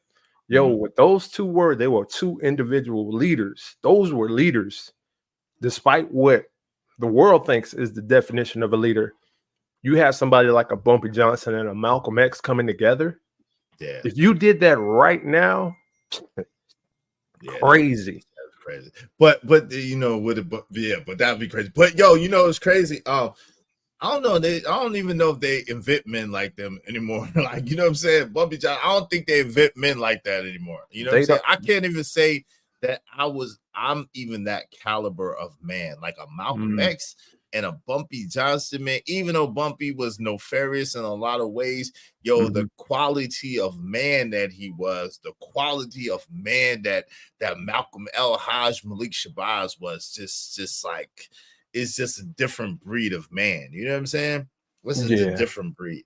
But shout out to Swiss. That daggone. Now I got to give credit to Swiss for the daggone soundtrack. The way that joint come on is hard, though. You know what I'm saying? Him and Ross, you know, because Ross is on the lyrics. So, and I mean, once again, if you look at that time, jazz music was part of when you talk about Harlem and the Renaissance and the things that went on, whether if it was, basically the things that went on both sides of the tracks.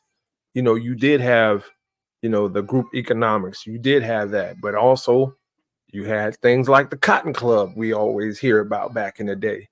You know, those types of situations. And I mean, shout out to the Harlem Renaissance, man. If y'all ever want to read something good, man, read that, man, and look at like how we contributed towards the economy in Harlem and why places like Harlem, you know, places like Brooklyn, places like Queens, like we actually made those boroughs better, you know, from what we contributed, despite what everybody thinks, you know, from the ghettos and everything that we see during the 80s and the crack epidemic. We was building up some places back then.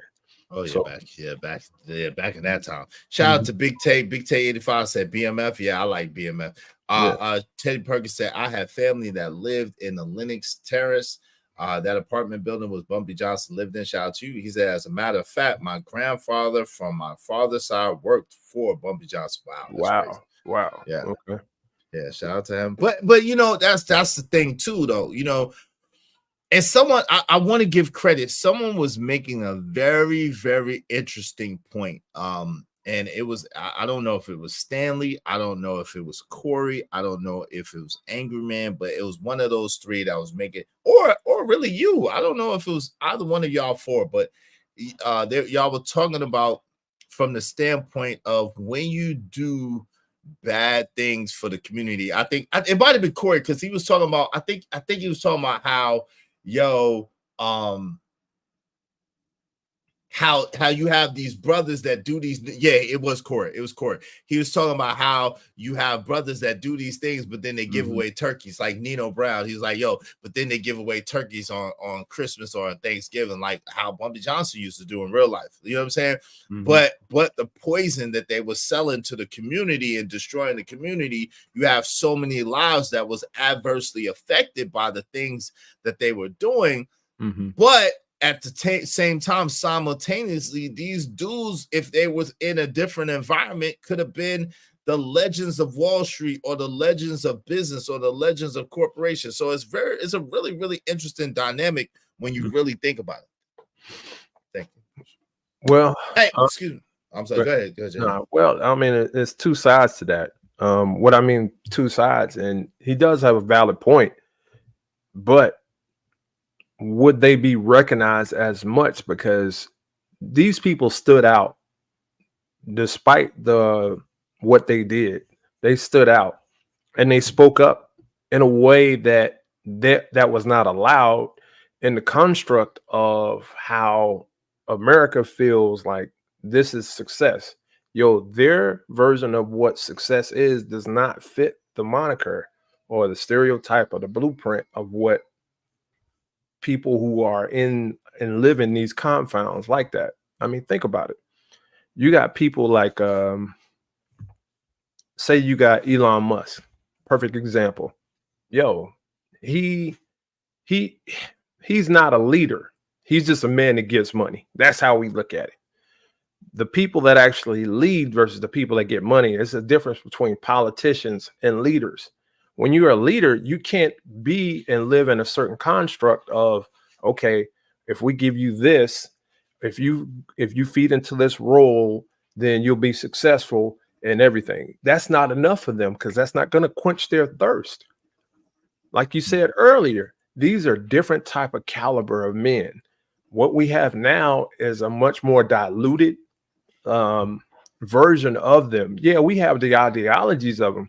But yo, how many of us can really move like Malcolm or Martin or Mahatma Gandhi or other people that have been in these spaces, or Bumpy Johnson? Not too many people are going to move like that. Now, we got all the stories and references for days, but who right now can be the next version of that? I don't see anybody. I don't know of anybody. That's what I was trying to think of. That's what I was saying. I don't know. Not right now. Definitely not Dr. Umar, right? Nah, but that's the thing. All of his things, back to his point, all of his stuff is referenced from people who came from what he's talking about, like W.E.B. Du Bois. I mean, that's a whole different person. Howard C. Thurman. The representation that we have of that right now is not as stout, is not as concentrated as what was back then. And then too, let's be real, men were men back then. That's the other thing. Despite the color, men actually operated totally different. Now we having to tiptoe around so much and be strategic with our words, what we say, how we approach people. We have to kind of nip things in the bud before we have to see the forest before the trees. And to that, are we a little bit smarter? Maybe. But can we lead like those? Nah. Well, is it that we can't lead, or is it that too many different people have their own ideology and philosophy? Too many people are kind of individual. We are more individually focused and more individualistic, you know what I'm saying, than focus as a community or as a group or as a unit. It's a little bit of both, but I'm going to go back to the latter point that you made. We are always focused on I. You have to make sure if you're talking about a big goal politically, economically, socially, everybody got to take the eyes out of it and be focused on the goal. Let's all get to the finish line. And then once we get to the finish line, then you can embellish on your own individual part. But the problem is With us, we don't know how to get started. That's the problem with the community. We got a whole bunch of I's and not enough we's. And unfortunately, we still have not left the starting line yet in some cases. So, and that leads to my point about what's more powerful, 50 men with a mill or one man with 50. And of course, it's 50 men with the mill to me too. But definitely. let me ask you this: so, what would you classify America's culture as? What do you think is America's culture at this point in 2024? What's America's culture? I'll say this: America's culture, and this is no disrespect to my people down in New Orleans, but it's like gumbo. It's a little bit of everything in there in that one pot. You got your spices, you got your sausage, you got all of this stuff. And basically that is us. We're not one independent thing that stands out on its own.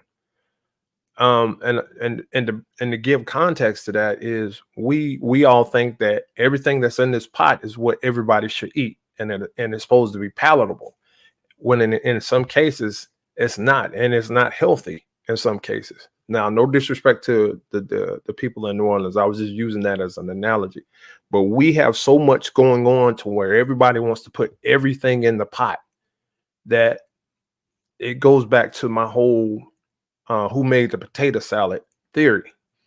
Like, when it comes to us, particularly whether we go to a family cookout or a barbecue or anything, if somebody made the potato salad, we all asking questions like, yo, who made the potato salad? Why they got paprika in there? I see pickles in there. It don't look like it's onion based. It look like some raisins in that mug. Why carrots in there? When nobody has not even eaten it, we're already judging before we even eat. The way America is right now is you got two, and I'm not trying to get too complex. You got two types of thinking, and they're both bumping heads. People who have gone by past and understand how past leadership has gone, but you have all this knowledge now that has learned from the past, and they're like, y'all need to go this way. And it's a tug of war right now. And there's no progression either way. Either you got people that's thinking, oh, independently, this is the way to go, or you got the people that is like, well, this way was better. And there's that actual conflict where nobody is not getting nothing done, and we're stagnant. And you find this in with the people of color. That's our major thing. Nobody don't want to agree which direction to go. But once again, we all got our own, well, it need to be like this. Well, you need to add this. No, you need to take this out. And like I said, today's American culture is kind of like a dish like gumbo. You take it for what it is. You take the good and the sweetness and the spice out of it. If you embellish too much in it, guess what? You already gone. But you need a little bit of it to understand what's going on and what's palatable to you. America is a dish best served cold. That's all I'm gonna say. Oh, I see you. So if you had to use 3 words to describe America, America's culture, okay, what 3 words would you think would best encapsulate the fullness of America's culture? I'll give you 2. Can I do that? Bittersweet. There's some benefits and there's some sourness. It's bittersweet.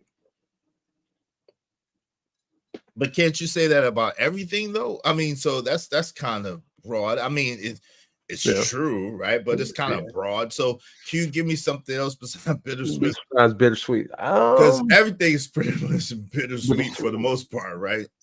Yeah. So if I had to, and I'm just thinking, you might have to give me a minute on that one because cool. That's a whole lot right there. Go ahead.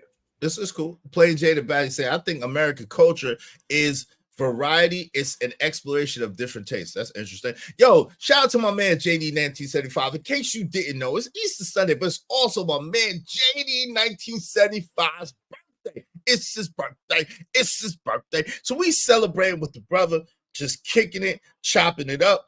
You're welcome to join the conversation. The title of this conversation was If Destiny Dictates Deeds, Why We Worry with Willfulness. So we could get into that later if we want to, but we're just kind of kicking it right now. That was the overall topic, but I was kind of waiting for Stan, because Stanley, we was having this conversation on Stanley D Rock the Block's channel. And if Kia could come up, I don't know if she's available or not. And if my man Hot Sauce is watching, I would love for him to come up, because I wasn't able to get back up there.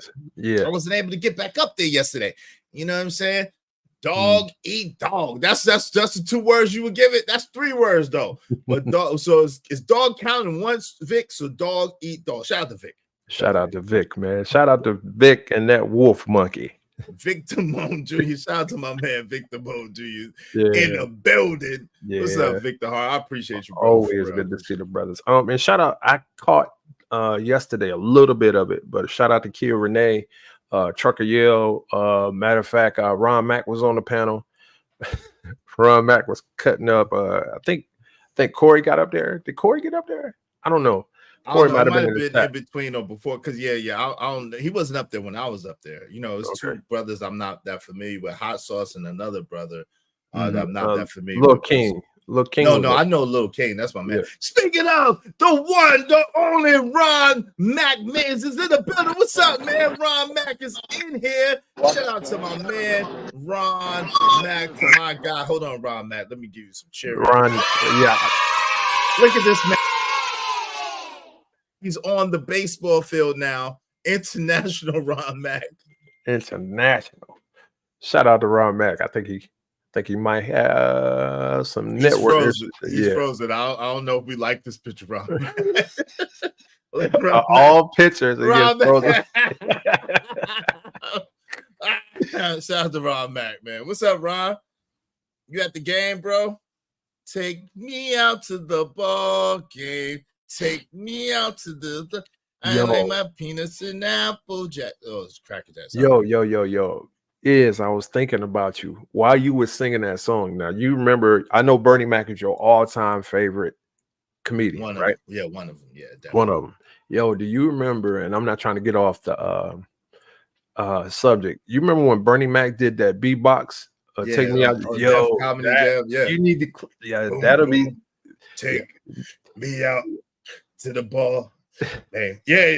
Boom, boom, boom. yeah, I remember that. Of course. Yeah. Kick it. I ain't scared of you, motherfucker. Yeah, come on, man. Of course I know that. Okay. Of course I know the legend Bernie Mac. Shut up. My man Uncle Jeff said overconfident and unprepared. Overconfident and underprepared. Shout out to Uncle Jeff, man. Right. That's a good 2 words. That's a good 2 words. Yeah.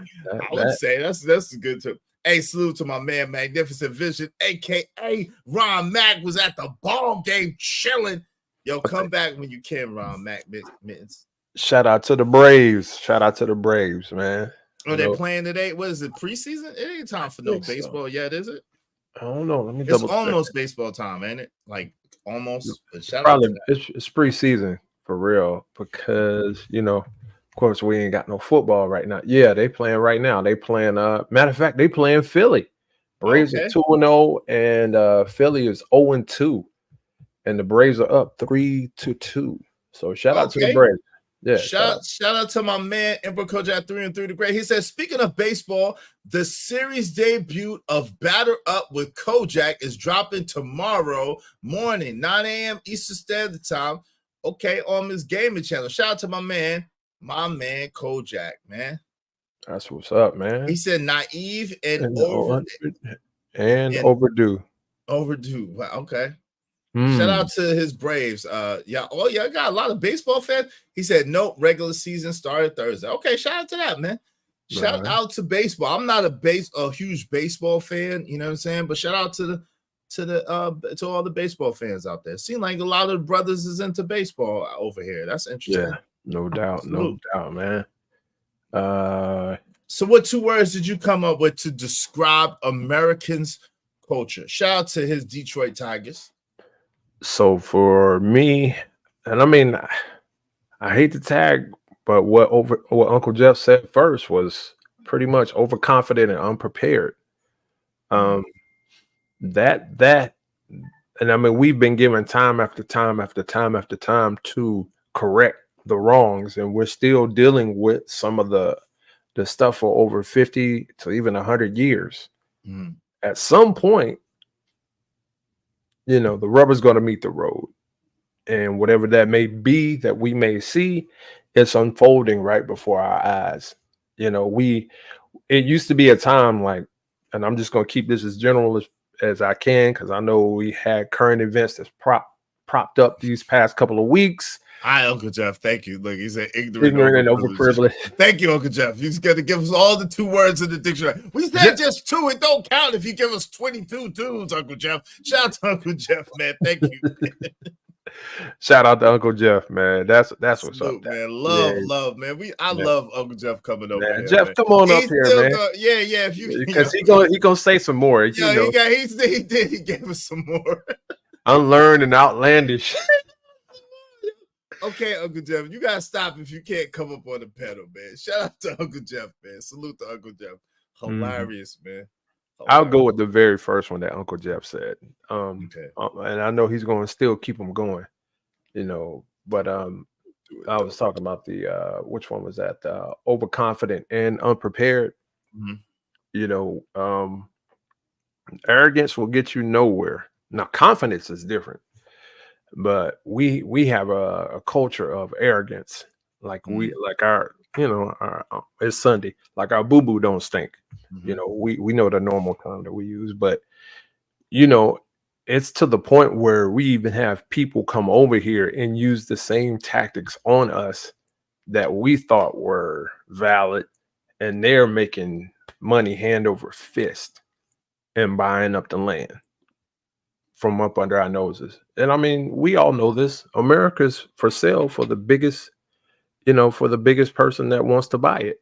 You know, take for instance, like the patents and name brands that were in this country that were like American made. Yo, Coca-Cola is not even a brand that's in the United States anymore. That's up for sale. Wow, Coca-Cola ain't over here no more? Not like that, man. No. Wow. That's crazy. If you look at Harley Davidson, perfect example. We think Harley Davidson, we think of, even if you don't ride motorcycles, you know Harley Davidsons. Yo, it's over in China now. Wow. Like those types of things.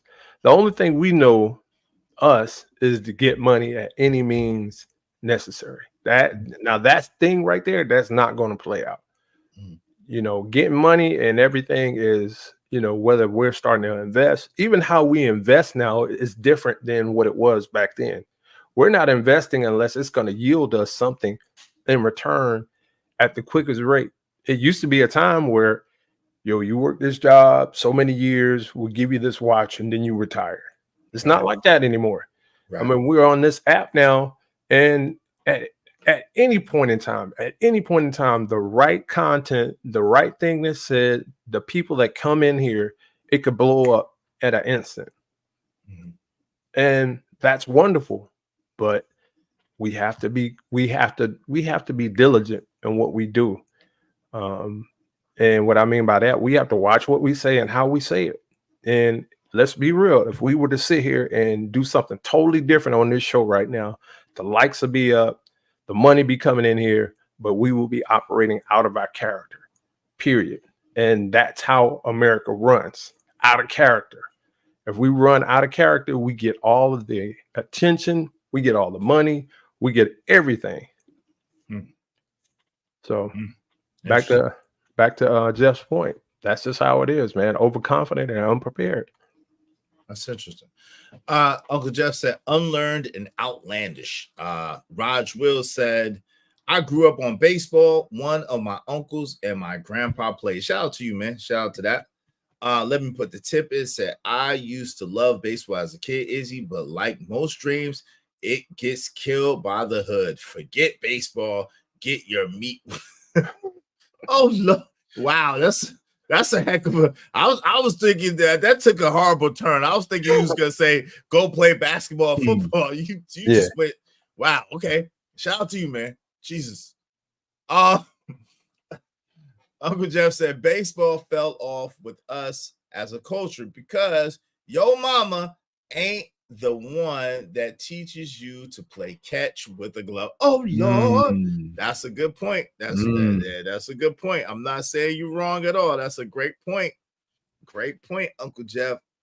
Yo, so are you familiar with epigenetics? Are you well versed or familiar with the idea of epigenetics? No, I can't say that I am, but you give me something to research on.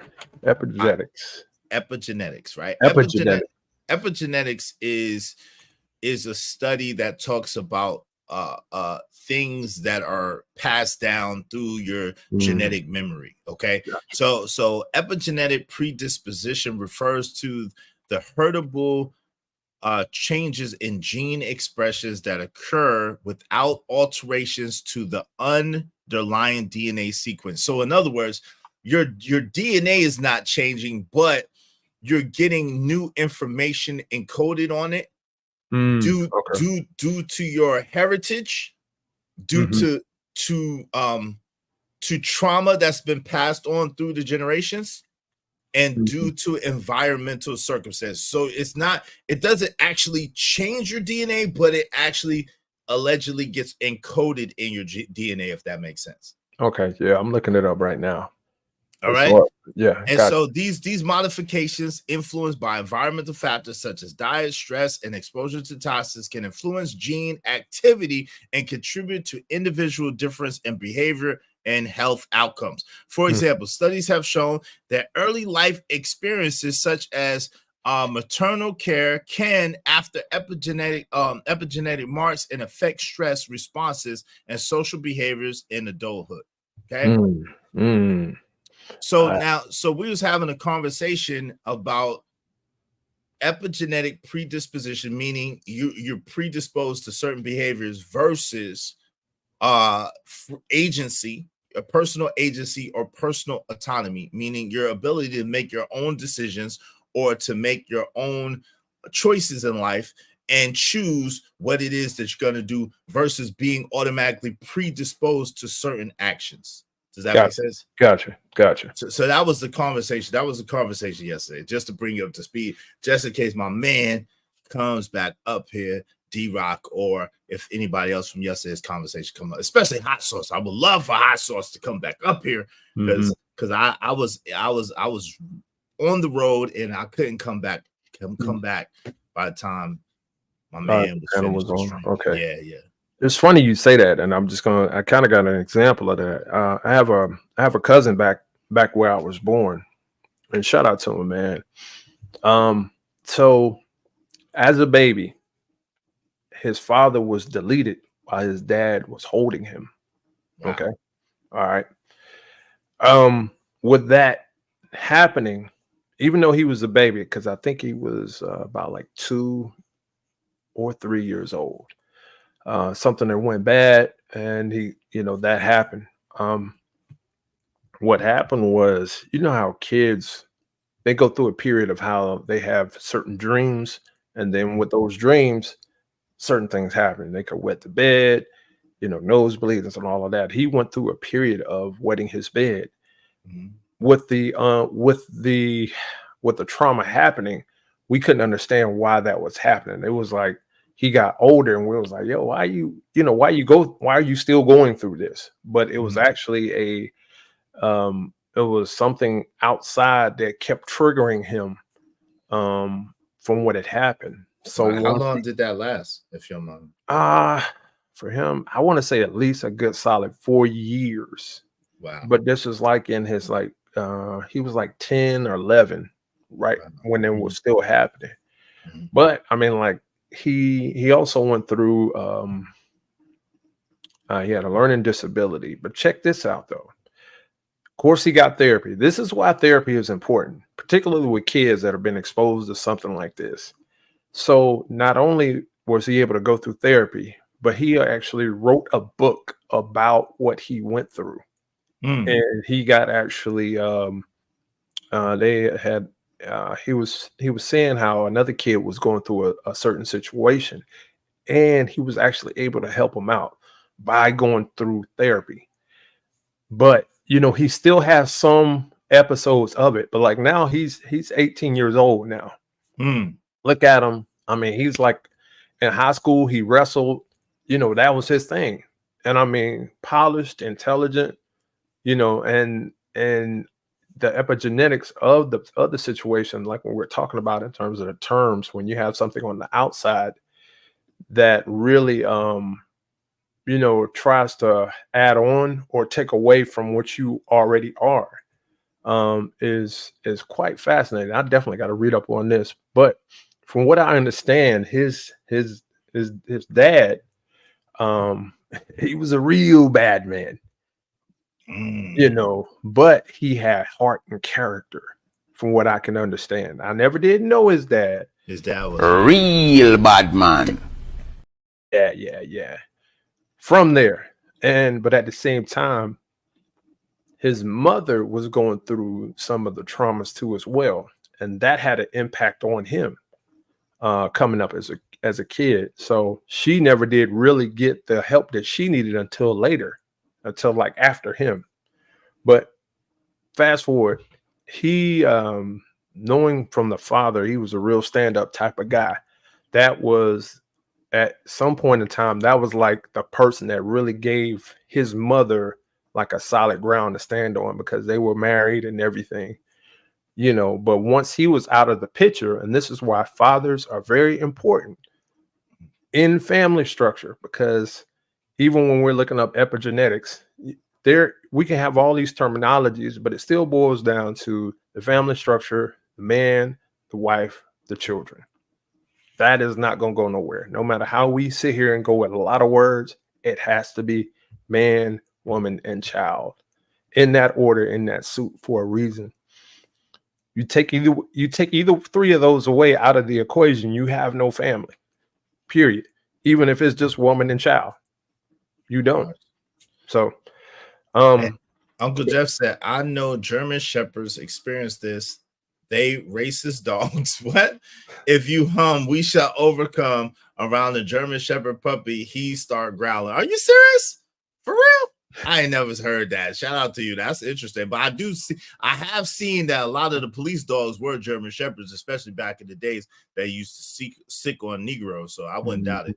Emperor Coach at 3 and 3 the Great said, yeah, one of my neighbor's dog is like that. A Labrador retriever that hates all us blacks around here. She sees a black, she goes ape-ish crazy, starts growling and tries to attack. Dang, that's crazy. Uncle Jeff said, I stopped my son from wetting the bed with a clock. I would check on him to find out what time he was peeing, and I started setting the clock 30 minutes before he would do it on average. Wow, that's interesting. Go ahead. Sorry about that. No, you good. But just looking at the dynamic of us, like the family structure has always been attacked, particularly here in these on these grounds that we walk on. All right. I'm trying to be as palatable as I can. And we have and we still are trying to figure it out the best way possible. And what works for your home may not work for my home, but at the same time, the goal is still the goal, the family. But this is interesting, man. I gotta definitely read up on this epigenetics, man, because I'm up here looking at it and I'm looking like, what are the 3 effects of epigenetics? And it goes to diet, lifestyle, and exposure to toxic substances. If you think of toxic substances, what are the main 3 things within this place that we stand on are legal, but are very detrimental to your health? Think about it. Food, sugar, salt, and food, the food supply period. Like, GMOs, Well, you got that. That's sugar, one. Salt, and GMOs. Well, I'm saying the 3 things that are legal: cigarettes, alcohol, And now caffeine. Why do you think there's a Starbucks on every daggone corner? I don't know, but I mean, I know that black folks are now starting to be Starbuckians, but by and large, you know what I'm saying, the Starbuckians were generally the Caucasoid mountain people. Right. But I mean, let's be real. Like we're experiencing kids wanting coffee now.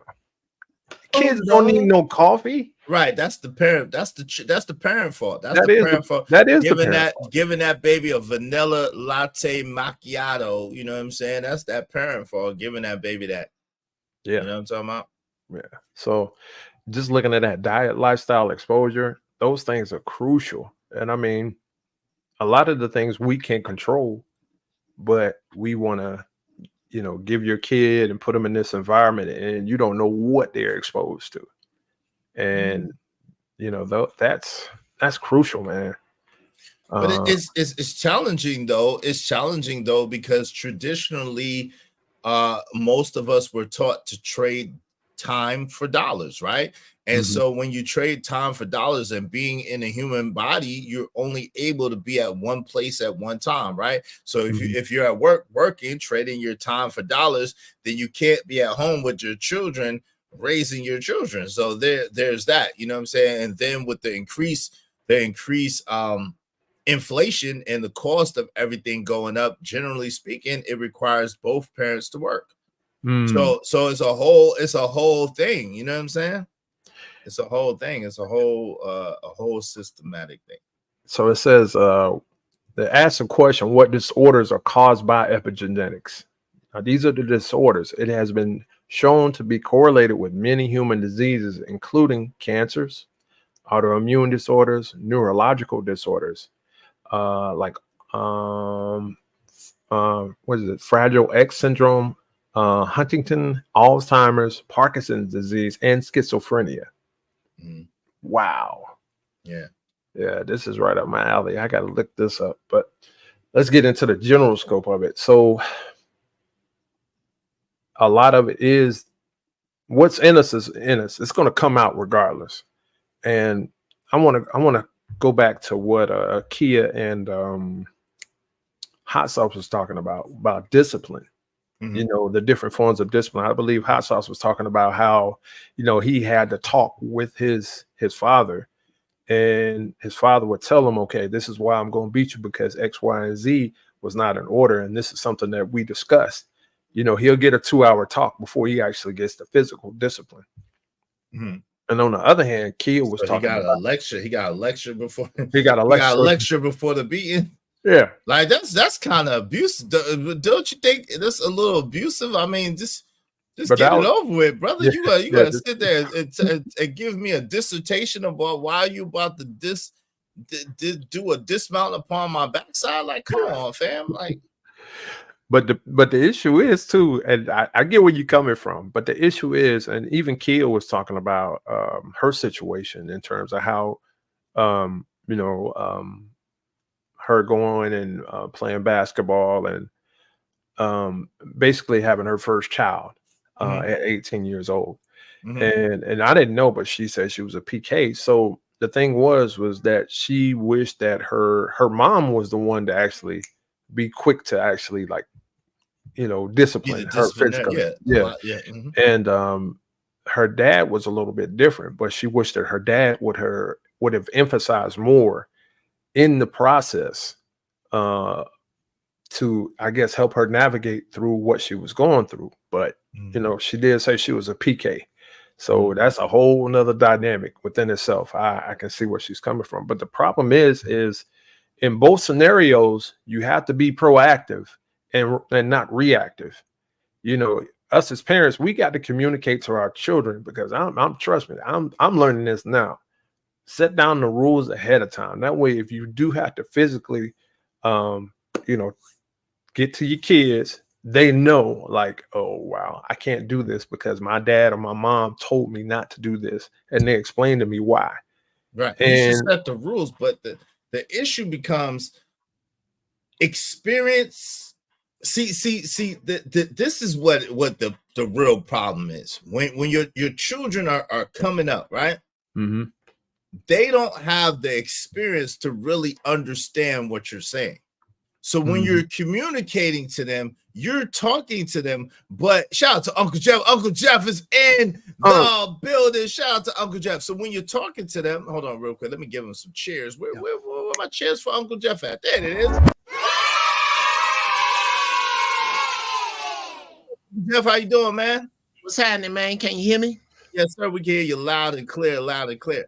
Yo, so a lot of times what happens is, right, when you dealing with your children have no point of reference to what you're telling them.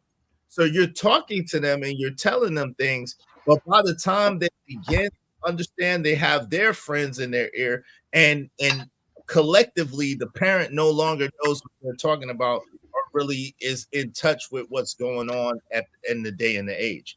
So that becomes the balance of, yes, you're supposed to talk, you're supposed to absolutely put the ground rules down. That's absolutely correct, right? And you're supposed to teach them.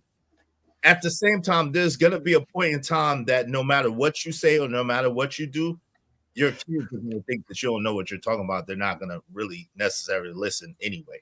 There's that just a stage that children go through, right? And your hope and the prayer is you taught them enough and you trained them enough that when they need it, they could pull back on the things that you taught them and you told them, and then they'll begin to be able to use those situations to be able to navigate in life and be successful. What say you, Uncle Jeff? I know you got some strong opinions about this. What say you? I gotta get my shit right first. Yeah, get your shit right, man. Get my shit right, because I'm on here with I don't know if it's the weed. But that damn aquarium looks super fly today, sir. Thank you, man. I appreciate it. Hey, just because you haven't seen it in a little while, that's all it is. That's what it is. Your absence makes the heart grow fonder. You haven't seen it in a little while, so now you have an appreciation of it. Yo, shout out to that tie-dye shirt. That's fly. I don't have my old man booty cushion in the chair. Lord. Oh Lord, too much information. But shout out to that tie-dye shirt, man. That's fly. Yeah, man. that's funky, man. Definitely. Brothers, speaking of that, I'm taking a break from doing it. Sorry. Damn, Uncle Jeff. Something called Uncle Jeff's unsolicited commercials, where I make commercials for people that they didn't ask me to and say the shit I'm saying. And one of those things is this company that sponsors me, Unity Tie-Dye. It's owned by my cousin, Julian Giles. Bro, when I tell you he got some fly ass shut them down with your Air Force Ones type shit that I'm shooting some commercials for, and I'm gonna run that commercial when I get back. Anyway, go to Unity Tie-Dye on Facebook. Unity Tie-Dye. I like that. Check them out on Facebook, bro. I'm gonna bring a killer in here in a minute. Just one of them. But anyway,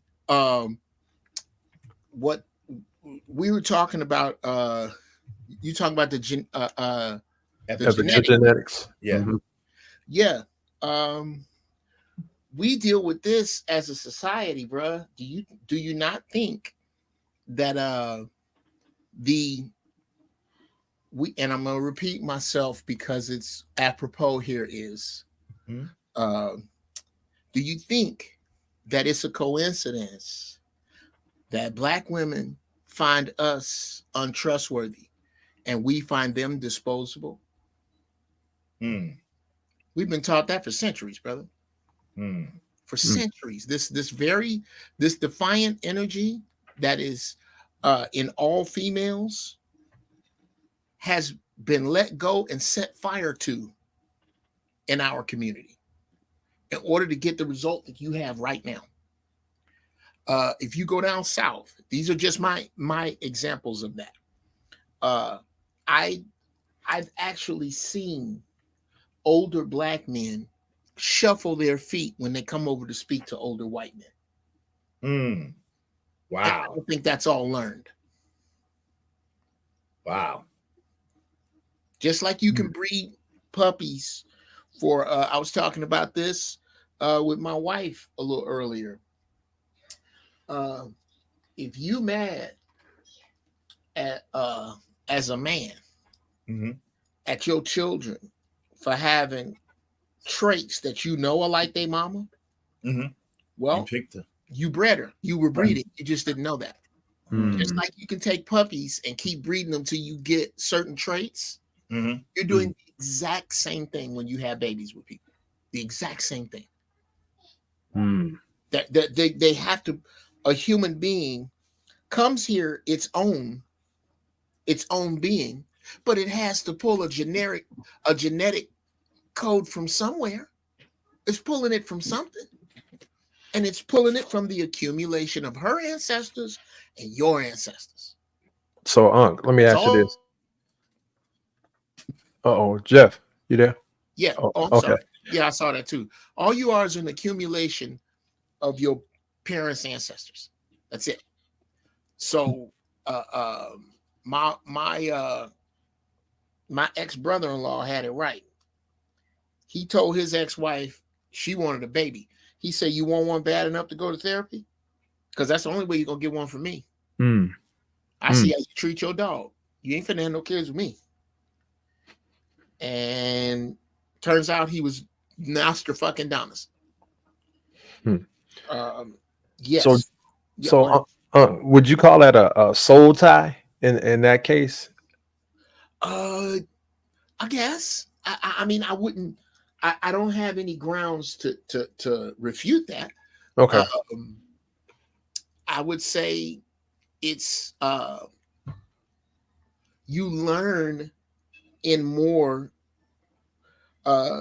just like you learned math and it got stored somewhere. Okay. It got stored somewhere. 5 times 5 is somewhere in you, bro. You see what I'm saying? That's how you pull it. Right. I think that same thing happens with trauma. That if the trauma is heavy enough, if you witness something horrible enough, and you do not go out of your way to I'm sorry.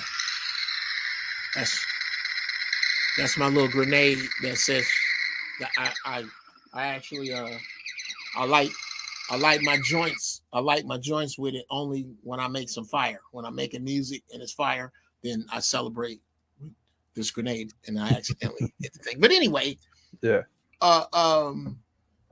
you I don't have anything to argue soul tie. Right. I can't say no, that's wrong. But I think that you brother, the phrase "I feel it in my bones," bruh. I don't know how far off that is. Okay. I'm not gonna take the European medicine approach and poo-poo off as nonsense anything that's different than what I've been taught. Right. So when we talk about epigenetics, and the outside influence of what can attach to what is already in us, good or bad, what's attaching, I guess for refinement, how do we take what is good for us or beneficial to us, and how do we get rid of what is not beneficial in a case of what we're talking about, like epigenetics? Because like the example you gave with your uncle, well, with your brother-in-law, your ex-brother-in-law, and he saw something already. Do we just all out just not associate ourselves with people or individuals, or do we try to sit there and find a healthy cure in the matter? And I'm not talking about treatment. I'm talking about a cure, a healthy cure. What could be beneficial in a situation? Because I mean, yes, I don't think one. I don't think one necessarily negates the other. I think number one, it's not about finding perfect people. It's about people being honest with themselves on the road to perfect. Facts. You're not gonna find, if you want perfect people, you're gonna have to wait till you die, because they're all over on the other side. All the perfect people are on the other side. Right. I got to find somebody, and thank God I lucked out. I found somebody that is A, disconnected from the socio-Judeo-Christian Kool-Aid that knows exactly what Easter is about and who Ishtar is and what today means, and truly that wears her own unprocessed hair, that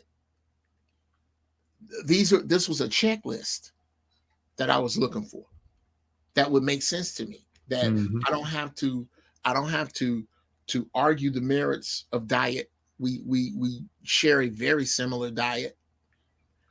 And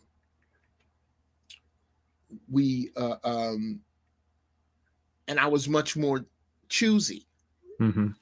I literally, when we talk about these hyena ass women, I have to talk from a distance because I have created a reality that doesn't have any of these women in it. Right. I can name you off. I can rattle you off right now.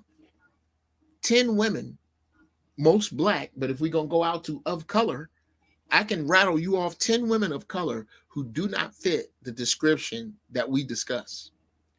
I can name you off 10 men who I am active with professionally, personally, that do not fit the deadbeat ain't shit ass description. Right.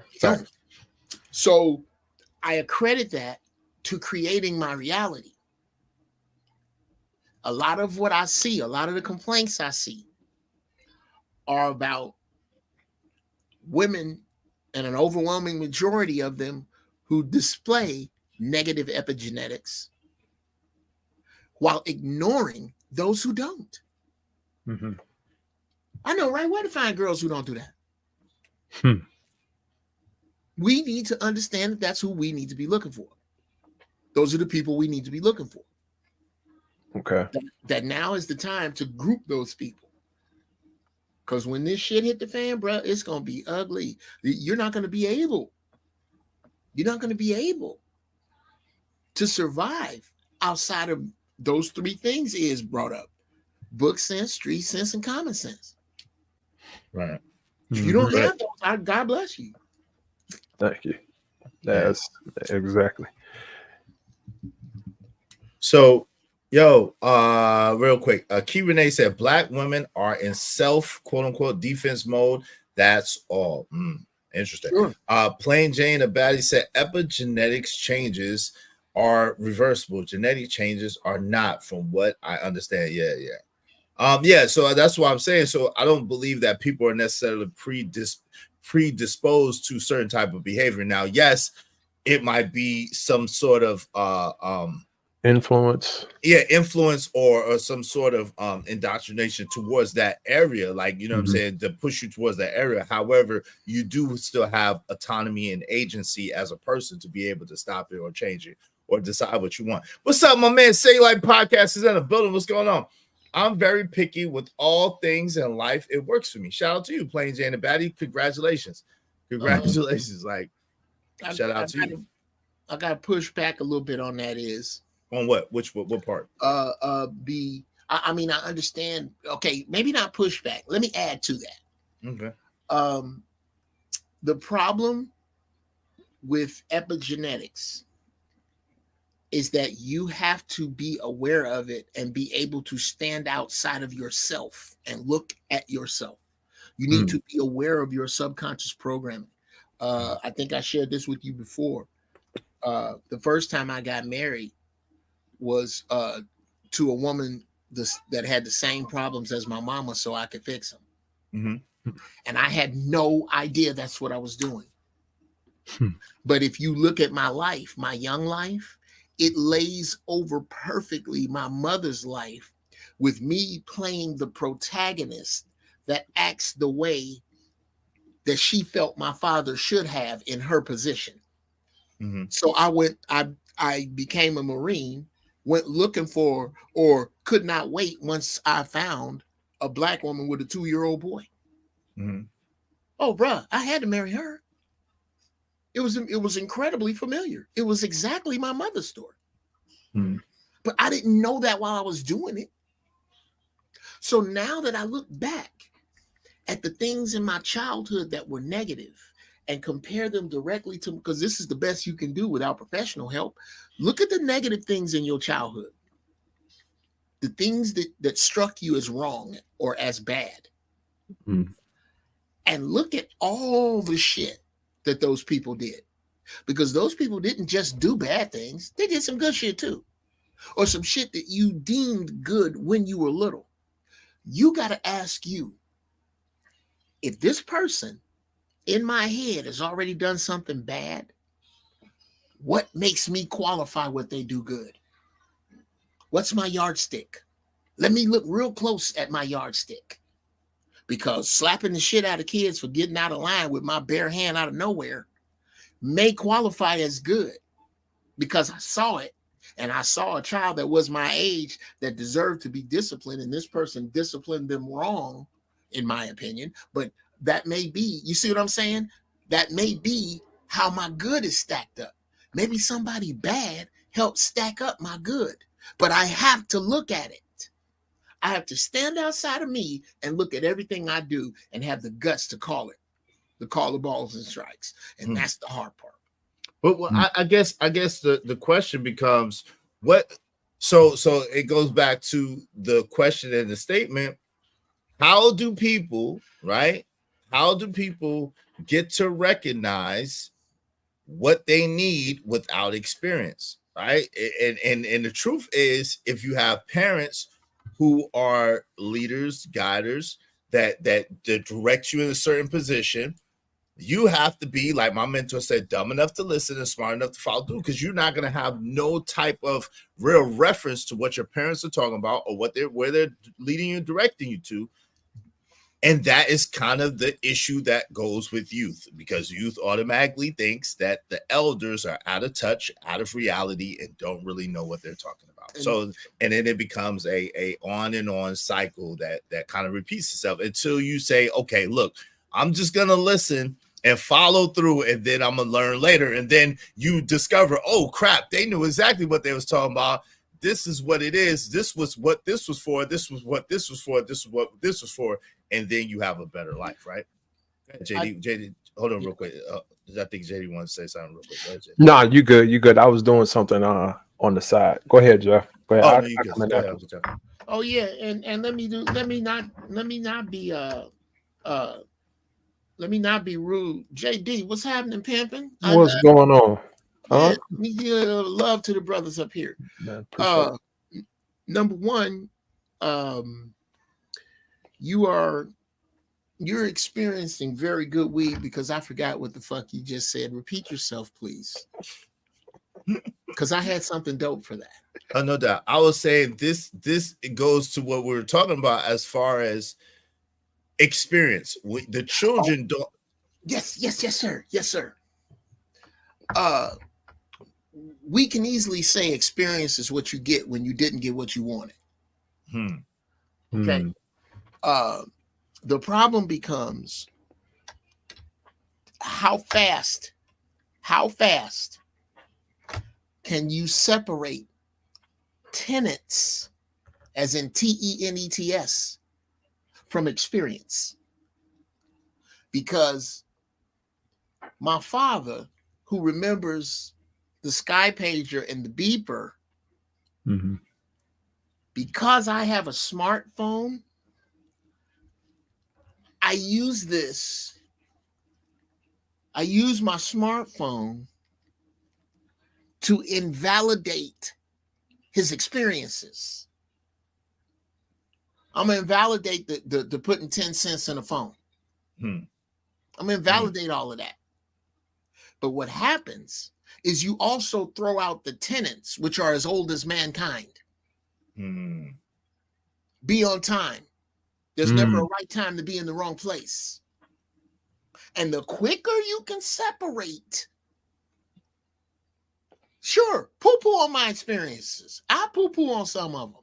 I think it's funny that the dude, remember in the club back in the day, fellas, when the cell phones first start popping, that there was the one nigga that was balling and looked like a radio man in Vietnam that had the battery with the big ass radio.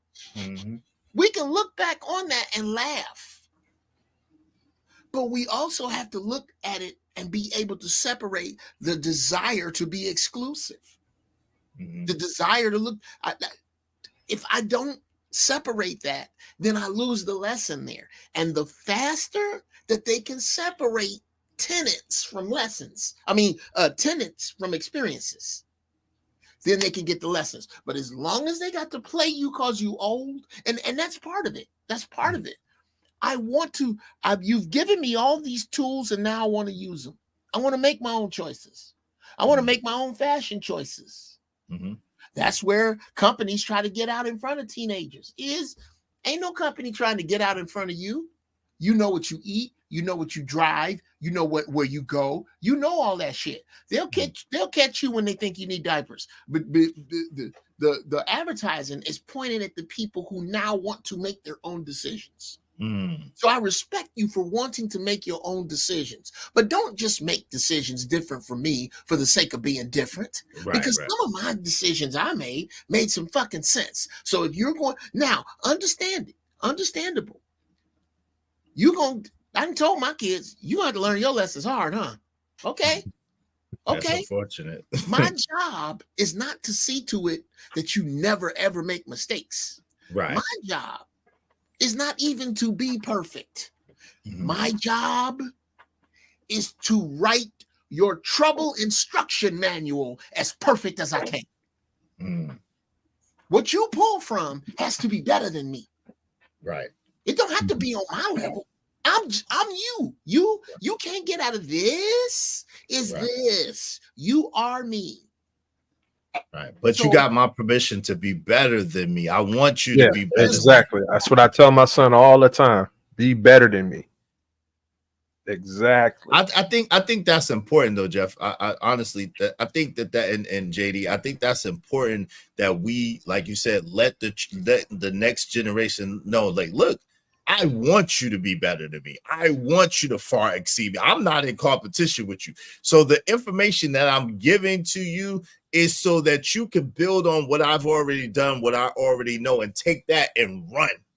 Take it and run and take it much further than I ever could. Like they pointed out with I think it was Angry Man that pointed it out with the whole Tony Stark thing. Tony Stark's dad said, yo, I'm limited to the technology of my time, but you are my greatest invention. You to Tony, you are my greatest invention. You'll be able to take the things that I did and the imaginations that I had and take them further. And I think that's what we need to get back to, understanding that the generation is to piggyback upon each other and to take it into the future, into dexterity. That's how we live forever in our namesake. We got to get back to the importance of that. You know what I'm saying? Okay. And stop thinking that everything is just about us and about what we're doing, but about the next generation and the next generation and the next generation. Absolutely. And I told my sons, you don't have the latitude to do as good as me. If you only do as good as me, then one of us fucked up. Either I didn't teach you good or you did not apply it, because I got a rule book full of fuck ups here that you shouldn't do that I'm handing to you. Nobody told me not to buy a car until I could afford to pay cash for it. Nobody told me how to make two banks work against each other and work for my credit. I'm telling you that before you got a driver's license. You don't get to, if you screw this up, that's on you. Number two, do you know how much courage it takes to teach someone to swim while you are drowning? Dang, go on, Jeff. Whew. You know, yeah, I know. It scared me sometimes. It scared the shit out of me. That's why I smoke the good shit and wait on it to come.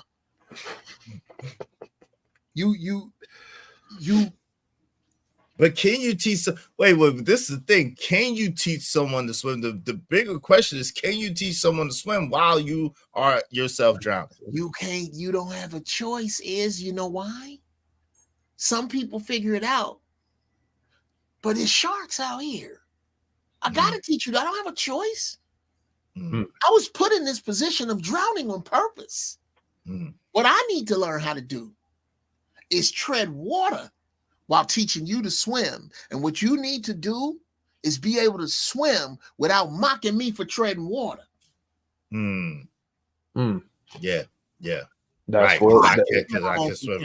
Right. That's yeah, a crossroads. Shout out to my man Crown Heights Brainiac in the building. Salute. Learn to fly. Salute. Yeah, no doubt.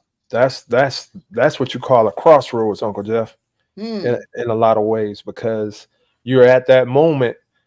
I mean, you can go left, you can go right, but at the same time, us as men, as fathers, I'll say this, and I've always said this: my job is to find out what you're passionate about and instill the discipline, that rule book.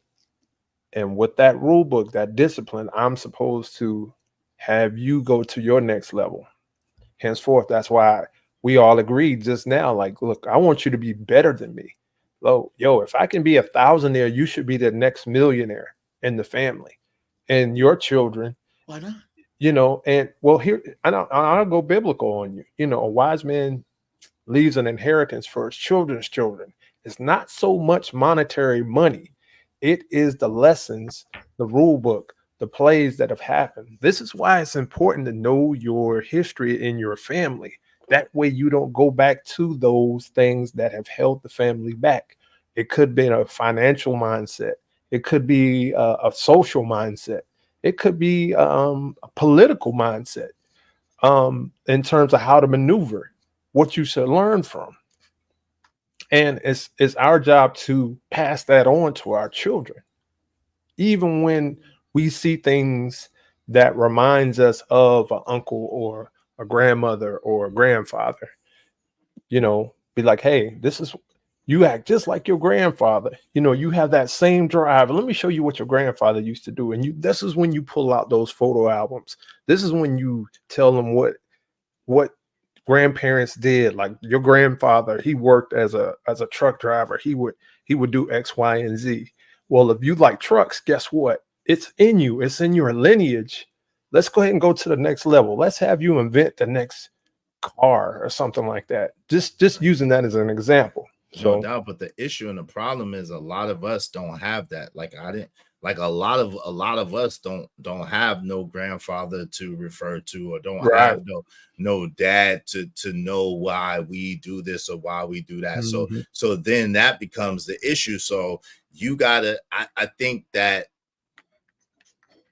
sometimes you got to do like that's where autonomy and that's where self-agency comes in, where you got to say, okay, you know, some people have it, some people don't. I wasn't blessed with it. I don't have it. I can't complain about it. There's nothing I could do about it. What I got to do is work with what I have.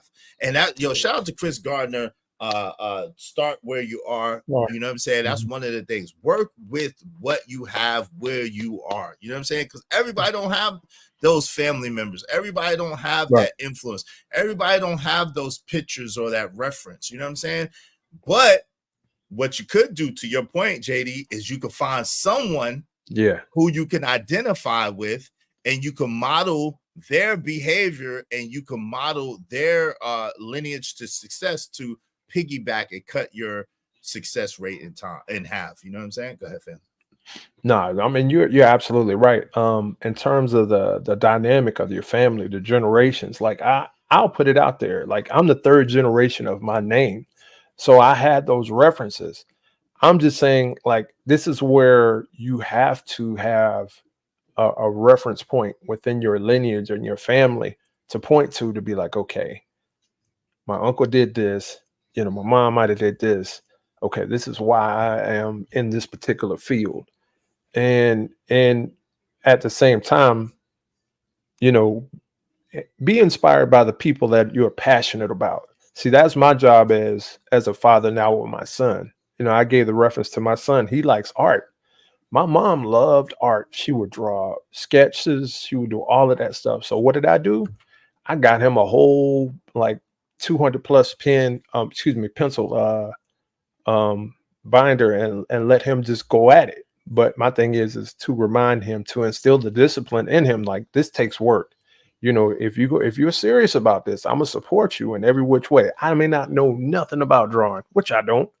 Your son put up with the old PlayStation Yeah, he the other built day. that PlayStation. Yeah. PlayStation 1. I He mean, builds Legos all the time. Like he that's his thing. Like he's that's his thing. He's a builder. so we have to recognize that and keep them disciplined enough and focused enough on what they're passionate about. You know, that's our job. That's what we do as family members. That's what we do to support. We'll give the genuine support in home. Like no matter what, in this house where we are, you know, the things that you do matter the most here. You know, when you go out in the world, they're going to say things, they're going to do things to entice you. But this is what you need to remember and take with you while you're out there, while I'm still here. Those are our responsibilities. So no doubt. But I just yo, so shout out to if y'all don't know, it's my man JD 1975's birthday. Y'all help me celebrate the brother JD 1975. Wish him a happy birthday. Today is officially his birthday. If you feel so inclined, if you be so kind, hit the Cash App, support the show. Y'all already know I'm gonna bless my homie. I'm gonna bless my homie JD 1975. You know what I mean? I'm gonna bless him. So make sure that y'all hit the Cash App and support the show. Hit the Cash App and support the show, support the movement, support what we're doing. I appreciate y'all. Appreciate y'all. Appreciate y'all. Thank you for the loves coming in. The loves coming in. Hey, excuse me. So, let me say this. Shout out to Lovable Web. She said, I love my man. Shout out to you, Lovable Web. She loves her man. Salute, salute, salute. If you're not subscribed to the channel, make sure you subscribe. My man Crown Heights Brainiac is in it. This is the only thing though. And I think that man, I hear what you're saying. You know what I'm saying? And I definitely agree with what you're saying for a large degree, right? At the same time, the thing that that I think that gets lost is when people don't have it, right? And there's a lot of people that don't have that family structure. There's a lot of people that don't have those people to refer to at all. And then when you don't have it, then they use that as an excuse and then they stop. Right. So I think that again, you got to, if you don't have it, because I'm one of them people that don't have it. I don't have it. Like my uncle Ben died. You know what I'm saying? I only had one as far as my mother's brother. I never knew. I don't have no grandfather on either side. Never knew nothing about him. You know what I'm saying? I don't know my biological father at all. You know what I'm saying? So I'm a person that never had none of that stuff. You feel me? I had my dad who raised me my whole life. Shout out to him, and I appreciate him. At the same time, as far as genetically, that's not the same story. You see what I'm saying? So what I'm saying is, I don't have those point of references. I just don't. But I had to be able to say, yo, at the end of the day, what I do have is I do have common sense. I do have street smarts. I can read a book. I do have book smarts. So I have to, and there are people out there who grew up like me in similar situations that made it out those situations. So I could point to them. I could point to references to them, and I can use their stories to be able to help me be able to navigate through my story to create a better story until I could fill in the gaps. Because until I could fill in the gaps, there's nothing I could do because I didn't have none of that stuff. You know what I'm saying? And there's nothing I could do about it. That didn't have nothing to do with me. You know what I mean? No, it's no poor, nothing. I'm gonna bust at the stitches if I don't say this. Say what? If I don't say this, I'm gonna bust at the stitches. I'm gonna go ahead. Please say what you. I'm gonna fuck you up, young man, and prove to you how good this shit is I smoke. Okay, go ahead. Israel Mills, do you know who you have as your natural father? Yeah. Search. Your search represents that those missing pieces you discuss. The fact that you are on the path looking for them is a substitute for the father that did not give them. The very fact that you are on that search is your light there, Cat Daddy. The fact that you're searching for it replaces it.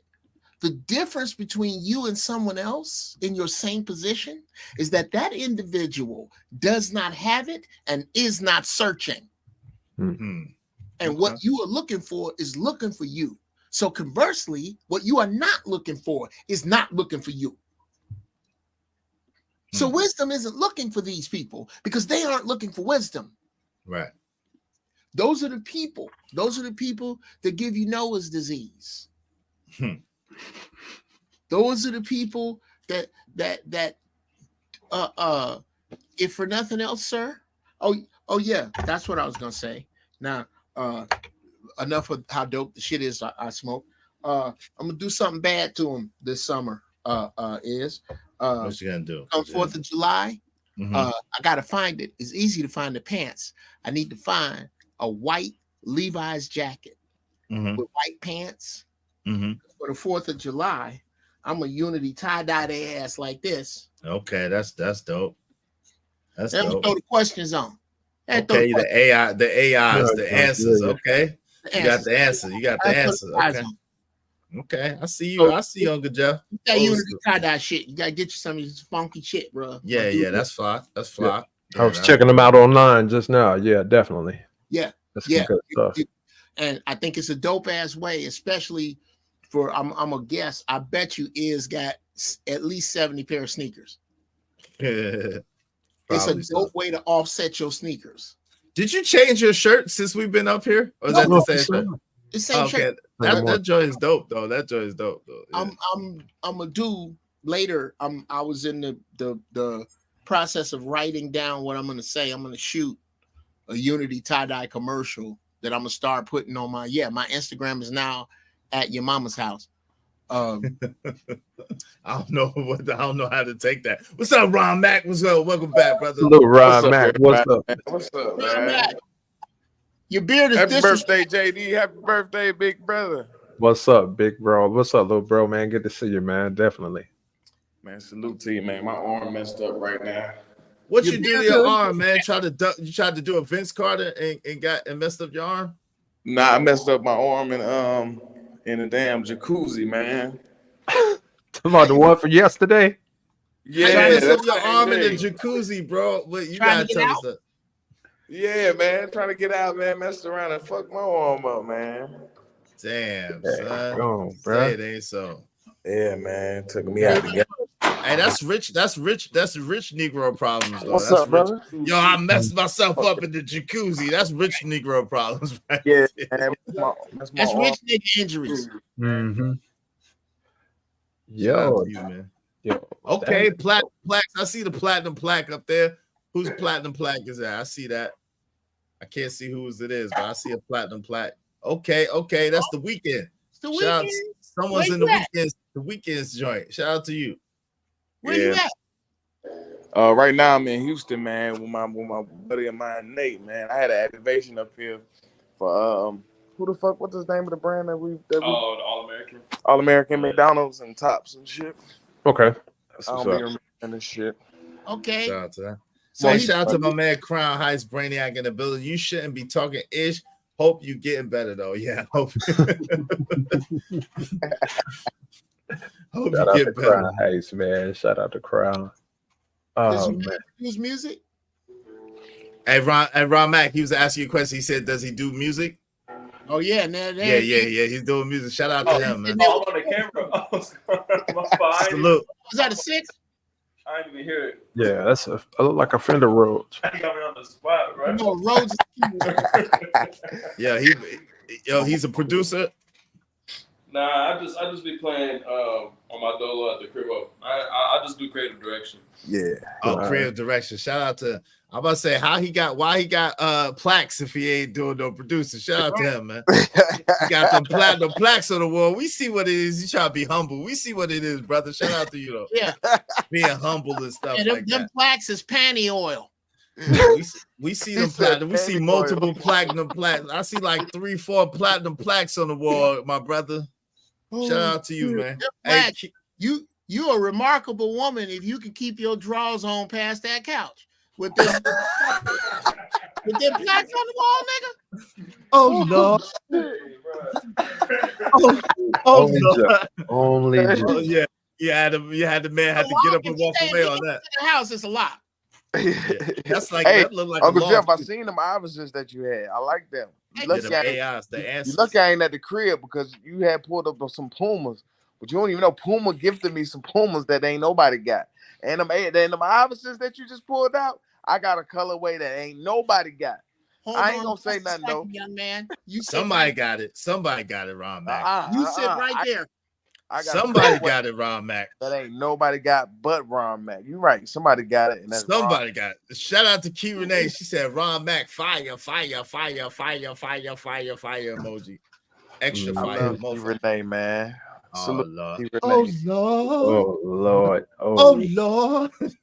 Oh Lord, no. Lord. Hey yo, listen. Y'all help me celebrate my man JD 1975's birthday. Hit that cash app, $Israel Mills, $Israel Mills. We celebrating JD 1975. Bless the show, man, so we can bless the bro.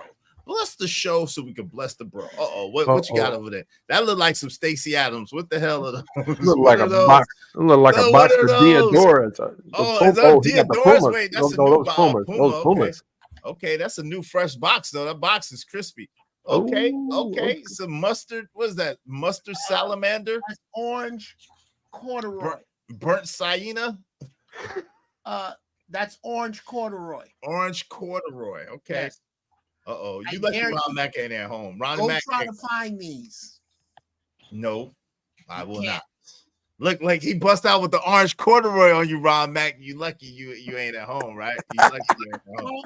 No, it's not about being home. Ooh, It's about things nasty why right these there. I are like rare. them, Uncle Jeff. Orange corduroy. Y'all made JD 1975 go to his closet. What you about to pull out, JD? They ran these. Look these up. These butter joints. They ran these, and they didn't mean to run them with the corduroy the way they are on the shoe. They didn't like the way it came out, which looks fly to me. Yeah, those are hard. They decided to discontinue this shoe, and they were never ever supposed to sell it. However, Uncle Jeff got a pair. I'm just warming up. He's I'm just warming up. You Hey, see, listen. Uncle Jeff, it ain't You fair, got bro. props. You got props for the box because the box is in pristine condition. Just the way that you opened the box, and I heard the creaking of the box. I don't play. Well, You see, know what I'm that's saying? when you get grown, and it really ain't even a flex. Just think about it, is how hard you was on your sneakers when you was 30, 20, as opposed to now. Yeah, with the yeah. Okay. Yeah, we got a couple. How God damn. My wife look good. Anyway, you know how many times I've worn this shoe in 2 years? What, twice? I figured that. Hey, Crown says, since when Puma make cinnamon? They don't. Oh Lord. They don't. So when okay. I see you, Uncle Jeff, man. I ain't even gonna do y'all like that. I ain't gonna pull out no sneakers today. I'm not even gonna do y'all like that. I'm gonna let y'all live. I'm gonna let y'all have y'all exclusives. I'm not even gonna get in it today. I'm gonna chill. Yo, JD, where the birthday brother go? The birthday brother must have had to leave for a second. Those are orange soda. Yeah, those are orange sherbet shoes. Orange Crush joints. The So orange. when I decided to go to a cookout this summer and bust this joint out. Oh Lord. That's the McDonald's All-American tie-dye right there. Oh Lord. Brother man. Damn, go on, Jeff. Nah, that don't match though. I ain't gonna front, Uncle Jeff. That don't match. No. That's reaching. That don't That's match. a little off. That's a little off. That's off. That's off. You got. I'll tell you what I do with this. Mm-hmm. Just all white shell toes. I don't have to get those. I have an army of those. Okay. Or all white Californias. Or I wish I could. I ain't trying to claim a set. I would go get some laces this color. Oh yeah. Hey, look, he said Fanta Puma with the cheese. Cheeto tie-dye. Come on, crowd. Don't do it like that. The shoes are fly and the shirt was fly. They just was not fly together. No. It's like peanut butter and mayonnaise. Yeah, just don't go together. Yeah, that's a clash. That's a clash. Yeah, you reach it. You try and you reach it. Swing and missed it by a foot. Yeah. Stretch Armstrong on that one. That ain't gonna go. See, that's why I have a wife. Yes. Yeah. My wife will wave this off. She was like, no, baby, don't. No, we're not doing that. We're not doing it. Shout out to her, man. So yeah. You got to coordinate. Remember, you got to coordinate. Hey, Hugh, what you say? Hug orange flavored juice look. What? I don't know. What's that even mean? What does that mean? Oh, that's crazy. Hugger orange, because that's a color. Oh, is it Hugger orange? I never heard of that. Orange. It's like a 7. Remember all them 70s when it was brown and orange and yellow? Oh, yeah. Orange is that color orange. I think if that's what he was getting at. Okay. That's what's up, man. Yo, I'm gonna go ahead and check out. I gotta go pick up little man in a little while. So I just want to salute you, man. Thank you for everything, man. Salute you. Let me shoot you a little something, man. Yeah, shout out to my man JD1975. You know, I ain't going. I'm a hush because you told me to hush today, so I'm a hush, man. So yeah, shout out to JD1975, man. Happy birthday, man. Enjoy your day, brother. I appreciate you always. Definitely. All the good business, all the love, and group economics you show. Enjoy yourself, man. Yeah, you doing your show on Wednesday, right? It's not this Wednesday. I don't think I'll have all the graphics done. Okay. Take hiatus for right now, so I know you really come back the way I want to. Okay. It's coming up very soon. Definitely. And for that, that's why I'll come up here and to get some of these conversations to cut together. I'm trying to get my social media weight up right now, gentlemen, so that I can come back better. Oh, you will. You know, that's what it's about. Definitely, man. Appreciate you, man. Definitely, man. Appreciate that. All the love in the chat, man, as usual. You know, let's get on, man. I'm 49, but I'm still on the grind. 49 shout out to still 49 on the grind, man. Yes, man. Shout out to 40. Hey, my man Crown said happy birthday, JD. Oh. My man OG Do Dirty said happy B-Day pimping. Shout out to you. Crown said, I'm not taking no fashion advice from a man that dresses in mango chili. And mango chili? What? Yeah, you ain't never heard of the mango chilies? Mango chili, bro. Bruh, it will change your life. It's just some other shit. Yeah. Oh, Yeah, for real. Mango chilies, for real. Mango chilies, that shit. Yeah. Uncle Jeff know what I'm talking about. I didn't know about it until I got here to Texas, and bruh. I sent you a little something. God willing, I have a little bit more to send, but I sent it to you. Happy birthday, bro. I appreciate you, man. I appreciate you. Hey, what's up? Key Renee is in the building. What's up, Key Renee? What's going on? Key Renee? How you doing? I'm good. She just coming from I church. just got church. Look at my hair all churched and yeah, you was shouting. You was shouting. I was shouting. You shouted it out. You caught the spirit. You caught the spirit. I'm proud of you, sir. I did. Amen. Amen. Got church treasurer vibes. Huh? The treasurer? She's the treasurer of the church. Vibes. You're the treasurer of the church. Treasurer vibes, like Sister Key. Sister Key know where all the money go. I do. I was raised in this thing. I know how to run the whole church. From praise and worship, I play the drums, the piano. I do it all. Okay, I know how to do the treasurer and the secretary. All right. All of it. I believe that's pronounced secretary. Yeah, that part. Oh man. Okay, so y'all are you ending the show right now or what? No, I'm not ending it. My man JD just gotta go. He gotta head out, but we not ending it. We good. We good. We'll talk it up for a little while. Yeah, JD, get the fuck out of here. Yeah, man. I'm gonna holler at y'all, man. Kia, appreciate you, JD, man. Happy birthday, bro. Happy birthday to you. Happy birthday, dear JD. Happy birthday to you. Ooh. Okay. All right. Appreciate that. Oh, where'd she go? She just did that and dipped out. What type of stuff is that? How you gonna do that and then dip out? I don't know, man.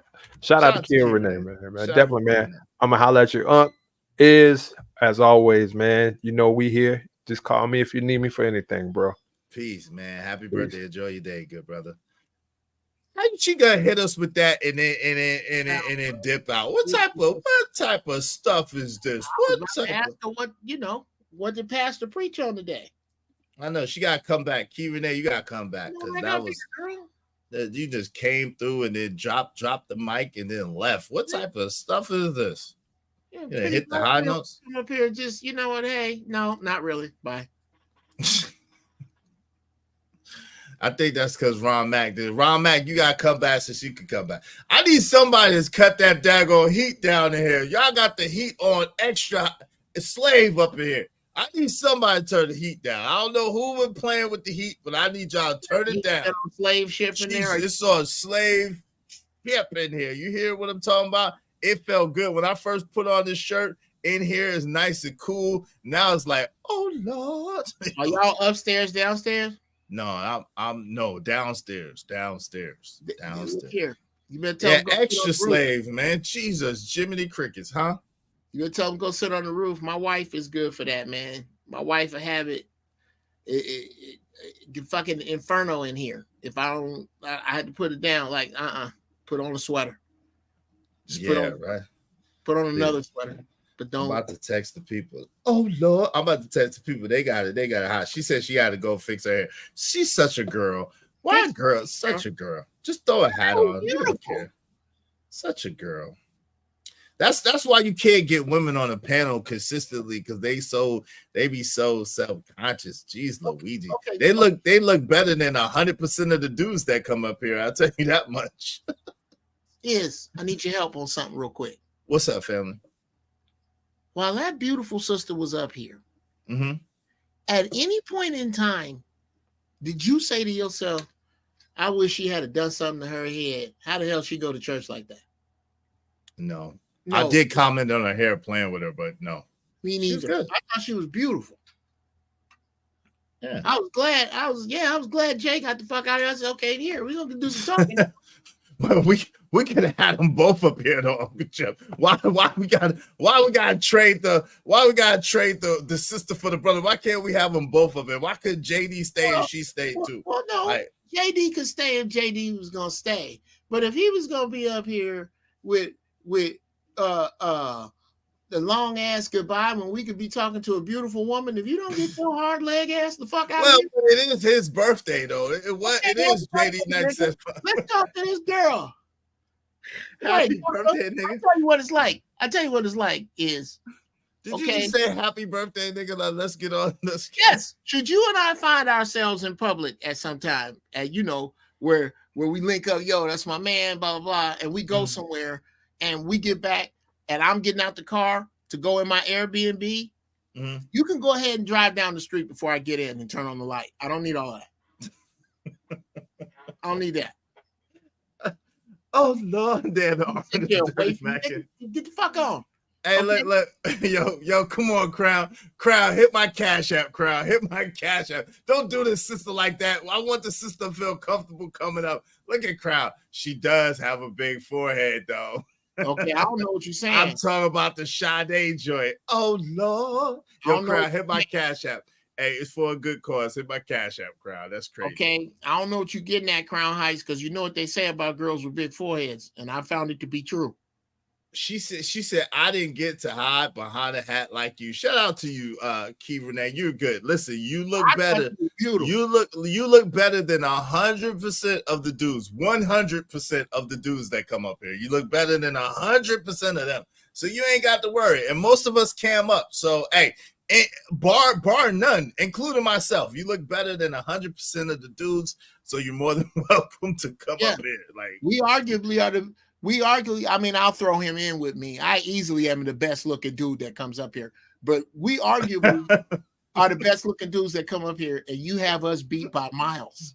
Uncle Jeff speaking for himself. Shout out to Uncle Jeff. Okay, not him. Then I am just no. You speaking for himself, saying he's the best. But anyway, Crowd said, "I'm just joking though." She's no, it's too late. Hit a cash app, Crown. You made her self-conscious about her forehead. Now she ain't gonna want to cam up. She said, "Crown is me." Now she ain't gonna want to come up. Crown, you did it. Hit my cash app, bro. Hit my cash app. She said, "That's sweet. Thank you, Unc." I was the one that said, see how they do? Shout out to you. Unc, you get the credit. Unc, you get the credit. I'm a sucker for dark-skinned girls, too. I see that. I see that. The I love brown. dark-skinned black girls. Oh, God. Hey, that's mocha chocolate. Hey, Plain Jane Abadi said, "I have seen women disappear on this channel. I just wonder, what you mean they disappear? What do we do with them? What you mean you see them disappear?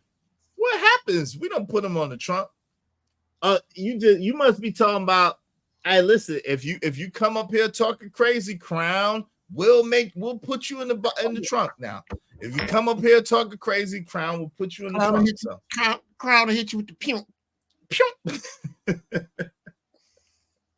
You might get pew. So don't get pew. Yo, my Moy said, happy birthday today. My sister's birthday and mine is 3/29. Shout out to my Moy. Shout out to JD 1975. Shout out to my Moy's sister. Okay. Shout out to Six in the building. She knows it's true. That's why she disappeared so quick. Y'all, come on, brothers. Y'all give a break. Jesus Christ. The sister wasn't. Why y'all listen? She ain't come up here to be judged. She ain't trying to win no Miss America. She just came up here to chop it up. I don't understand. Y'all got the niggas that turn down pussy because the bra and panties don't match. Well, I might be one of those too. I'm not. I'm one of them dudes too. So hey, like I can't talk. Talk. Okay. There we go. Master Jedi to Senior Jedi. Let me explain something to you, young man. Yes, sir. When you see a woman in front of you and her bra and panties don't match and she ain't broke, do you know what that means? That means you are the fucking man. She had no intention of giving you none. She didn't think she was going to. If she thought she was going to be seen in some draws, she'd have wore some sexy draws, nigga. This was just a Wednesday, and you put the Mac down so tough that she said, fuck it. I'm gonna let this nigga see me with a black bra and tan panties. You are the man, sir. That is the ultimate compliment when a woman bra and panties don't match. Any ladies in the chat, please, I'm telling you, if they think they're gonna give you some. Yeah, Uncle Jeff, hey, Crown, Uncle Jeff lives by that he lives by that edict. I give Uncle Jeff that. He does. Crown, really, Uncle Jeff does live by that edict. He is the one that coined give them, we give them, not we get. So Uncle Jeff does live by that, Crown. I'll be real with you. That's we give out the D. We give out the D. Helping me make my point. Right. Because I don't waste time as a single man. I really don't waste time collecting brand new female friendships. For what? I got old female friendships. The ladies I'm with now are either professional or sexual or both. But the whole wait a minute, Uncle Jeff. Hold on. I don't Uncle Jeff, I'm confused, but I don't want to get into it. I don't want to know. No, I mean if I was a single man. Oh, you said if, okay, because I didn't hear the disclaimer. Please put the disclaimer out there, Uncle Jeff. Oh, yeah. Jesus Christ. Oh, you sounded like somebody else I know in these YouTube streets that I would be confused to me sometimes. Okay. I'm like, let me, I am blissfully married. I have no interest in two women. Okay, I was confused for a second. Thank you for clarifying. I mean, there are women who I do their bidding as a man still, but Six, hit my Cash App. Six, I did not need to know that. Hit my Cash App. I need you hit my Cash App. Six, I didn't need. That's too much information on Easter Sunday, man. Hit my Cash App. Hit my Cash App. Yeah. Congratulations, nigga. Hit my Cash App. It's very personal. Yeah, very. Like what? Hit my Cash App, man. What the? Do I smell a whore? What is happening here? What's going on? Yo, I need a Cash App from you, and I need a Cash App from Crown. I'm waiting. Shout out to y'all, man. Crown said, "Aren't you married?" No, you sounding like very anti. See, Crown. Shout out to Crown. Crown just says it. I think it, and Crown just says it. Shout out to Crown, but no, he clarified. He was saying he gave the disclaimer afterwards, so that's what threw us off, Crown. I was thinking the No, same thing. Okay, forgive me. But he said the disclaimer. The disclaimer went without saying. No.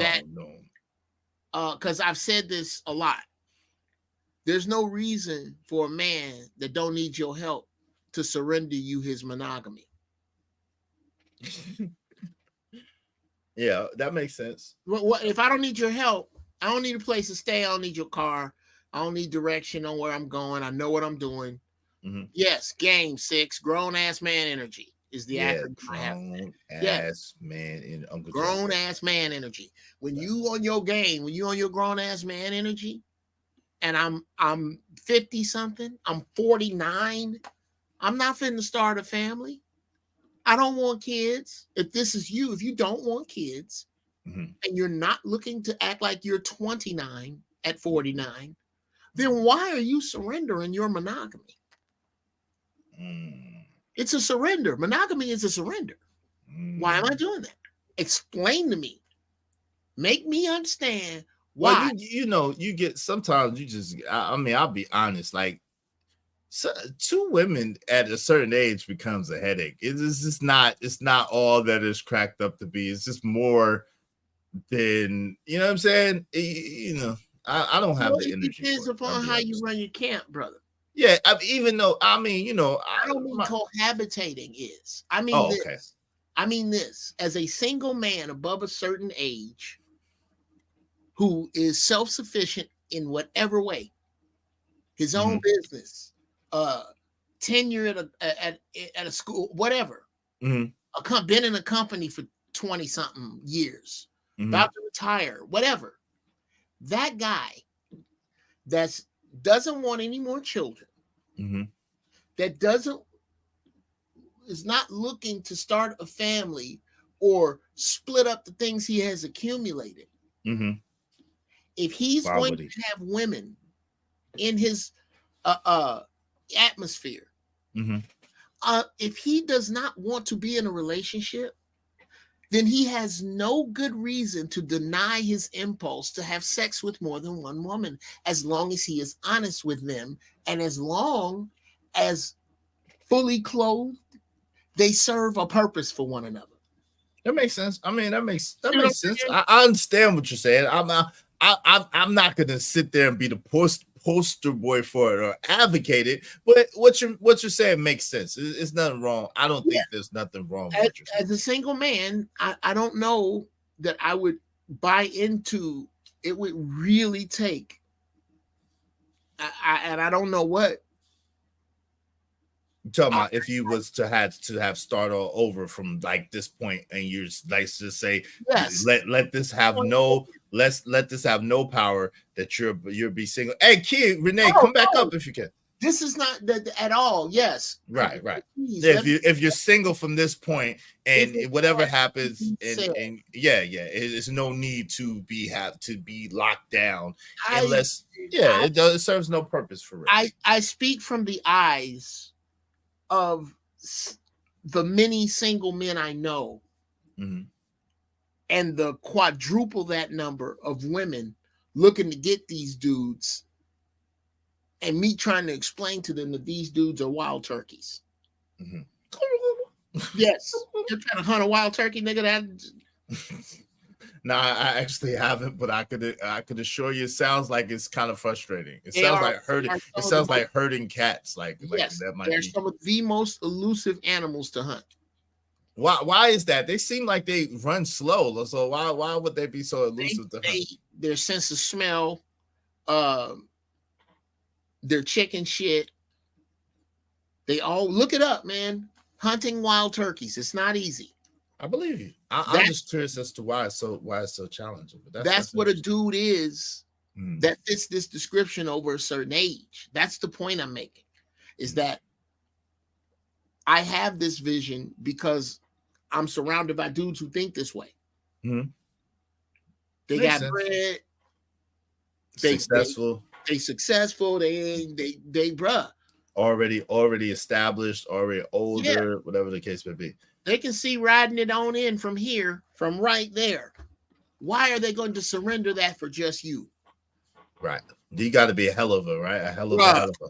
Shout out to Ron Mack. You got to be a hell of a. And I think women need to understand when you got a solid dude like me, and you got a dude like me, like, yo, you better start acting right. You better act right. Because we ain't got to go. We ain't got to. But anyway, hey, what's up, Ron Mack, man? What's going on with your camera? What's going on with your situation, Ron Mack? I'm just over here handling phone calls that's coming left and right to my doggone phone, man. So I've been in and out, bro. I really wasn't even gonna get on live with nobody. You know what I mean? Because I've been out of town working and busy and stuff like that. But I gotta tap in with the fam, man. I gotta tap in with y'all, man. Shout out to you, man. Appreciate you tapping in. Go ahead, Phil. The floor is yours. Y'all know y'all be seeing me all over. Y'all know y'all see me in the lab majority of the times, man. But this is me in my element when I be out and about working and handling different little business. Y'all gonna start seeing a whole lot more of me out and about too. You know what I mean?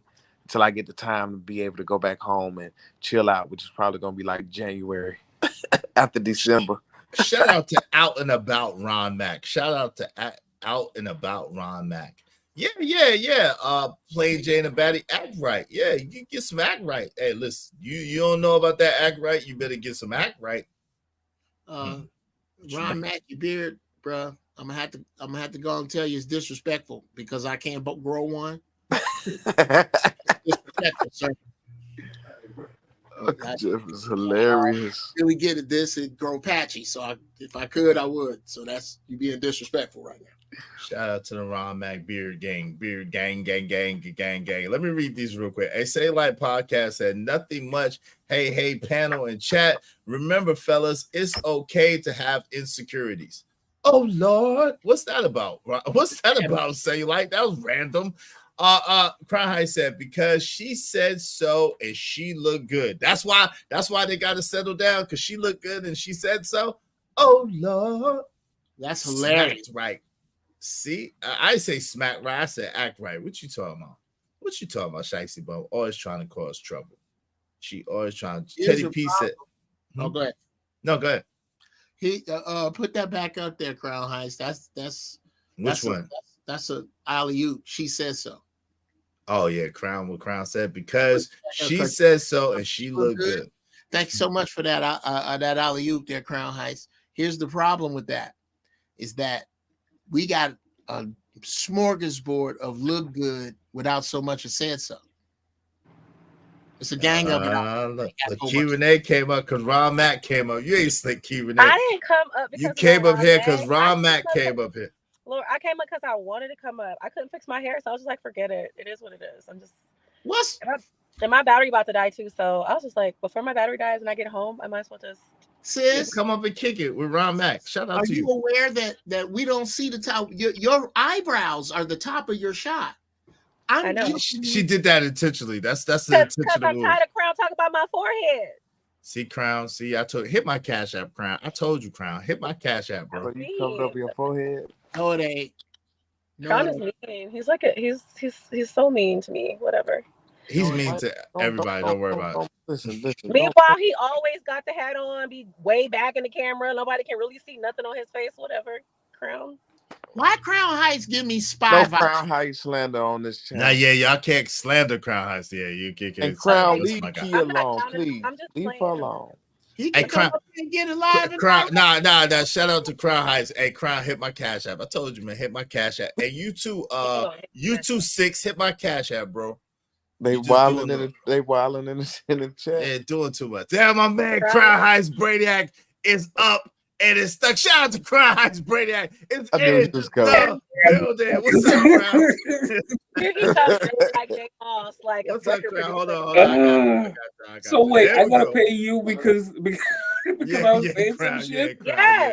Yes, you owe the man money for talking crap, being mean. Pay the man his money, Crown. So that's why your thing is okay. I see what you're doing. Yeah, because you made her cut her head off because she's ashamed. Sade Adu is a beautiful woman.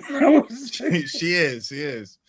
Like, hey, Uncle Jeff gonna jump on you. You keep talking about Sade too, by the way. Uncle Jeff loves some Sade. I got a Sade jacket. Don't start.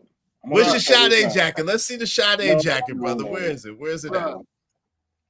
If you ever get a chance to go to a Sade concert. Sade and Patti LaBelle. Those are two ones I want to go to. Her titties ain't out. She ain't bumping. She ain't grinding. She ain't saying nothing suggestive. She is standing there, and 3,000 men are in a fucking trance. Yeah, mine too. That's the best way to.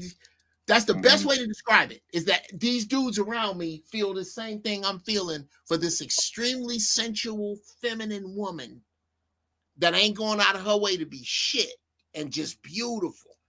Natural beauty. She's probably the most feminine. She's the most feminine figure I can think of as a celebrity. If somebody can beat that, let me know.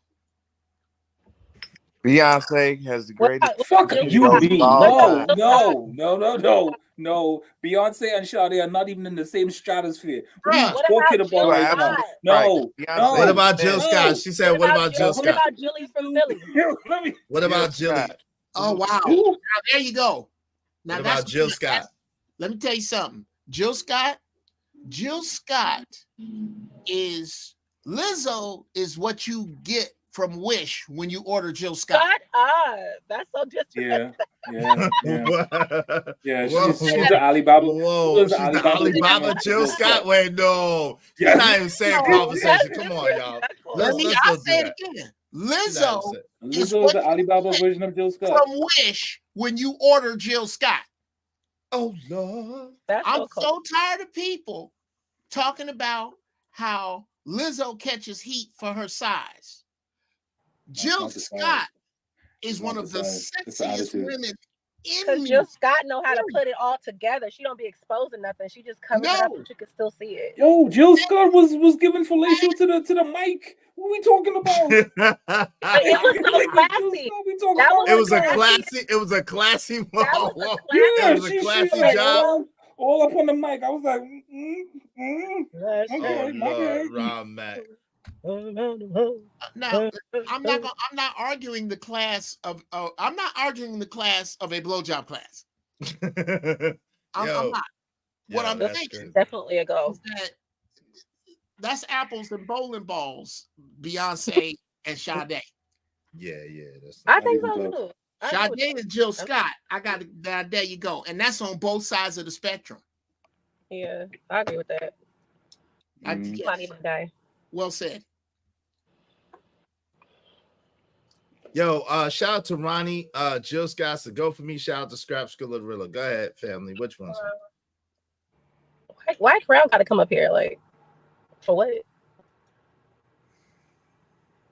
I'm gonna leave that alone. You ain't even hit the man Cash App yet. Why you all up in my biz?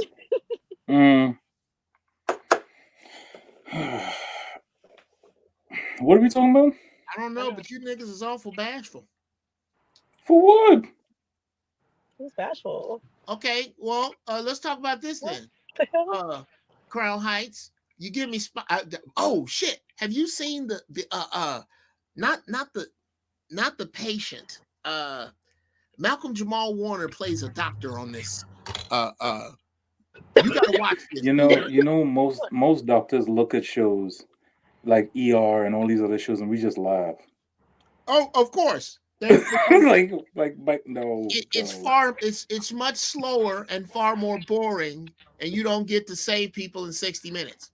Hold on, and shout out to my man Crown Brady that hit the Cash App. Shout out to Crown, man. Where's your Cash App 6? Shout out to my man Crown Heights, Brainiac, man of his word, coming through, hitting the Cash App. Salute Crown Heights, Brainiac. It don't matter what the situation. I'm just trying to climb any obstacle a nigga facing. See it through in due time. It's a marathon, you gotta pay. Thanks, man. Appreciate you, Crown Heights, Brainiac. Hey, 6, where's your Cash App at 6? You were saying something, Key? No, I wasn't saying nothing. That's all. Go ahead, Uncle Jeff. My fault. Go ahead, Uncle Jeff. You was talking about the why Q&A dipped off. Shout out to Q&A. Go ahead, Uncle Jeff. Well, I was gonna bring out the fact that Crown Heights gives me spy vibes. Spy vibes? Spy vibes. Like when he's not here, he is a doctor, but he also is working on some epidemiology shit that requires that he carries a gun and do some. What is this in your mind? Is this like the story that you created? Oh, he like did. with What strain is it that we on today, Uncle John? Yeah, like what Tom Clancy shit. Wait, what strand is that? Wait, did you create him as a Tom Clancy character? That's how diesel, ushy cushy, whatever. He be on some Jack Ryan shit. Oh, he's Jack Ryan now. That's JC Ryan, right? I prefer the accountant, but I'll take it. I'll take it. Shout out That JC Ryan, he be on some of that shit. Yeah, I'm a Hey, doctor. does Crown have an accent? Yes. Out. Say that again. What'd you say, Uncle Jeff? I missed that. I said he on some of this shit. Yeah, I'm a doctor, but I might have to blow your brains out. Oh Lord. Yo, shout out to Ronnie Jill. Scott is a go for me. Shout out to that, Ronnie. Shout out to Scrap Skrilla, the Rilla. What's good, fam? What's the deal? What's the deal? What's the deal? Oh Lord, the Love Boat soon. Yo, man, y'all are crazy, man. What was the topic of the show? Yo, so the original topic of the show is if destiny dictates deeds, why worry with willfulness, right? And so yesterday we was on my man Stanley D Rock the Block show, and we were talking about epigenetics and predestination versus free will and autonomy. So you know what I'm saying? So that's kind of what the show was going, but it's kind of a freestyle show, man. I haven't been able to kick it with y'all in a few days, and you know it feels good to be able to kick it with the people, man. What happened to you? You went traveling or some shit? Yeah. I went to North Carolina to see the family, man, and so yeah, I couldn't really do the panels like that. It was crazy, but I'm here. I'm back. I'm back home. I'm back in the lab, so it feels good. It feels good to be back home, man. No worries. I think in my older age, this is just me. I don't really like to travel away from home as much as I used to. Like I used to like to be out and about. I don't really like to be out and about that much anymore. It is not just once you pass 30, it slows down. It's not just you. You don't like to be out and about either, like that, Uncle Jeff. I don't like to be around a lot of people. Like it's yeah. Like, I mean, I can be. Don't get me wrong. It's easy, but once I'm not necessarily have to be around people. I'm cool on my own. I think it kind of follows a life cycle. Mm-hmm. When you're 20, most 20-year-olds, what do you got? Okay, you just got out of the house. You might have a car. You got a PlayStation and 2 pair of Jordans.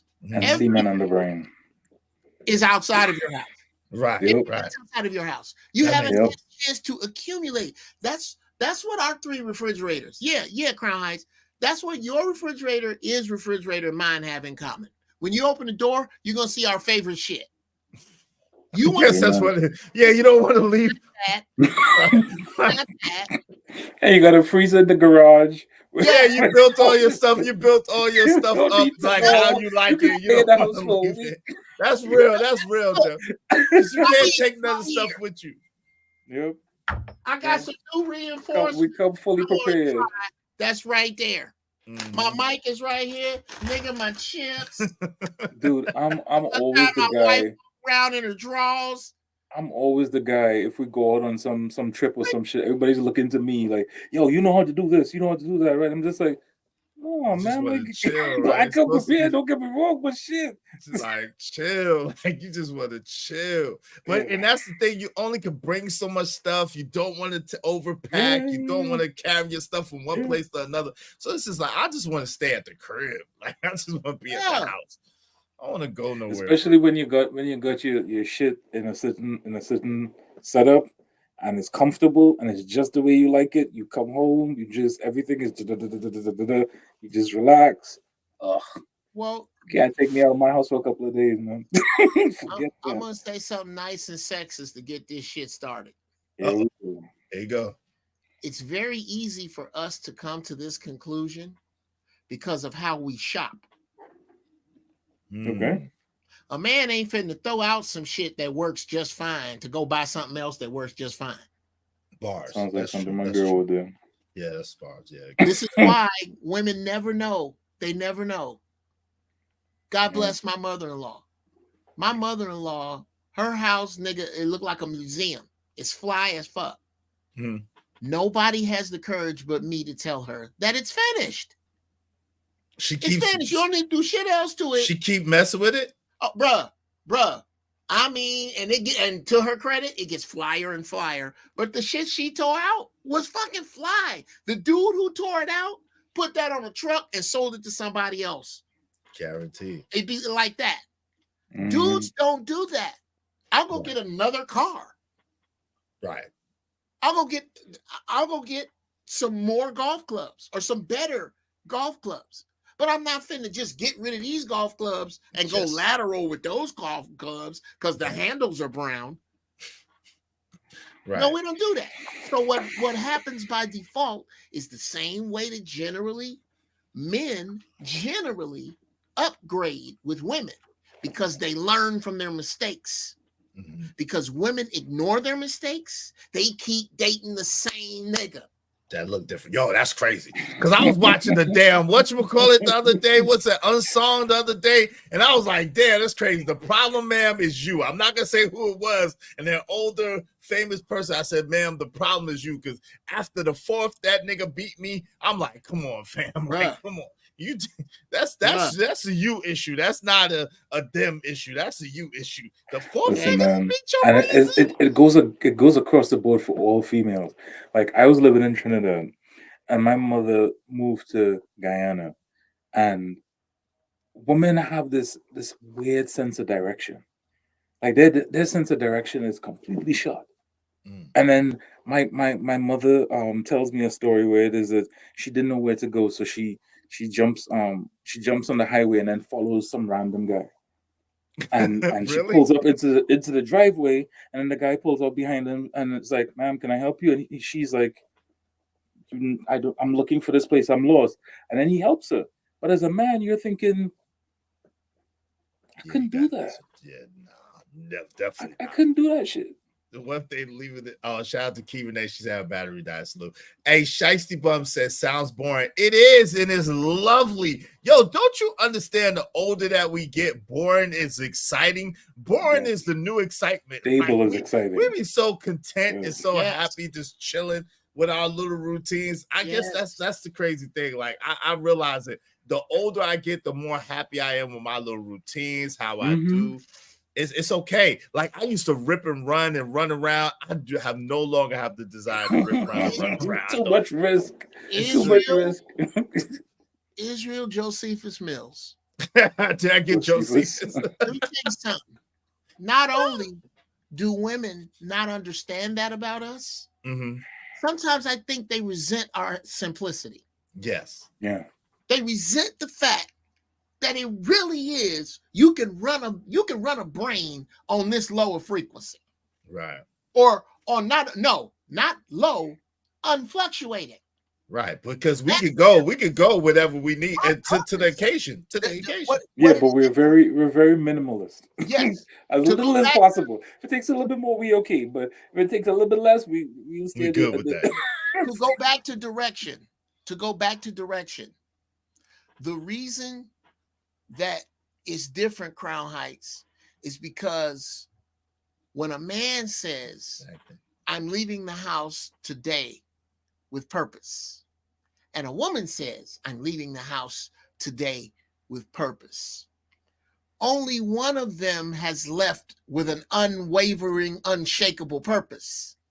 The man, of course. The man, that's how he shop, that's how he move.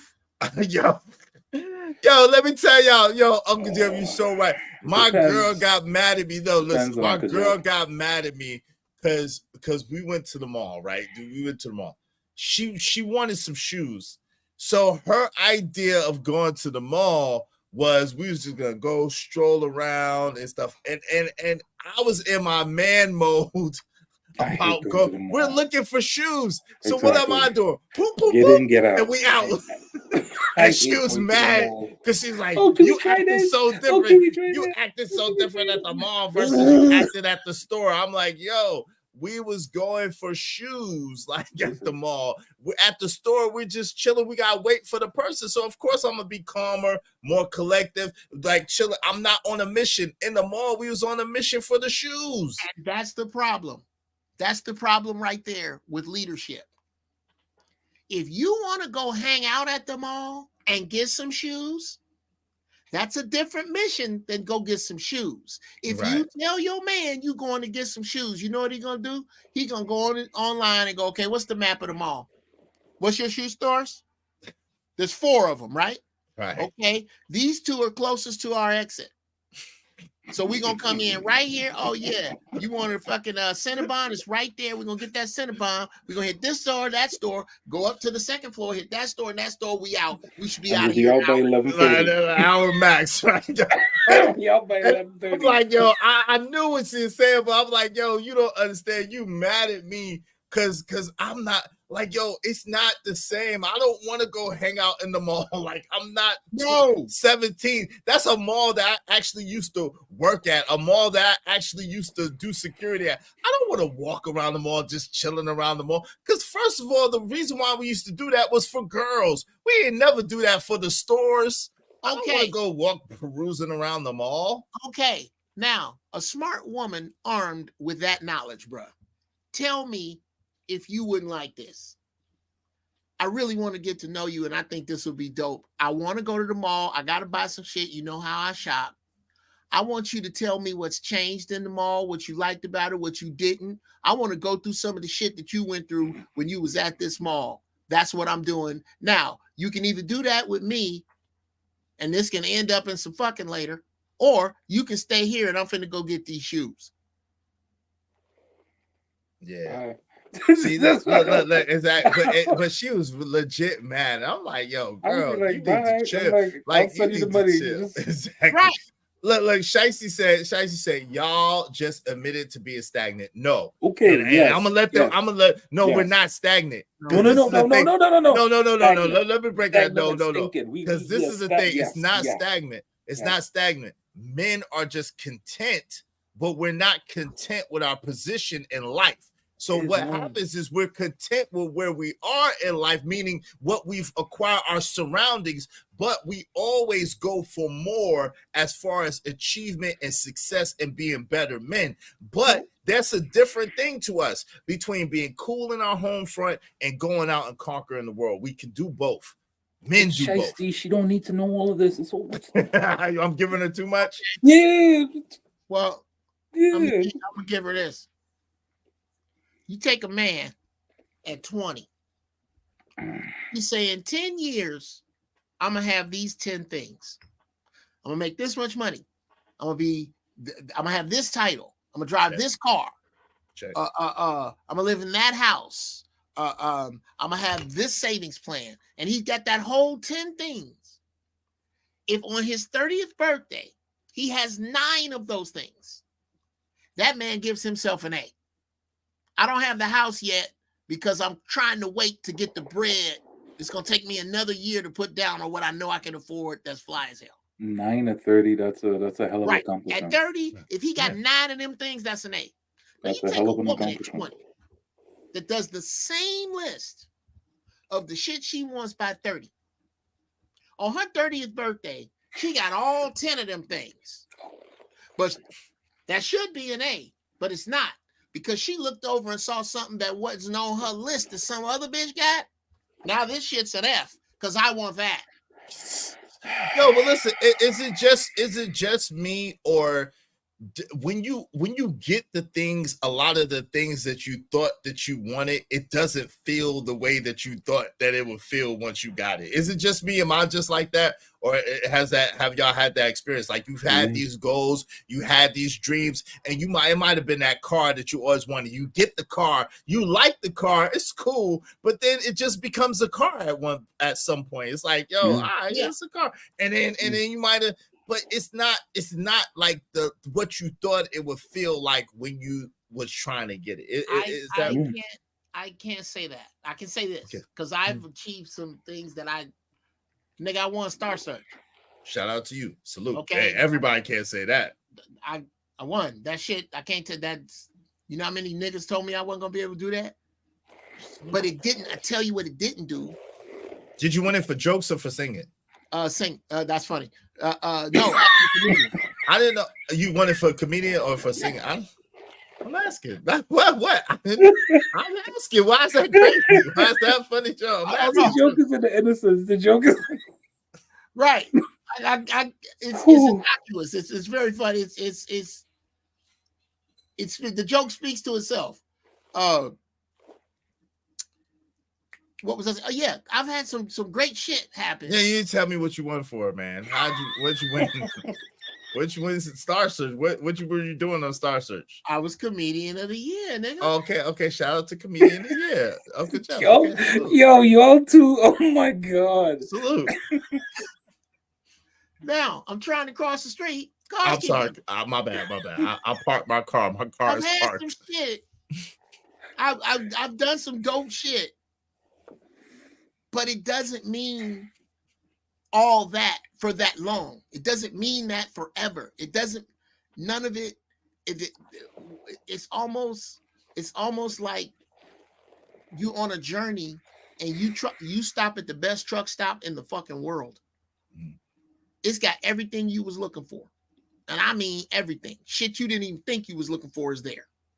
Shit you wish, nigga, I've wanted that couch all my life and it's in there.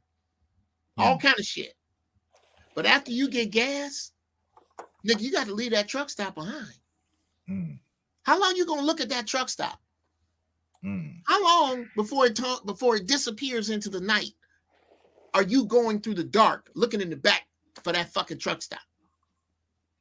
That's what happens to people who think when I get this car, when I get this house, when I make this much money, bro, that's a moment in time.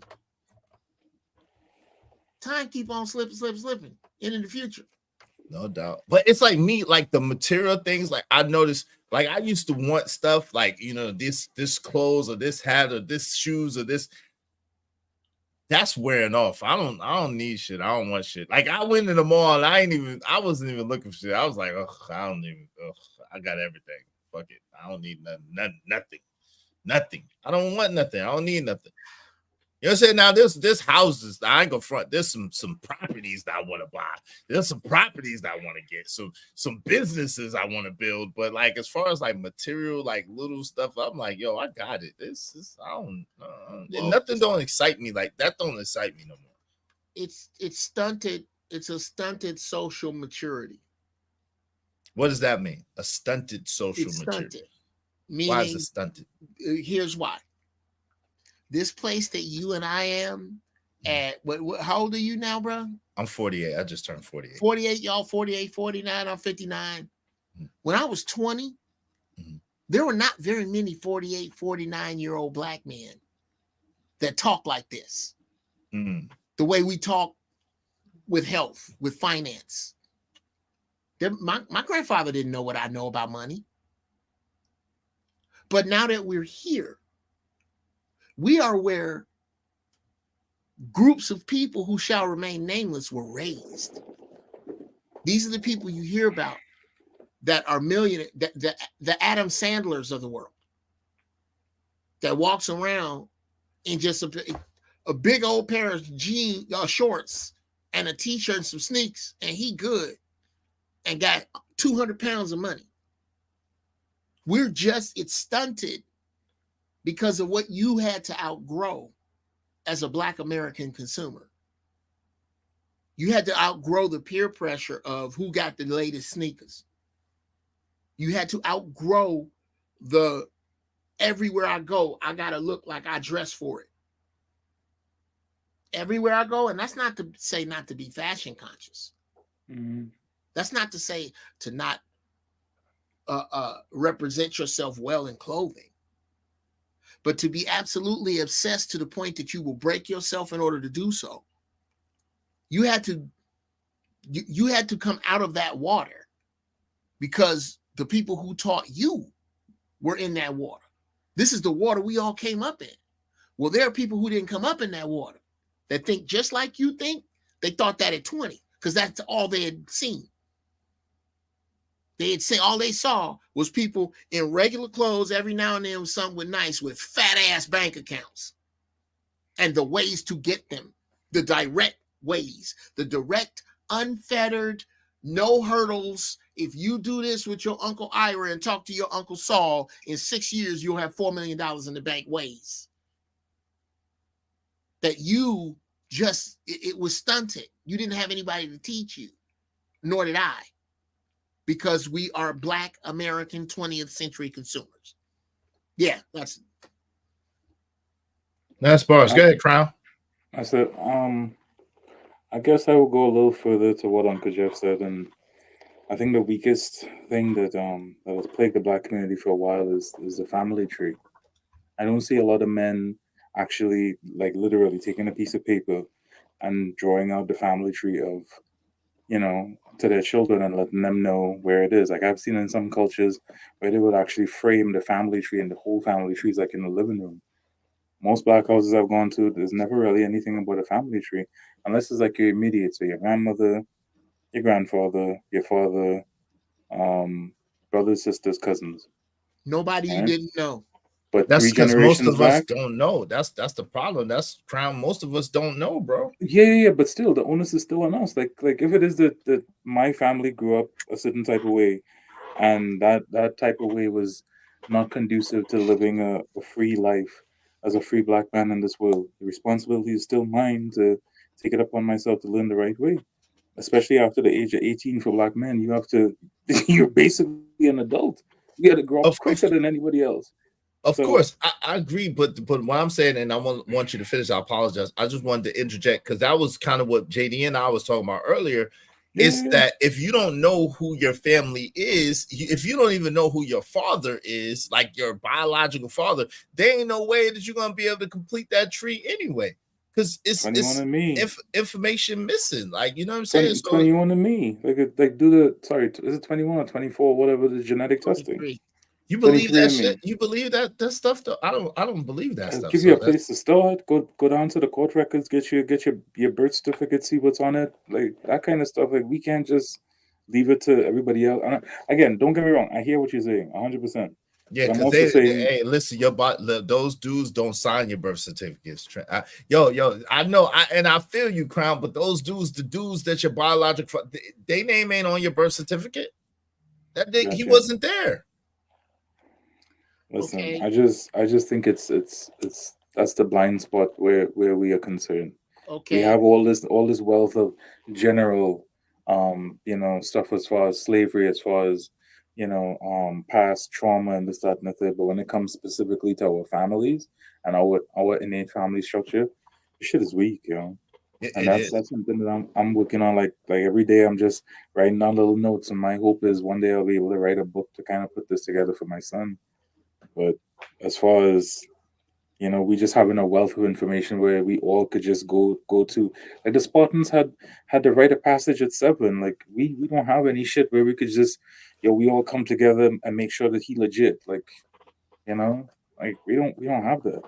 So we just spend a lot. I just look at a lot of my colleagues. They had, especially having both parents, they're so grounded. Whereas it took me a long time to become grounded simply because I had to work through all my shit. And then by the time I get grounded, they're already 10 years ahead of me. And I'm just looking at them like, fuck. Like, had I had that 10 years, who knows what I would have think. But I'm still happy for my life. I mean, but still, it's just look in hindsight and just, anyway. Well, someone knows. No, that's a bar though, man. Like, you ain't wrong. That's a bar. Go ahead, Jeff, and I'll get in there in a second. Go ahead. That question's not rhetorical. Someone knows what you would have been. That's why that gap was made. Anyway, I think the most important thing here is something Crown Heist just said. It's about having the guts to start from where you are. It's about having the guts not to take the first no or the second no with regard to finding out exactly who you are. That push past that we if we want to be a part of the solution, let's do this. Let's try to put together something where we do a contest to see who between now and a certain date can make the biggest family tree. That's good stuff. And That's invite cool. other people, other men. It's on you. Who can make the biggest family tree? And I ain't talking about you cheating ass niggas that been to family reunions with the t-shirts, niggas. No, fuck you. I'm talking about you starting now. Okay. Yeah. Well, there's no way to I want quantify them that, but that's family reunion t-shirts in it. You on some bullshit. You can't just go you cousin to them and somebody else did the work. No, the work you do from your side. Whoever can do the most ground zero, yes, the best ground zero story. Nigga, I was adopted. Or I didn't know my father. My father died. No, I got older and I found out that my father wasn't what they were saying he was. Because we've all heard this. You know them niggas on your daddy's side ain't shit, right? So I got past that.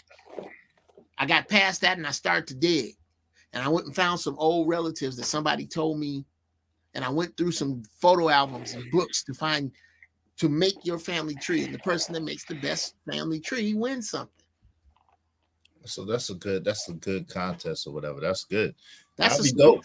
Yeah, that's dope. And then we like really like Crown, we gotta start maybe and Uncle Jeff, maybe we could put together something where we start doing some mentoring programs in the city that we're in, and we start, you know what I'm saying, rites of passage program for the young men, you know what I'm saying?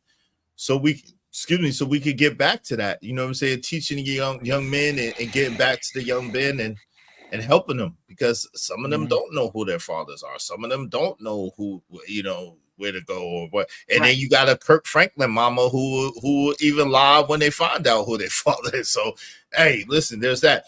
Snuggles, first of all, Snuggles, welcome, Snuggles. But if you calling him a Trinidadian, who's that Trinidadian talking to? First of all, that's Crown Heights Brainiac, and he's an untouchable, and he is one of the staples on my show. So no disrespect to my brother, but secondly, you have to do me the same way, because my father is from Trinidad and Tobago as well. So there's that, right? There's that. So we ain't gonna do that.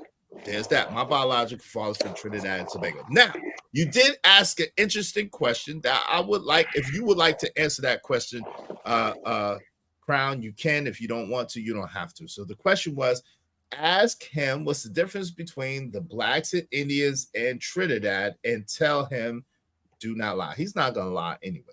But what's the difference between the blacks and the Indians and Trinidad? Now that you told him not to lie, I guess he's not.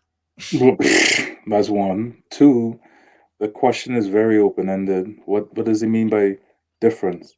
What kind of difference? There's many different differences. There's cuisine, there's culture, there's music, there's clothing, there's so many things. And then who are you to come and tell me to answer your question? Like, no. Pay me to answer your question first. Like anyway. There's your answer.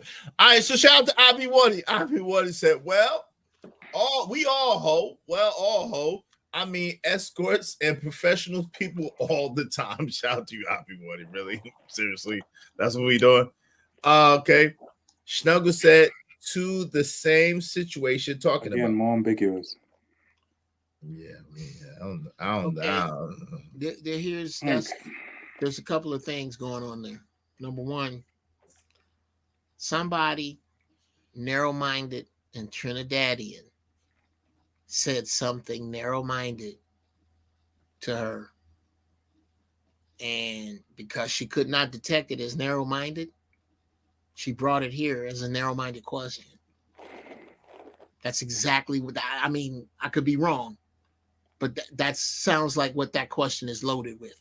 Some narrow-minded Trinidadian said some fucked up shit that I either experienced or I heard or I've been around. And I didn't recognize it as just fucked up human beings. So here's a Trinidadian. Here's my opportunity to spit out the narrow-minded, fucked up shit that happened to me, all narrow-minded and fucked up at him, and see what happened. And what did he do? He stopped it in mid-motion and looked at it from a tesseract point of view. That's tesseract thinking, and that's what happens when it meets square thinking or cube thinking. It gets stopped. Snuggles, I started $200 an hour. You need to come with a little bit more.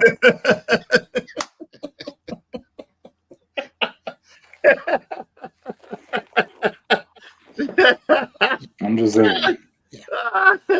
I spend more. I send more to Iz tonight and every night than your $2 little bullshit. And then you know you're gonna come with another one and another one and another one, and hopefully you can put them together and maybe make $10.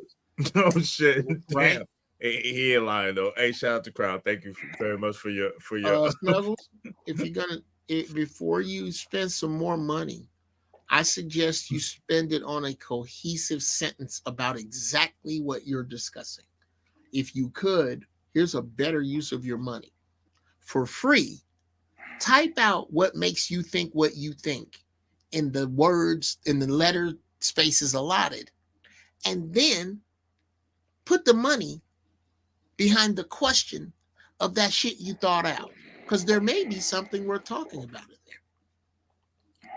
I don't know. Hey, shout out to Snuggles. Hey, Six said, I'm on the road. I got you. Shout out to Six. Scrap Skiller Real said shit like that. What's up, Scrap? Play J the Batty said, no, I love being a girly girl. I see many benefits to it. Shout out to you. You should. You should love the skin that you're in. You should love the skin that you're in. Congratulations.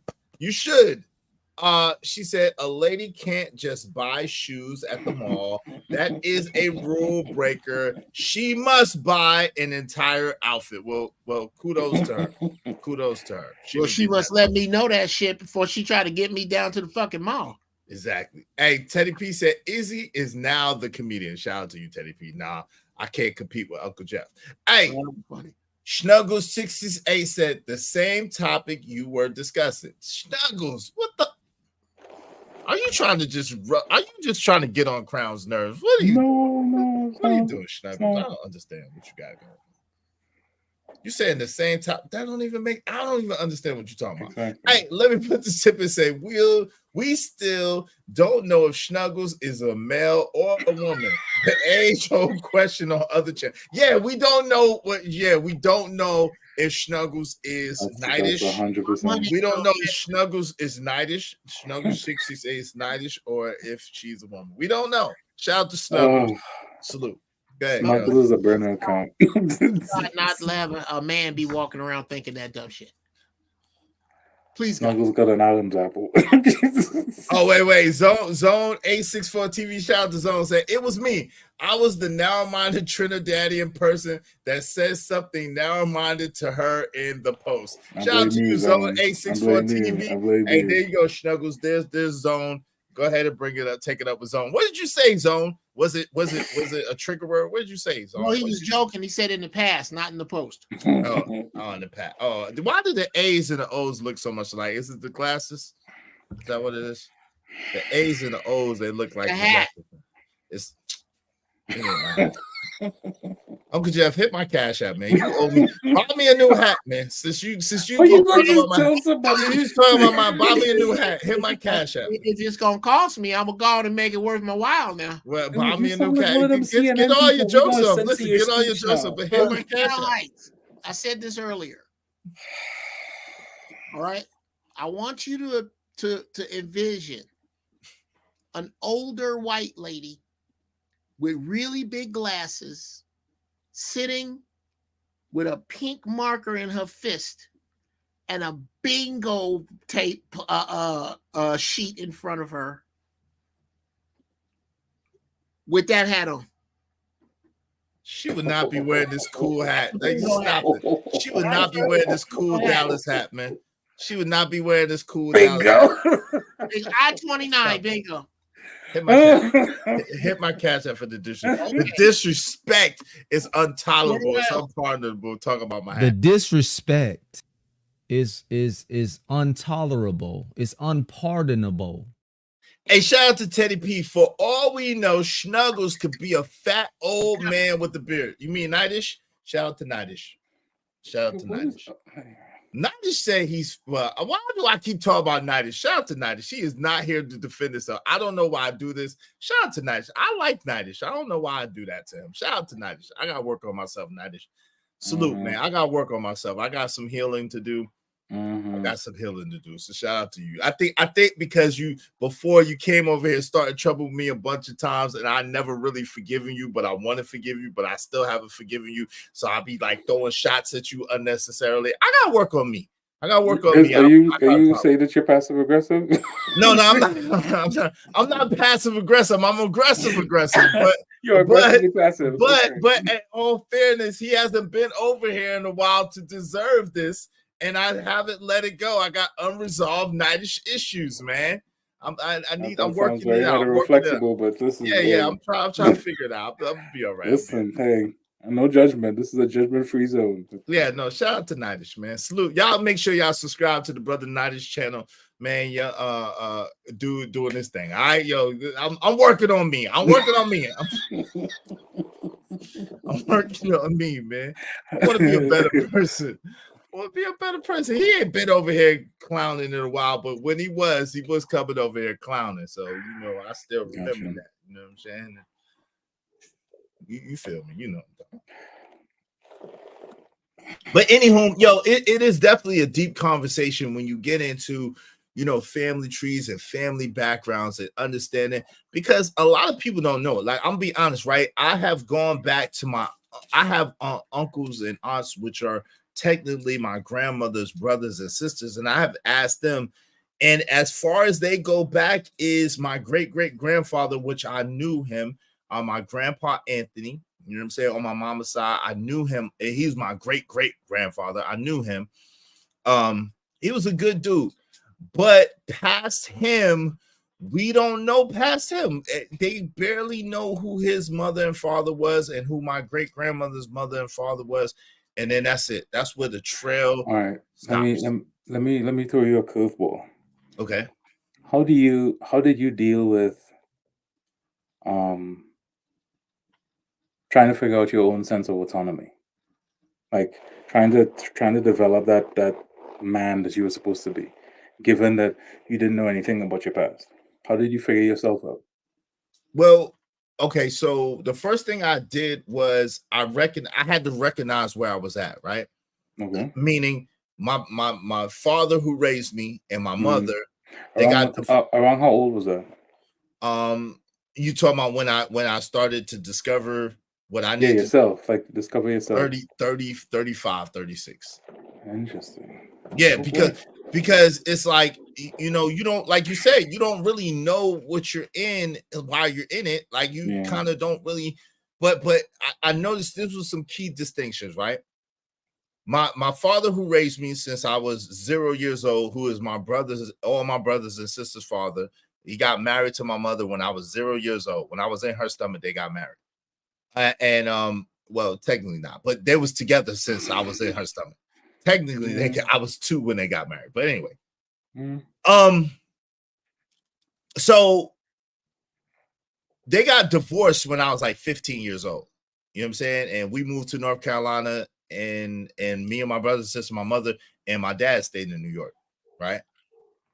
And so that automatically had something playing it. But from that point forward, as a young man, I was watching my mother and how she did business, how she interacted with people, how she did whatever she did, her dealing with whatever she felt like in the situation with my father, all that stuff, right? And so by default, the truth is I learned how to operate and love like a woman.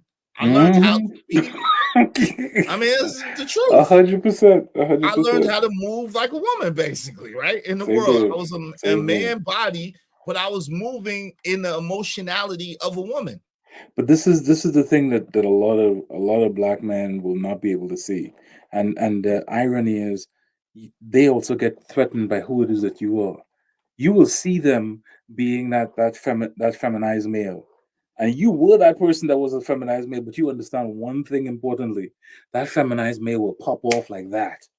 So you can't, as much as you want to help him, he will before you Yes. even know it, and he's just like on you like white on rice, and then you have to defend yourself. So Yes. just to avoid all that, That's I true. see it. And I I wanna was help that you, dude. but Very, very volatile, very, very like you know what I'm saying, very, very and 100%. argue and caddy and all that. I was 100%. that dude. I was that Yo, dude. say Listen, something about mom and see what happens. yeah. Oh my god. And it's crazy, Yeah. but so I didn't, so I no longer had the influence of my father who raised me my whole life. Mm. And he didn't have a father, but I no longer had that influence of that balance. You know what I'm saying? So there was no more balance.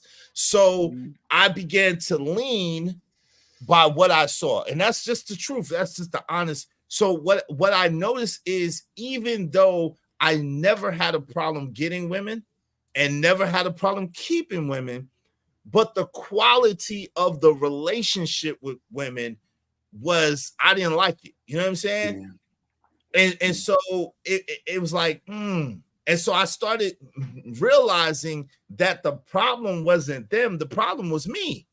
And the problem was the way that I was relating to these women. 100%. And I had a lot of them, but I wasn't in relationships with them, but I would kick with a lot of women. But I realized that I was the problem. I was the common problem. denominator. Yeah. Like, yo, I got mad at a chick and I got mad at a chick. I'm gonna be real, Trey. I'm gonna be real. Fuck it. I got mad at a chick one time because she did some foul shit. I said, word. I took her clothes out of the closet and threw it around her crib, poured damn flour on her couch. Oh my god. Threw that eggs out of TV on some bitch shit. Just had a tantrum. I had a tantrum in the girl house. Shout out to her. I had a tantrum in this girl house. We was together. I ain't like how she did. I was a young dude, but in my 20s, early 20s, and I done messed up the girl crib because I felt like she was trying to play me on some slick shit.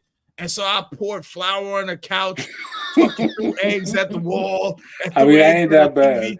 I left a chick on the curb one time, but Put sugar on the damn couch and shit. How old were you? I was 20. I was like 20. I was 25. Jesus. I was 25. I was on some bullshit. In the bathtub. I was on some young nigga bullshit. Like just some gay. Like this is some real like bitch nigga shit. Like just some bitch ass nigga shit. You were. That's the feminized male. That's and because I couldn't handle how she tried to, like, I felt like she was trying to play me and I couldn't 100%. handle it emotionally. And so I'm like, yo, I'm gonna get her back. But And I threw let me eggs ask you a at her. question. Right. Let me ask you a question. When it is that she made you feel that way, is it when you look back on it in hindsight, is the reason why it is that you felt that way because you latched onto her so hard because you didn't really have a value of yourself? I don't. Yo, I think Because you were still, how old were you when you did that? How old were you I was when you like did that? 20 something. I don't want to lie because I don't know the exact. I know I was 20 something. I know I was closer to my early 20s than I was to my later 20s. I wasn't even 30 yet. Like I wasn't even. I was like 25, maybe 24, somewhere around in there. But I would say this. No, for whatever reason, I had a very, very heightened sense of confidence, right? For whatever reason. I was mad that she would play me like that, being who I was. So I was on some ego shit, like, oh, where did you go play? Do you know how many must not know about me? You know, right? You know how many chicks want me? Like, you gonna try to play me like this? Like, nah. So I was upset because I've always been a faithful dude. Like I never, if I had a girl, that was my only girl. I never had the need to have multiple women because whenever I didn't have a girl, I had as many girls as I wanted. So that just never was my game. You see what I'm saying? So the fact that I committed to her and I didn't really commit to women like that, and then she did some old stupid goofy. It was like even some stupid goofy. It wasn't even nothing like overt. It was a stupid goofy, and I got mad, and I just was on some goofy shit too. Like it was goofy, yo. I did a lot of goofy. Let me just say this. Listen, there's a lot of people in jail. A lot right of now. goofy There's stuff. a lot of people in jail As a right now young that did man, some like goofy I ain't shit. gonna lie. I've done a lot of goofy stuff as a young man. Especially when it came to women and the emotionality of dealing with women. If I had the ability to just put up a list of how much money I've spent on women, just on the amount of money that I've lost, and now I can look back at it and just be like, all right, cool. I'm gonna take this L, but I'm gonna forever learn from this shit.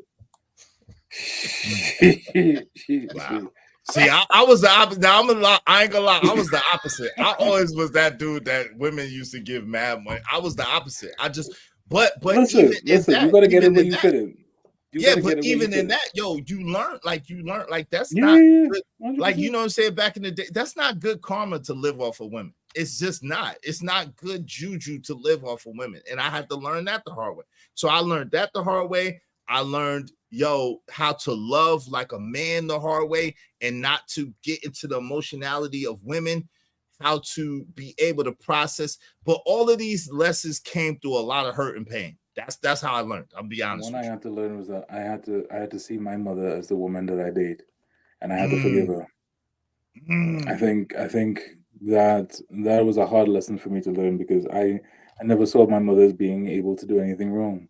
I think most black men are like that. They have this mother complex, where it is that you can't say shit about my mom. It's like I'm a arrange a meeting with God right now for you talking about my mom. But no, your mom's was wrong. And sometimes we have to admit that as men. And sometimes, and the hardest thing for me to do was to take my mom's face, put it on a chick that I was dating body, and then look at her and be like, so what would you say about this woman right now? And 9 times out of 10, you got to look back at your moms and be like, moms, you fucked up. But still love her. Don't get me wrong. I still love my moms to death, but I still had to see her as human. And what we do as black men is that we put them automatically on this pedestal, which then makes these other chicks, they never get on the same pedestal as moms, but they get up there, and then we're below everybody. So we take all the bullshit, as black men, because that's what we're supposed to do in the matriarchy. But what the real problem, if you want to break down the quote unquote matriarchy, you gotta snap that association between black men and their mothers, and make it a conscious association, not a passive association. Because right now we have a passive association, and it's like tight. It's like you can't say nothing about moms. But if it is that you start to show black men that they need to make that association, that your mom too was human, and you break that association, and now you can actually have a relationship with your mom. That was the best relationship I ever had with my grandmother before I lost her to COVID. And once I got to see her as a human being, and I started to really have a genuine relationship with her, shit was awesome. Let me say this, and I'm gonna let you get in there, Uncle Jeff. Just to add to that, I think too, I agree with you to a large extent, but mine was kind of different because of the way I was raised. See, like being a Muslim, right? Being raised a Muslim, my dad was the one who I had most of my interaction with. Even though he wasn't my biological dad, I was always with him and up under him, right? Yeah. To the point where my sisters always went with my mom and did things with my mom. And me and my brothers always did things with my dad, right? So I didn't really interact with my mother that much until I became a teenager. So that's a real interesting dynamic too, because it really is the reverse. I don't really have that kind of dependence or ideology about my mother. However, I had to be able to look at her as a little girl. So to your point, I had to be able to see the little girl in my mom in order to forgive my mom, in order for me to heal, if that makes sense, right? Because as a person being human, and as her doing certain things and being young, because really what we don't understand a lot of times. Well, let me just speak for myself. I really didn't understand that my mom was a young mother of 5 children. She had me when she was 19 years old. So she really was I was with my mom since she was 19 years old. She was a kid. And then she had all my brothers. And by the time she was 30 years old, she had 5 children at 30 years old. So when you take it away from, they was with a husband, right? They was with a husband, in all fairness. They was with one dude, beside me, but they was with one dude. But when you take it in the fairness of the situation, say, take yourself out of it and say, damn, a person from the hood with 5 kids, 30 years old. Shit, like, yo, no wonder they were struggling. No wonder they was going through. No wonder it was like, and then when you look at that little girl and you say, yo, and you look at the circumstance and take yourself out of it and not be as personal, then you could, I was able to say, damn, I was able to have empathy for her in the situation and then be able to forgive through that empathy and then be able to heal myself. You see what I'm saying? But you also have to understand that black men, as children, because most of us never have therapy, the first thing my therapist always told me is that you have to look at that child. And that child is often your subconscious. And because you haven't dealt with all the issues that you had as with that subconscious, that child will always spring out. And one of the things that we have to do is to have that discussion with that child as far as our mothers. And good or bad, right or wrong, whatever. Because we blindly take that relationship and put it onto the woman that we date. And that's why you see so many black men end up in a situation where they're blind. They're just following this woman, you know, they're led by the nose because they never really broke that association with their mother, because they just got transplanted from that relationship with their mother automatically to this woman. You jump ship. It's like the 4 changing to the 6 line, and it's just you just gone, and you just, it's all passive. And we never come off a stop and just be like, yo, shit, I came off of the wrong stop. I need to be up in Harlem. I'm down in Brooklyn right now. Da da da da da da da. We don't do that. We just take the shit all the way down to Staten Island, and we're just like, yo, we fucked. Like, but you had all the time. You all the way, you all the way at Bowling Green, fam. You about to get on the ferry. Hey, what you doing? Yo, no you up in Staten Island, like you about to get on the ferry, son. Way away from where you need to be. Bars. You understand what I'm saying? Yeah, definitely. Go ahead, Jeff. My bad. Get in there, man. Oh, I can't do nothing but co-sign that, because, dude, you just outlined the first 35 years of my life. I literally, my first wife, I married because I was trying to fix my mother's problems, and they had the exact same problems. And I didn't know that this was what was running in my head. Then I got married again. And this time, chasing a woman in the church, because I'm trying to get back to what I know, as opposed to examining what I know already and where I got it from. And that's what I was telling you. That was the mild pushback, Crown Heights, I had on what you said about the breaking of the bond between the mother and the son.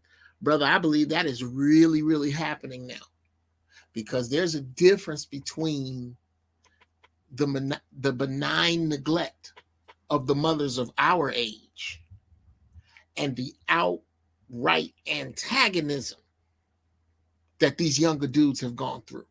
Yeah. These younger dudes, brother, why you think Smokey Robinson songs sound different than Snoop songs that sound different than Wayne songs? Because down that line, they love their mamas less. Snoop didn't love his mama like Smokey Robinson loved his. That's why he can write baby and can't write bitches ain't shit but hoes and tricks. He don't have that. Well, do you think it's love their mamas less, or do you think it's pedestalize their mothers more? I think it's yes. I think it's both. I think the two can actually exist. I think the mother that raised the dudes that wrote the songs in the 60s is not the mother that raised the dude that wrote the songs in the 80s or the 2000s. Yeah, I agree with that. Yeah, those are different types of mothers, different mothering for sure. And remember, your mama used to be able to start a fight. I don't think you can start that fight today with a young dude. Oh, nah, nobody's fighting over your mama. Nobody's fighting over your mama no more. No. They might joke, they might laugh and say, yeah, la la la la la. Yeah, nobody. You can't even snap with your mama no more. Right. Because dudes Whole day, mama, and I ain't see you no more. Yeah. 'Cause that's not. This ain't, dude. Here, I'll say this. I'll shut up. Now you good. The after World War II, 1945. It's you can look at it's the math is there. The women, the baby boomer women, were in the prime age. The black women were in the prime age, and this was when all of us were chasing white people's farts. We just stopped. They were in the prime age of the feminist movement. They were the first ones to make latchkey kids. They were the ones to the first generation of women that got pregnant and didn't go down south. Before that, there was a level of shame that started to disappear. And those mothers eroded and brought forth lesser mothers who brought forth lesser mothers. And that's where your music goes. It follows the souls of those writers. That's, bruh, is that to say that the man has no blame in this? Of course not. But that's putting the woman herself on trial by herself. Which I think is, which I think y'all will agree with me, is necessary. And I think that has never happened in the history of the world. I don't think it usually had to happen, but I think that now it's necessary to be able to analyze and to be able to identify a person in their merit and women in their merits and in their salts and what they do. And it's definitely, I think that's definitely necessary. The mothers, how they raise their children, how they do with their children, you know what I'm saying? It's necessary. It's important. It all points to this time, if I could, and then I gotta go to this thing. Appreciate you. It all points to this time, Brother Israel, that accountability is coming to play now, right now, to where it couldn't have come. We couldn't be accountable on this level before. Yes, this is what I was actually stalling until I could get this idea, because my ideas on a merry-go-round right now. What you've heard me say this before, when a black woman says, here's your hair back, here's your God back, give me my man back, all this shit's over. The thin thread that America is hanging by, if you look very closely, is the middle-aged fat black church woman. When that thread breaks, brother, it's done. It's done. When the black woman gets to the point that she will not survive without her man, that she realizes that if there is perishing to be done, that he will perish last and not her. Oh, it's gonna get there, bro. You know me, dude. I don't bump the Bible. We're in Isaiah 3. We are on our way to Isaiah 4 right now. Just read them 2 chapters and tell me, if it don't chill your fucking bones, that's what's going down right now. All this thing you're talking about is by default, bro. Since long before us, it has been written that this shit is gonna go down like this. You ain't gonna be able to survive without seeing the shit the way we look at it. Real talk. You know these wishy-washy ass niggas we discuss with these crazy broads. How you gonna survive if the grid go down? With your dumb ass can't fix a flat. How? You can't. You will either adapt to having all 3 of those things you talked about or you will die. You better or get under somebody that has it and learn it as fast as you can. No more DoorDash and box wine. Exactly. It's crazy, but I think so. So, do you think, before you go, do you think that there's a way to get to it, but before or besides everything having to collapse for their eyes to open? Well, we're all playing roles. This is you are the wise men in the future. We are the wise men in the future. Those who follow what we say will live. Those who don't won't.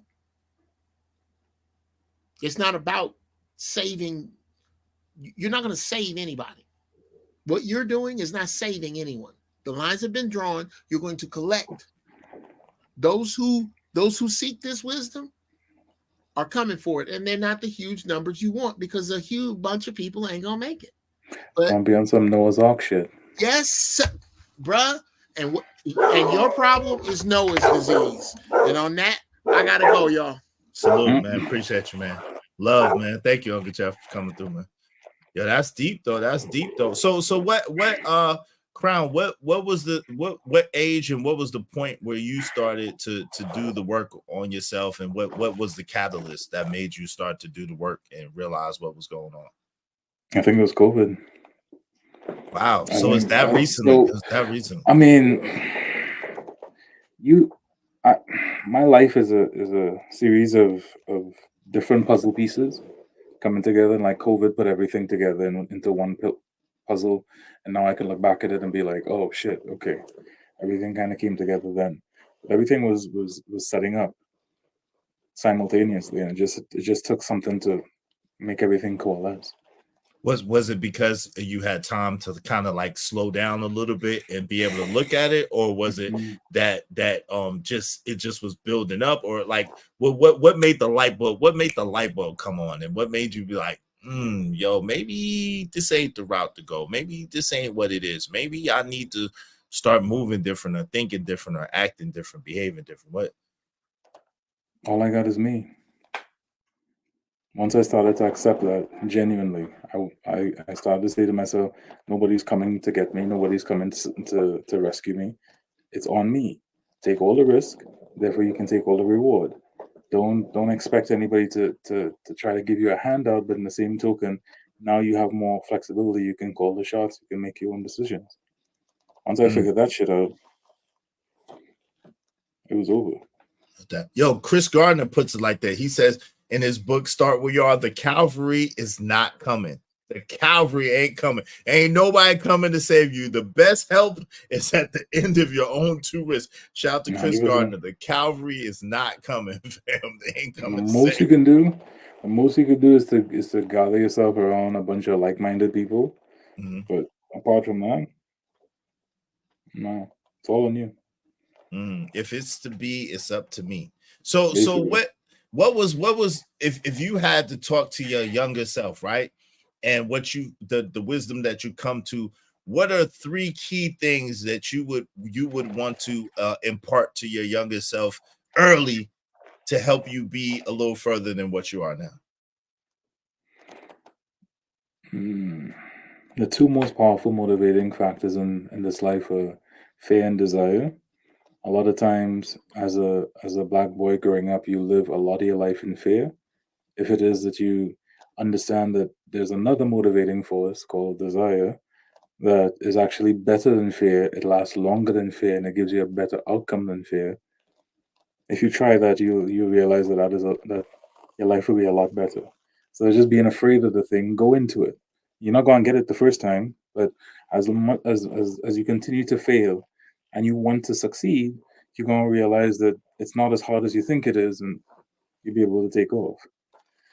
That was the first thing. Second thing is, well, let me encapsulate that if you don't mind.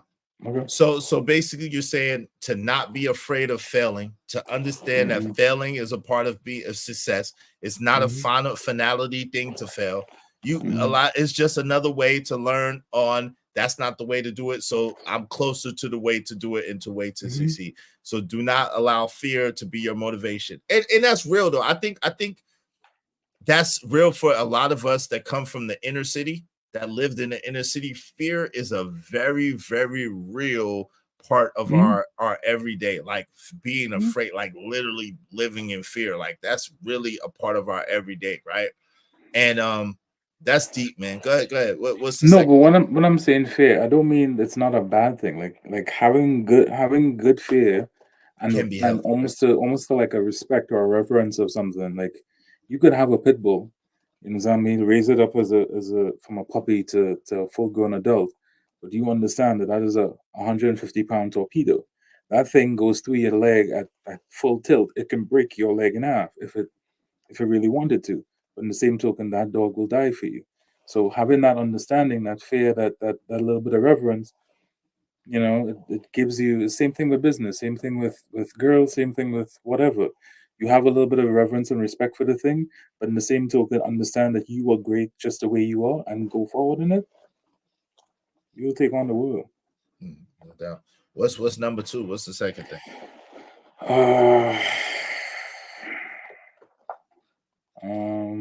Probably be patient. Part of that whole son husband stuff is that you're quick to set it off on people. You're quick to cut people off and blah blah blah blah blah. But sometimes you got to look in yourself and say, "Nah, it was me." And I'll take the L for that and learn from your mistakes. And then number 3 kind of ties into number 1. Yes, you have to be able to take everything onto yourself, but as you start to grow, understand that you're going to need more people to help you. I always felt I can balance my books. I can, I don't need an assistant. I don't need anything else. But when I really started to get more people and employ more people in my life, that's when you really started to see stuff start to grow. So don't be afraid to delegate. Don't be afraid to ask people for help. Don't be afraid to, even if you're making $15 an hour, just find a mentor. And people are the things that will help you move on, because guaranteed, if you have a plan for your life, there's somebody who has done that before you. So take that and find that person, find a mentor, and then take that mentor and learn from what he did so that you don't have to make the same mistakes. And then go out there and be great. Bars. Those are some words of wisdom. I think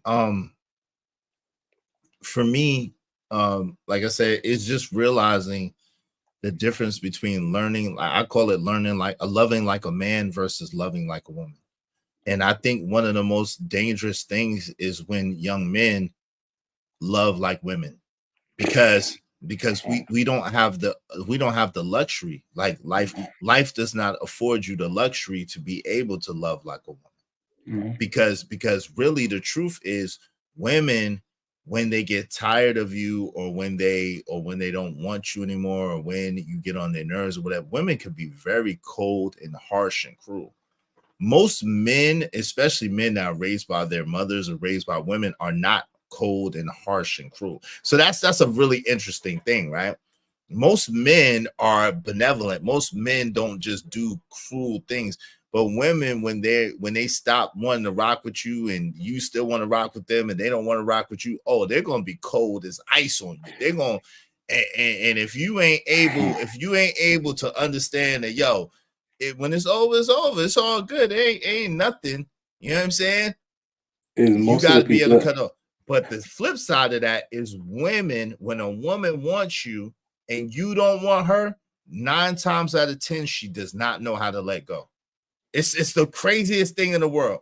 That when they don't want you, they could be cold as ice, like crazy cold. Just their cutoff game is crazy. But when they want you and you don't want them, they could turn into some psychos and be very clingy and can't let go. You know what I'm saying? So that's one thing too. You got to understand that when it's over, it's over. When it's time, it's time. And you got to be able to know when to hold them, when to fold them, when to walk away, and when to run. Listen, you got to understand there's a reason why the matriarchy runs men. And the reason why is not because we are weaker than women. It's because we have allowed and deferred to them. And we don't control our own mentality.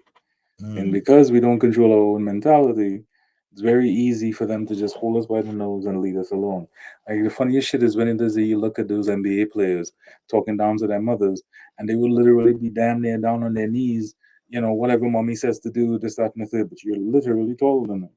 You literally have the strength, but in your mind, that is mom. In your mind, that's mom's. That's you have to give her reverence, 100%. But in the same token, that is also a human being. And human beings are not perfect when last I checked. So once, as long as you can make that distinction, and then afterwards learn to make that association, your relationship with your mother will be a lot better. But what we do is that we just have this blind thing from since we're small. That's how we will forever see our mother. It was this thing that cannot be touched. I say nah to that. So that's a bar, man. That's a bar. That's a bar. That's been deep, but yeah, like I'm grateful though. I'm grateful for learning. It has come through blood, sweat, and tears. It's come through the hard way, through the school of hard knocks that they say. But yo, I'm grateful that I learned. Yo, what's up, Prime? What's the deal? Yo, what's the deal? So the things I would say to the young people is, number one, focus on you. Focus on getting to know you. The reason being is, if you focus on you and you focus on getting to know you, then there'll be certain things that you won't accept in your life. And when you have standards, when you have boundaries, when you have things that you won't accept, the quality of your life will be better. You save yourself on heartache, you'll save yourself on pain. Now, the truth of the matter is, in life, there's a certain level of heartache and pain that you're going to go through anyway. However, there are some things that are so unnecessary to go through that you can save yourself from. Don't go through some unnecessary stuff. You feel me? Like, would you say that, Crown? There's some things that you could go through that like mad unnecessary. Like, you didn't even have to go through that, right? Yeah, I have a cousin that had 7 kids, so I know. Like, that's why I don't have any kids. By what age? By what age did they have 7 kids? 24, I think. Woo! A guy? Yeah. Woo! Yeah, he was an NC too. How many different women? 3. Oh, 3. That's still 7 kids. No, 3 that's my different dude women. right there. 24. That's Yeah, my still dude right not there. good. But it's still, it just taught me how to be more careful. I'll say this to young guys. I think, especially in your 20s, you do everything in your power to try to want people to appreciate you. And you will do everything in your power because you're not making money like that. You probably don't have your own place yet. Or if you do, it's like you're paying for a bedroom or something. So you do everything in what it is that you do in your interaction with people. But understand that your actions, the things that you do, are based on how it is that you see yourself, and how it is that the thing that you're bringing to people impacts them. And at that age, you don't really have much experience. So you got to spend a lot of time crafting your craft, and on the same side of it, you don't have a lot of self-worth. So you're vulnerable to people who will take advantage of you. So I would say those 2 things are what you need to work on. Work on how it is that you see yourself, and work on the value that you can bring to the world. The more reading that you can do, the more courses that you can take, the more mentorships that you can get into, and in the same token, um, learn to love yourself, and out of that love, you can then start to bring those 2 things together and learn how to be a force for good in this world. No doubt. Other Hey, than so that, it's so kind of overall, no, that's dope. Because that's basically what I'm saying, but kind of in a different way. That's basically the same thing, right? So with that being said, what do you think about like, as a 20-something-year-old man, a young 20-something-year-old man interacting with women? What do you think that those interactions should look like from your estimation? Like, if you had to talk to young Crown and say, yo, Crown, this is how you interact with women as a 20-something-year-old, what would you say to yourself? the most life-changing thing that you can do is get a girl pregnant before you're ready. That's rule number 1. I know you want to have sex. I know you want to do all that stuff. Fine, not a problem. You want to show your prowess on how much girls you can get, how you can have a girl every day of the week, all that shit. I get it. Cool. But understand, you get one of these chicks pregnant before you start making some serious paper. That is going to change your life. It's going to literally change the trajectory of your life. And 9 times out of 10, the chick that you have the child with, you're not just going to have one child with her. So that in itself, yeah. once you can deal with that, as far as interacting with women, don't do the red pill shit. I know you're at that age you're scared. And you're scared of being used. Like I said, you're broke. You don't have a bunch of experience under your belt. Understandable. But understand that the red pill also uses people. And in using people, it does not justify your humanity. Red pill and feminism are two sides of the same coin to me. Feminism uses Extremism. women. Yeah, feminism uses women, and it doesn't teach them how to be good women in this world. Same thing with red pill. Red pill injects all that fear instead of the desire. It injects all that fear into the men, gets them charged up, and then when it is that you actually meet a woman who might want to be about something, you'll be so red in the eyes that you won't even see her. You'll see woman, this mythical woman that everybody in the red pill talks about. And she did this and she did that, and they never do this and they never do that. And don't get me wrong, it happens, 100%. But That's I'm also interesting. saying, be careful. I think for me, I would say like I tried to tell my son, and I don't know if I did him a disservice or not, but I tried to tell him what I was trying to get him to understand was, hey, look, women are always going to be there.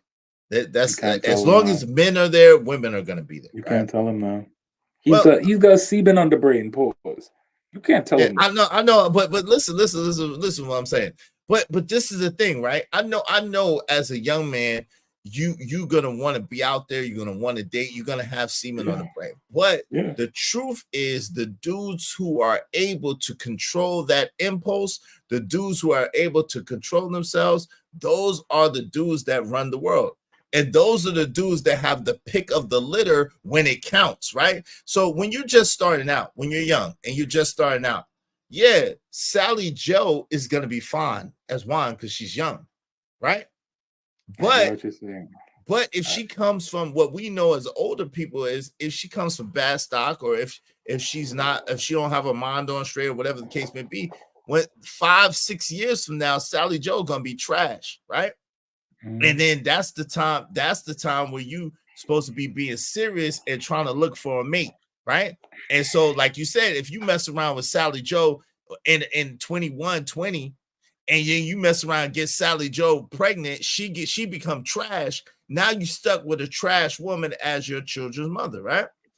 But if as a young man, you're able to say, okay, look, I know I like women. I know I'm attracted to women. I know, I'm saying, my blood, whatever. But I got to keep what's important, more important for later, right? Because it gets greater later. It gets greater later. When you able to have a little bit of discipline, when you able to have a little bit of self-control, when you able to have a little bit of put it off for a little while, the rewards is much better on the other end of that. You see what I'm saying? But if you cannot sacrifice, if you cannot have discipline, if you cannot have self-control, then you put yourself in a position where you could be jammed up, and then you're going to have to be, you know what I'm saying, in a bad position before you even could get to your prime. You know what I'm saying? That's what I mean by that. So the first rule of the red pill is to never try to awaken somebody from the red pill until they're ready. Same thing is true for black men nowadays. Black men live in a matriarchy that does not require discipline, and not having discipline is like kryptonite to a black man. To having discipline, you mean? To not having discipline. Oh, okay, yeah. So not having discipline is great for the matriarchy, right? It's great but bad the for black you as a community, man, but bad for you as a black man. Of course, because you need to understand that is the greatest thing that allows you to create empires.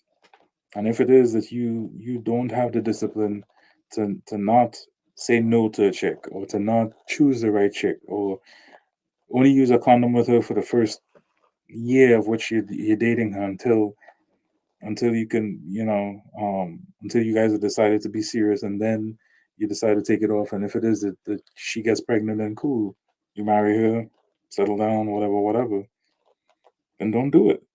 But you can't tell that to men nowadays. You can't tell them that they should not be having sex. Like that shit. Why not though? Why can't you tell them that when it's the truth? Like it's the absolute truth. It's in their but best to them, we're interest. old. We I got know, gray but hair. I got you. But it's in their best interest though. But why? My thing is When this: you were their age, were you listening? I didn't have nobody to tell me. I didn't have my dad. My dad didn't tell me, But yo. even if an old head on the street was to pull up on you, would you listen to him at that age? I think I would. Yeah, I think if they approached me in the way that I To approach, the point where it changes your life, not just to have a conversation with him. I mean, like to change the course of your life. I think so. I think because I was a little different. I'll be honest, Crown. Okay. I was looking for that though. I was looking for somebody to give me the answers. I was looking for someone who give me a blueprint. I was looking for someone who would give me the map so that my life could be better. Because I knew somehow that there was something more. I just didn't know what it was. And I just didn't know how to get there. Right. But I was looking for somebody to be like, yo, homie, like, yo, do it like this or do it like this or do it like that. If you do it like this and this, it's gonna be like that. And if you do it like that, it's gonna be like that. I didn't really have that overall. Now, as far as my mentor taught us the things about working and the things about a job versus a business and how to do business and stuff like that. My mentor taught me that and philosophy. But as far as like the things, as far as yo, keep your joint in your pants. This is why you keep your joint in your pants. This is why you have discipline. This is why you don't even worry about that. Like I didn't really have nothing to do, nobody like that. Like my mom told me stuff, but my mom was the type that was like, yo, you doing this, you doing this, you doing that, you going to hell. Like you like that. She was that type. So that didn't work. You know what I'm saying? That's like, what? You don't even know what you're talking about. Like, I'm not even doing that. So that doesn't add up. So it automatically made her lose. You know what I'm saying? In my young mind, it automatically made her lose credibility because she came in accusing me of doing stuff that I wasn't doing. Yeah. And so if anything, my grandmother used to try to do that with me. So I lived first half of my life in Trinidad, next like 20 years in Brooklyn, and then out here in LA. When I lived with my grandmother, it was like that. It was this you don't go to the church and pray as much as I do, so therefore you're not going to be anything and you're not going to accomplish anything and blah blah blah. And then that actually turned me into more girls, which was weird. So you had to, again, you had to meet the person where they're at, and this is the only thing I agree with the red pill with. You gotta not try to unplug somebody when it is that they're not ready to be unplugged. Just let them be. Well, can you put the information? Yo, walaikum assalam. It is what it is. TV, and yes, Kia Renee, we still online. Yo, could you just say it out there, and then when they find it, they find it. Like I could just say what I say, right? As long as I'm not trying to like reach a particular person, right? But if I say what I say, I could say what I say and put it out there so that for dexterity's sake, and if the people get it, they get it, and if they don't, they don't, right? Sure. I'm just saying for now. Like I'm just saying, if in the real world you try to run up on somebody and be like, no, you should do this and do that and blah blah blah. I've seen that even with my own assistant. I'm just like, all right, you're gonna keep knocking your head, making a bunch of mistakes that I made instead of just learning from me.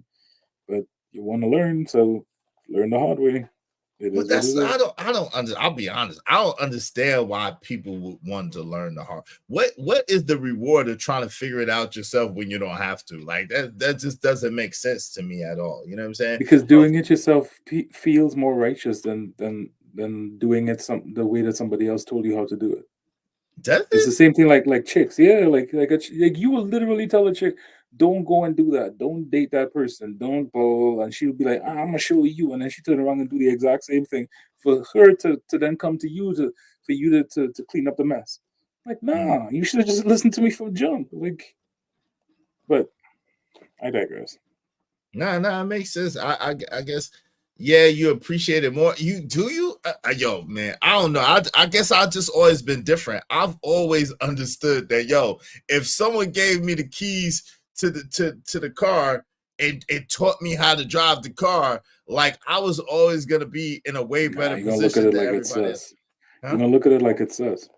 Yeah. What's going on? Okay, if you see a car in the hood with the windows down, bro? with the windows down, the keys in it, you understand me? A nice car, you know, just on the thing right under a street lamp. You gonna jump in the car and drive over it? Nah, but I think that's different than what I'm talking about. I mean, that makes sense, right? But what I'm talking about though, Crown, is yo, check it out. So let's just say my uncle or my dad or whoever. My dad was to say, yo, bro, look, this is where you at, right? I understand where you at, but this is where you're trying to go, right? This right? Is this where you're trying to go? And I say, yeah.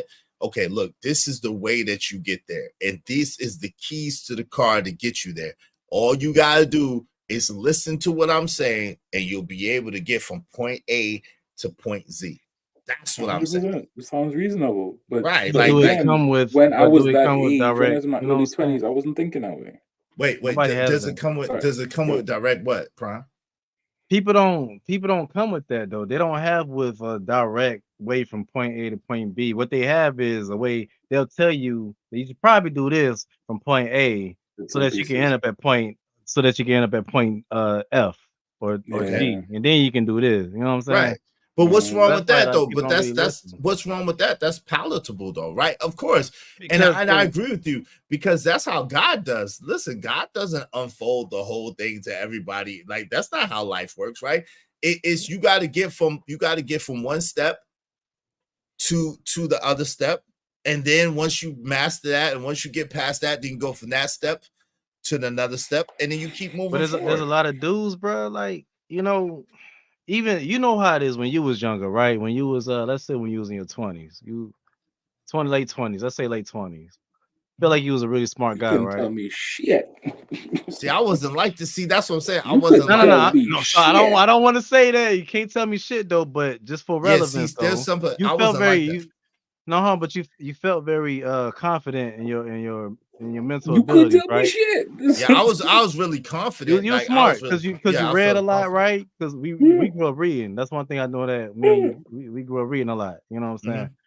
So so when you got people where you can see like, yeah, they can tell you something, but Mhm. then you kind of can measure, you can size them up, and it's like, okay, yeah, you're older, you're doing a little bit better, but I can tell that you didn't have like this much experience in this little category, like with the females and the women like that.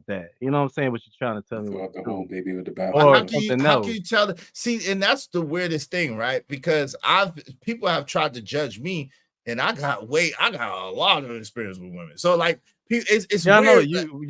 It's you're like weird because you I've been changed to a online whole new leaf.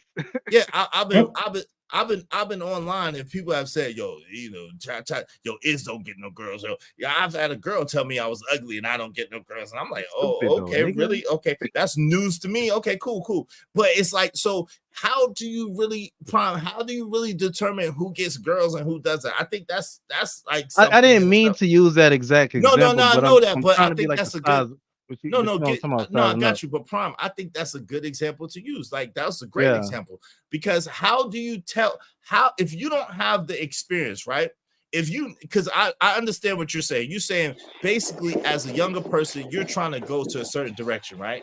But Mhm. you don't necessarily have that experience yet that to tell you exactly how to get to the direction that you want to go to, right? This is what you're Right. talking about, right? Right. You But don't then come you with it. might have a person, an older person that comes to you and is presenting themselves like they can help you get to that direction, but you're looking at their life and you're seeing the chinks basically in their armor that says, I don't know if you really live that what you say that you're living, right? I think that's what actually happens. That's what happens a lot. That's why people don't. It's hard for them to get mentors. So Yeah, that's what I'm saying. they don't get So them. if the thing of it is how if you don't have the experience, because you just said I know exactly what you're saying. So the question I have for you is if you're a person that doesn't have that experience, how can you really say whether that other person does or doesn't have the experience to get to where you want to go? It's simpler than that is. Well, I The want to hold on real decisions. quick, Crown. I guess I can. Oh, all right. No, go No, ahead, go ahead, Prime. Brian. Go ahead. Yeah, Prime, and then Oh. So it's like I don't know, man. That's why I say you kind of like size people up, and you go by the decisions that they've made, their accomplishments and stuff like that. That's what you hear of.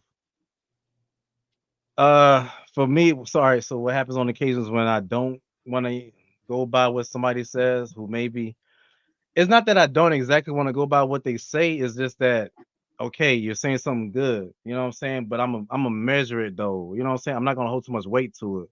Yeah, I'll test it. I might test it out a little bit, but I ain't gonna, you know what I'm saying? I go by like I might not hold so much weight to it. I'm not gonna just completely discredit your experience of what you said, but you know, yeah. But you're not gonna necessarily listen. I got you. Go ahead. No, Go I ahead, mean I'm bro. gonna listen, but yeah, on the scales, it's kind of low on the scales. Let's put it like that. Yeah. I got you. That makes sense. I mean, and there's no right or wrong answer. I'm just trying to understand. Shout out to my man Emperor Kojak through and through the great. He said, then again, I had to get damn near everything out the mud. Ain't ish been given to me, so I appreciate the little bit that I have more. Shout out to you. I understand that, but I mean, shoot, if you could avoid a lot of those pitfalls, I'm sure you would do it now. Hey, shout out to Bella B hell Love. yeah. She said, well, hi there. She said, look at B-Love. Prime with those pretty eyes and B Love her All right, I bullshit. gotta go. No, you can come and stay, Prime. She said, Sugar hope Mama's into the y'all are building. having a great day. Shout out to you, Prime. Come on. Prime, why you okay? Yeah. You can That's you the can be first okay. time she said something to me in forever, and it gotta be like that. It was on, a man. compliment. It was a compliment, though, player. It was a compliment. Yeah, I know. I Hey, know. look, you gotta be like me. Yours are a little lighter than mine, Go but team like light a little skin. bit. So you gotta, you know what I'm saying, with a hater blocker, so they can't. Complexion. I know. No, I'm and talking about B Love. you gotta put the hater blockers on so they can't see, so they can't be Yo, mesmerized. exactly, bro. Yeah, get the blockers on, man. Put the blockers on, bro. Where they at? Yeah, she said her Took daughter them has out. to say that. Shout out to you. Gotta put them blockers on so they can't be mesmerized by the eye itch. You know what I'm saying? Shout out to that. But anyway, yo, go ahead, Prime. I mean, excuse me, go ahead, Crown. What you want to say on that, bro? What was I trying to say? Oh, so if you, Still here, by the way. I like driving fast, right? The speed limit is 65. Let's say I'm doing 80 plus. I know that if it is that I get pulled over, the reason why it is that I'm going to get a ticket is because there's a quantitative reason as to why. I am going 20 miles per hour over the speed limit. Right? There's an actual value that he can thing on the gun, and he tells me exactly how much I was going over the speed limit. And based on that, they can quantify how much the ticket is going to be, how many points are going to be on my license, blah blah blah blah blah blah. When it comes to intersexual dynamics, getting women, it's not the same. It's very gray. There's no let me see your receipts. Let me let me know why it is that this works for this woman and not for that woman, and it's very subjective, right? It's basically all over the place, and that's the frustration with a lot of men, because we are so quantitative, we're so logical. When it translates over into intersexual dynamics, we stumble, because women are very able to move through because that's their medium, whereas for us it's very, this should make sense. It's almost like watching somebody from another language learn how to speak English.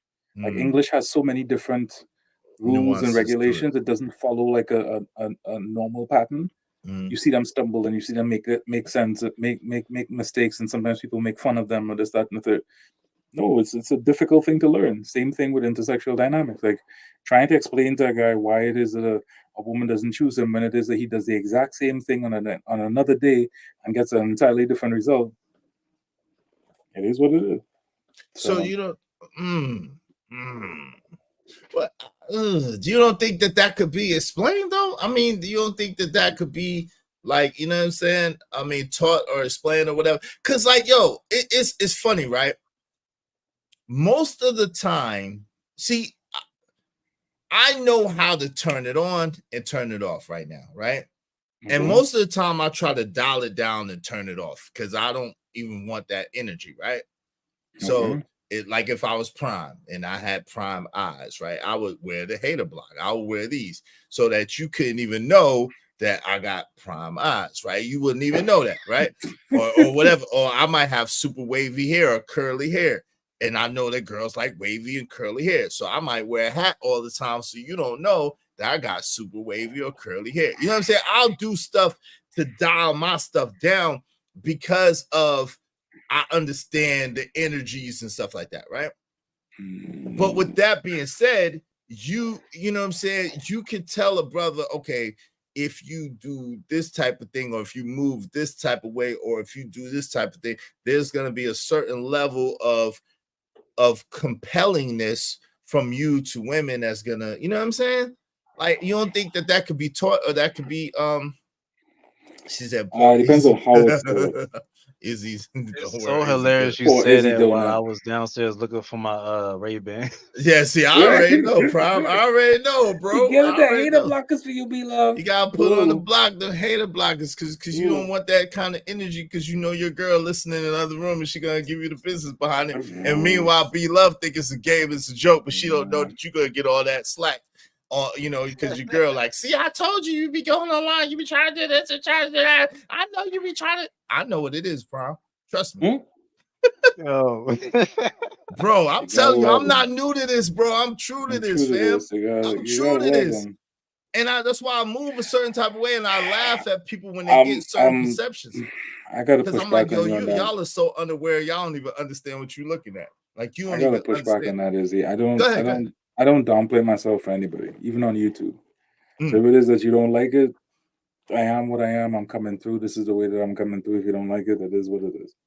I'm not going to change my accent. I'm not going to change my clothes. I'm not going to change whatever it is I'm doing. I'm not going to change who it is that I'm dating. If black women have a problem with me dating Latinas because, you know, they happen to be the most feminine at the moment, hey, you got to deal with it. If I find a feminine black woman, I'm going to deal with it. You kind of in a different situation. You No, kind of I'm in just a saying different across the board. situation. I'm not changing. I'm not changing for who it is that I am. But So, Crown, it's not changing who you are, but it is like when you have a certain Prime know exactly what, when you have a certain level of influence or a certain level of power, so to speak, in certain situations. It's like Clark Kent, right?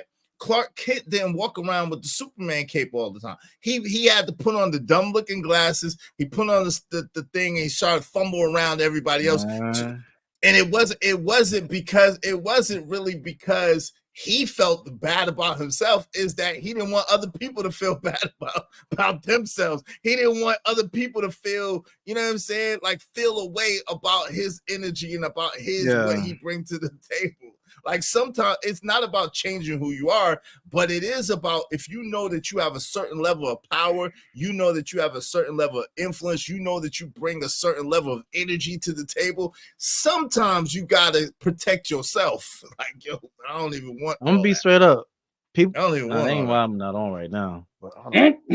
I can't find my glasses. Yo, growing up, I didn't really want to look people in their eyes like that because I felt like it was gonna make them feel uncomfortable and shit. see So what I that's why, mean? like, it's Every kind of chick that crazy I've how it met played with out when I D-Man, got locked up for that armed robbery bullshit that I didn't do. The DA literally said that when I heard him walk away, you know what I'm saying, he would have kept looking around too much. I'm just gonna hold him overnight. yeah. So shit, fuck with you, you know what I mean? Yeah, and it's not that he was guilty. It's not right, and it's not that he's unconfident. It's that Exactly. women are a trip. When brothers really understand how much of a trip women really are and how aggressive women really are, like in real life, like that's why all of this stuff be weird to me. That people It just be funny sometimes. women are It's like you not in real life, aggressive. son. When it comes to what a woman wants and what a woman likes, women are ultra aggressive.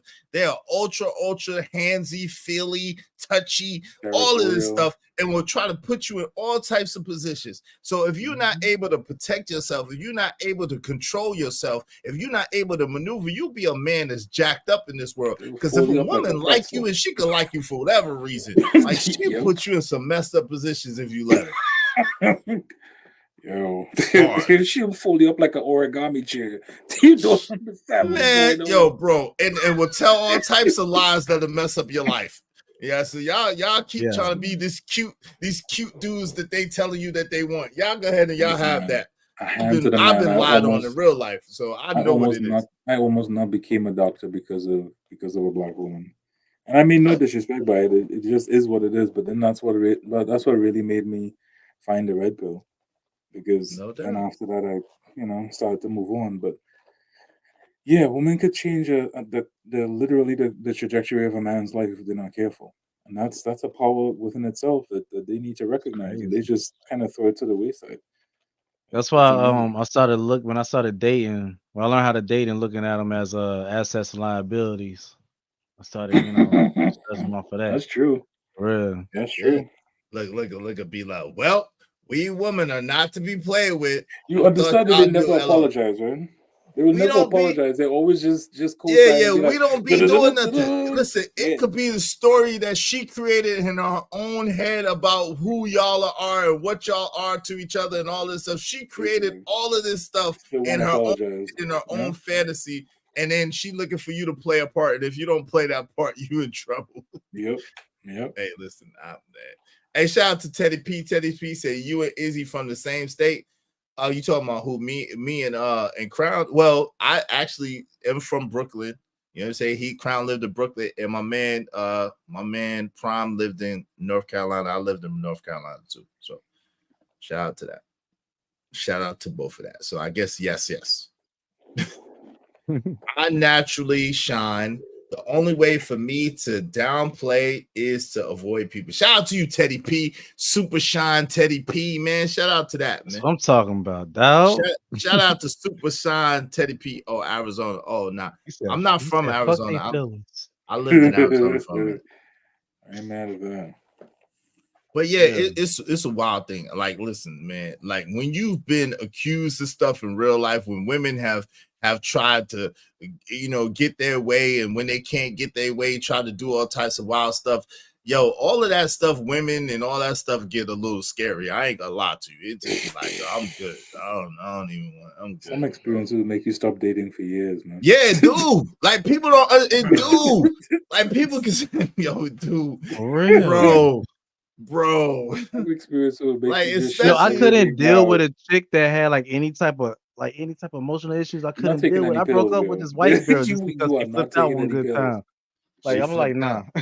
Yeah, like it's scary, bro. Like people don't never talk about the other side of the game. The side of the game, like when women don't want to leave you alone, when they don't want to let you go, when you just be like, and then they just gonna create all types of stuff. Like, yo, Yo, I that's was some at the- scary shit. My back was killing me this week, so I was at the pharmacy, and there was this chick. She introduced herself. She was like Alice or some shit. And she was a nice little brown thing, whatever, nice little shape. And I'm sitting down there, just I'm standing up on the cashier line, and she's on the other cashier line, and she's waiting for her prescription. And I just wanted to get some ibuprofen for my back, so I put the ibuprofen down on the counter, and they're ringing it up, and all I hear is Alice, and then she asked the person at the counter, is that the right prescription for Zoloft? I was like, nope, that's it, I'm out. I don't care how cute you are. I just got my ibuprofen, put it in the bag, and I was like, Oh yeah, I'm what's out. that? Depression medicine? Yeah. I'm Audi 5000. I'm nope. We good. Yeah. I don't care how cute you look. Yeah, That's how it is, and that's unfortunate. Yeah, mental illness is real, and not to disparage anybody that's dealing with mental illness, but I think that you should deal with your situations first before you be trying to date. Like, don't date people and bring drama and bring dysfunction into people's life. Someone I knew slashed her man's tires, all four. He went to replace them all, and she did it again. I asked her why. She said because he liked a woman's Instagram pic. She needs help. Shaking me. Yeah. Notice nowhere inside of there that she says she's not going to give up her friend. She said. Let me ask you a question. She said she knew it. Ask her as her friend. Don't assume. Don't do that. Let me ask you a question. If it is I told you, or I told you a story about how it is that a chick slashed up my tires, and then turns around and I replaced them, and she slashes my tires again. You gonna still remain friends with me? Definitely exactly not. my point. So it's different for guys. It's a family member, of course. You can't choose family then. Oh Lord, it's a family member. Oh Lord, it's a family member. Oh Lord, Lord have mercy. Lord. Yo, that is not cute. Like, yo, that is not And cute. she was committing crimes. Yeah. Literally. Yo, when women think that they own you and think that you their property, that is not cute, fam. It's not funny, it's not cute, it's not. Yo, went from some she knew to a family member. Yep. Exactly. Damn, son. Exactly. Because he Caught her liked the red-handed, Teddy, Instagram post. Yeah, you gotta get your family members some help. Because the man like Teddy, I don't talk to all my family these days. All right. You need to talk to them. You need to talk them out the tree. You need to go ahead and talk to them into get some of that tree needs to be pruned. Yeah, they need to get to therapy quick. They need some therapy. They need some healing. You know what I'm saying? B-Love, come on up here, B-Love. Hey, listen, it's my man JD 1975's birthday. So make sure y'all shout out JD 1975. If y'all feel so inclined, support the show. We trying to show love to JD 1975. All right, shout out to my man Prime. He said be right back. You're gonna get some new family. How you gonna do that? So we get a happy birthday to JD 1975. If you feel so inclined, hit the cash app. We trying to support that. Also, happy Easter to everybody that celebrates Easter. How y'all doing? Hey, did y'all go out and get y'all Easter outfits? Everybody got their Easter outfits on. What's up with that, y'all? How y'all do for Easter this year? Was it the same? Y'all get Easter outfits? Y'all didn't feel like doing that? What y'all had going on? What's going on, crap? I ain't doing shit though. What do you think that I will be having is her in a cute little Easter bunny outfit with some chocolates, like chocolates all over the apartment and shit? Nah, you know the brothers put on their seersucker suits and they put on the colors and stuff like that. They put out their Detroit players and that brothers be clean, man, clean for Easter, man. Sisters be having their dress on and stuff. Yeah, that's early in the morning when you go to mass, but later in the afternoon, shit. Yo, it's time to change that up. Hey, Emperor Cause that's shit. I haven't had an Easter outfit on since 91, 92. Shout out to you, God. Dog, that's been a long time, bro. That's a long time, fam. Yeah. You know, the Easter outfit be like the first day of school. Be like, man, when I go to church, I'm gonna kill him. I'm gonna kill him. I'm be clean. Woo! You know, people be competing with the Easter outfit. Come on, y'all. Y'all don't do that. Nobody don't do that. That was back in the day, not anymore. Well, it's just okay. Everybody just tired of shopping. I noticed that people don't even get dressed no more. People don't even be trying this. Well, people are broke, yo. Is that what it is? Everybody broke. Everybody's broke. Like every time you go to the pump, the gas station, look at the people's faces. Yeah, they look mad in the mud. Just look at their faces. They look mad in the mud. Look at people in the groceries. Dude, I went to CVS yesterday, and most of the shelves were empty. Wow. At CVS? Why is that? At CVS. Is that for the April 8th thing? Is that for the April 8th thing? Is for No. This is like it's a routine thing, especially in the grocery section. Like all of the stuff they push to the front, and there's a mad space in the back. Damn. The economy is not doing so well right now. At all. So this thing about people ain't out shopping and stuff. Look at St. Patty's Day.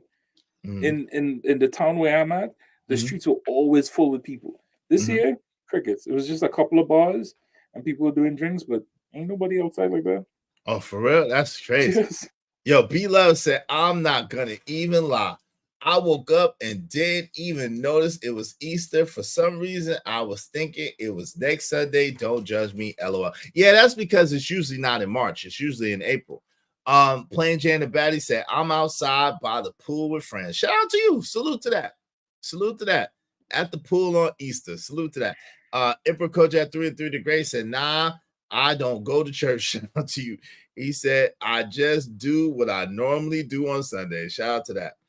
B-Love said, I only get dressed when I go into the office. Outside of that, I am in my active wear, nice and comfy. Nobody want to think about you in your Lululemon. Girl, go somewhere.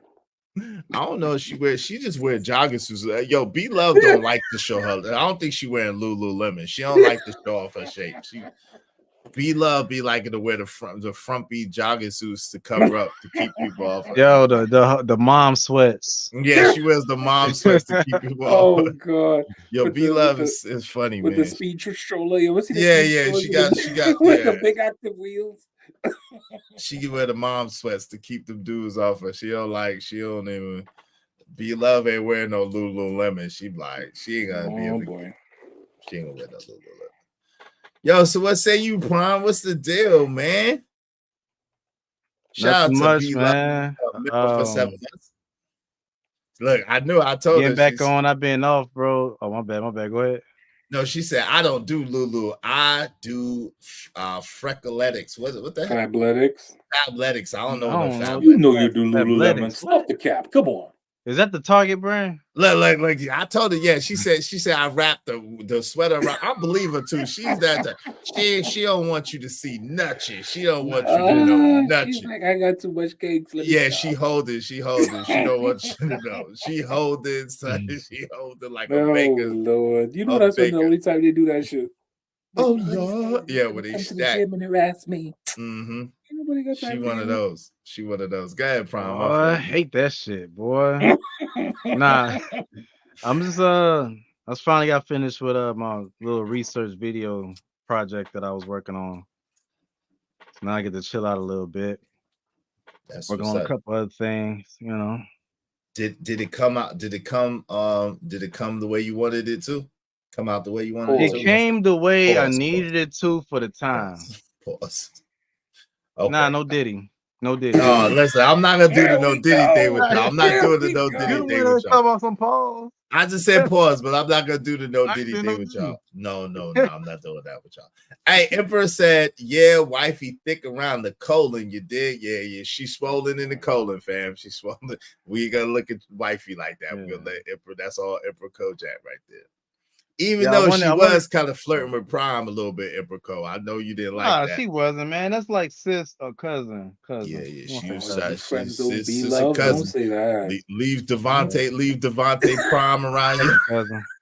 Devontae LaQuisha's prime. Leave Devontae Prime around here, girl. You want to? You know what I'm saying? Hey, man, they just family or second cousins. You know, ain't nothing wrong with that. Okay.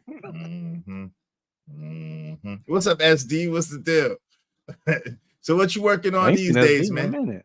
Yeah, SD in the building. What you working on these days, Prime? You gearing back up, or you just relaxing? What you got going on? I'm gonna get back to doing, you know, like the regular the regular current event joints, you know, stuff like that, just reactions, whatever. I'm gonna turn it up a little bit.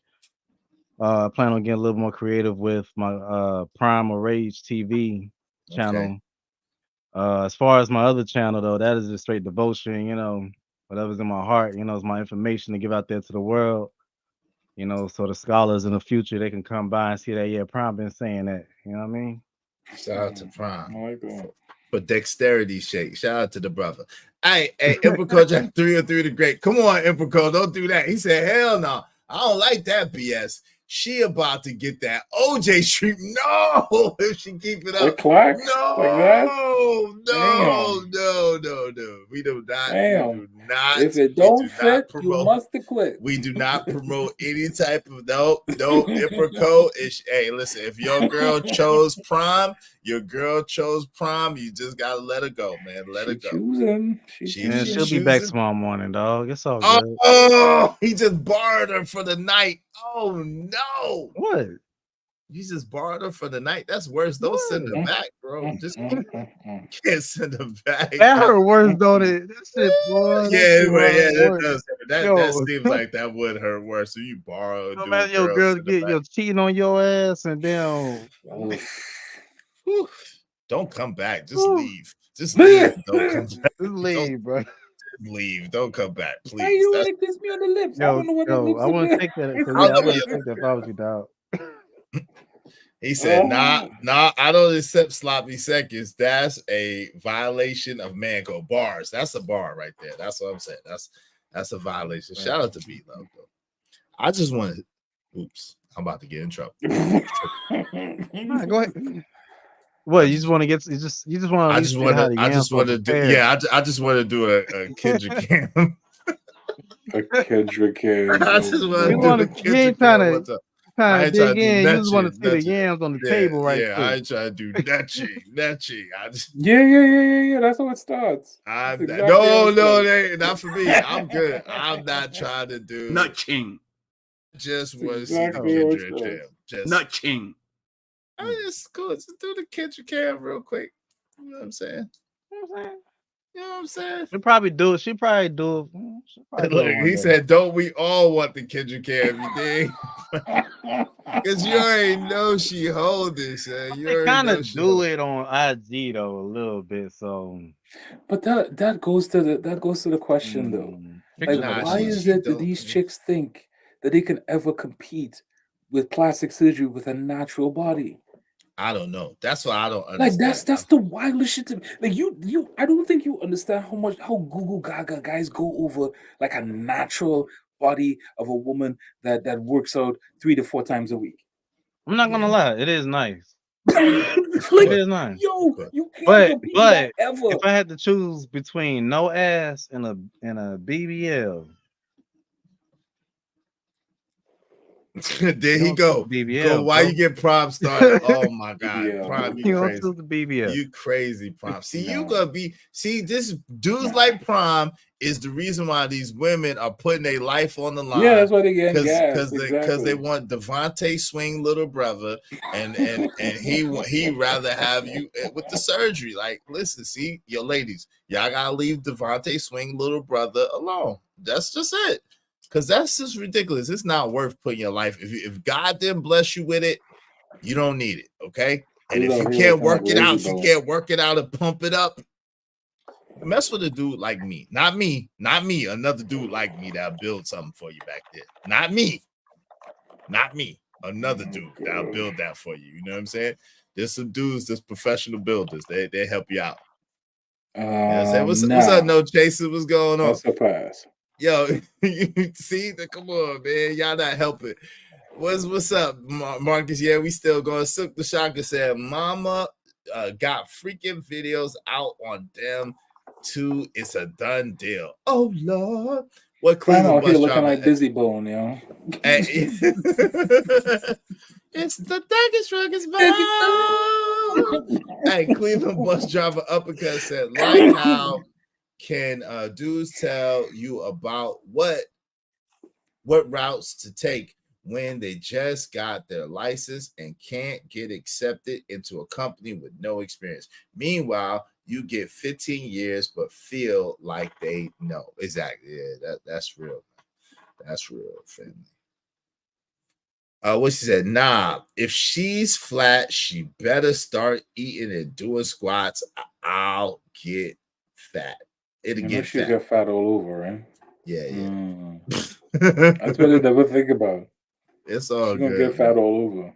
Yo, so would you rather a BBL or a natural? I mean, like if she don't got no cakes, if she got no cakes, are you wanting a BBL or a natural? So there's natural, Mhm. there's BBL, Mhm. and then there's implants. Mhm. I definitely don't want to do the implant. If I have to Hey, choose, what if she has no ass? Wait, hold or on, no Prime. Let him finish. thigh? Hold on, Prime. You just came out of nowhere. Let the brother finish. Go ahead, Prime. So implant is like the plastic shit that what's the name had and it flipped her ass flip. Who was that? Was that K Michelle? Was that K Michelle? Her name, but her ass her implant flipped, so she had like a square box booty, and then she was.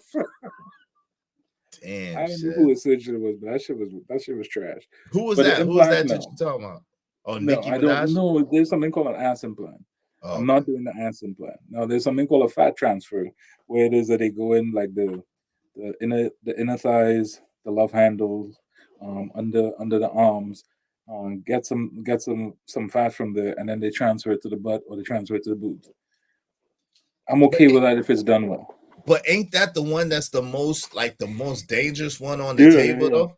That's the one because that's the most life gluteal, altering one on the table. the Right? gluteal arterial complex in the butt is one of the most. It has the most amount of blood vessels. Right. The problem is if you're sticking that fat into that area, you can puncture one of the arteries, and then Should bleed out. it goes over to the venous system, and then you get an embolism.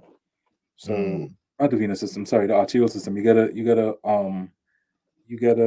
fat embolism in the arterial system. It goes into the brain, and then you got a stroke, or you got a pulmonary embolism, and you die. Yeah, So, that's what I heard. So yeah, so that's dangerous. That's why they be having a body of a chick that's keeping it together. Shit. I know some 40-somethings that. Oh yeah, man, black, especially black 40-somethings. Like that's not. That's what I'm saying. Like, I don't know what people be talking about. Y'all tripping out. You know what I'm saying?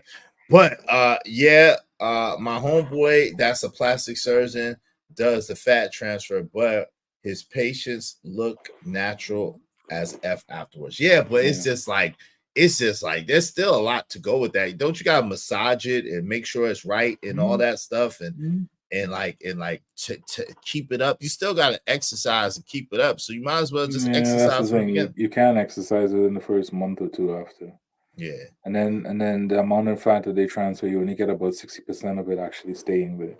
The rest of it gets reabsorbed and you lose a lot of it. So yo, Plain Jane the Baddie, you mistaken. If you're talking about me, she said it sounds like you rate women based on her looks, like all these other male social media ops do. Well, listen, no, I don't. Listen, of course, we want a woman to be attractive, right? But our idea of attractiveness is different from dude to dude. That's number one.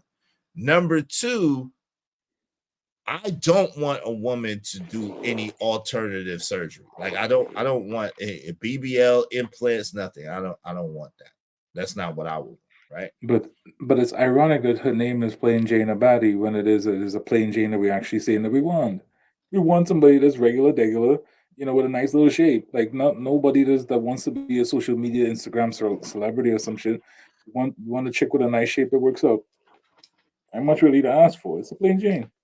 Yeah. I don't like makeup. That's just me too. Right. But I do like, a rotund, robust. Y'all don't like makeup at all. What? No, I don't like I don't like makeup. No. I don't like makeup. Dude, if I gotta hug you and your face is left on my It's only chest, we have a problem. It's only sorcery if she ugly. No.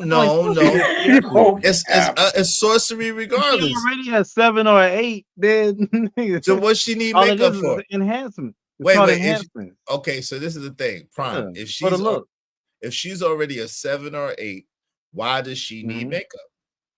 All right, It's for enhancement. A lot of women do like makeup though. It's like an art to it. It's a hobby. You know what I'm saying?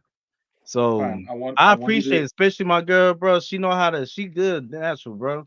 But she know how to dang get it right when it's time for us to down. When it's time to go out, you got something important to go to.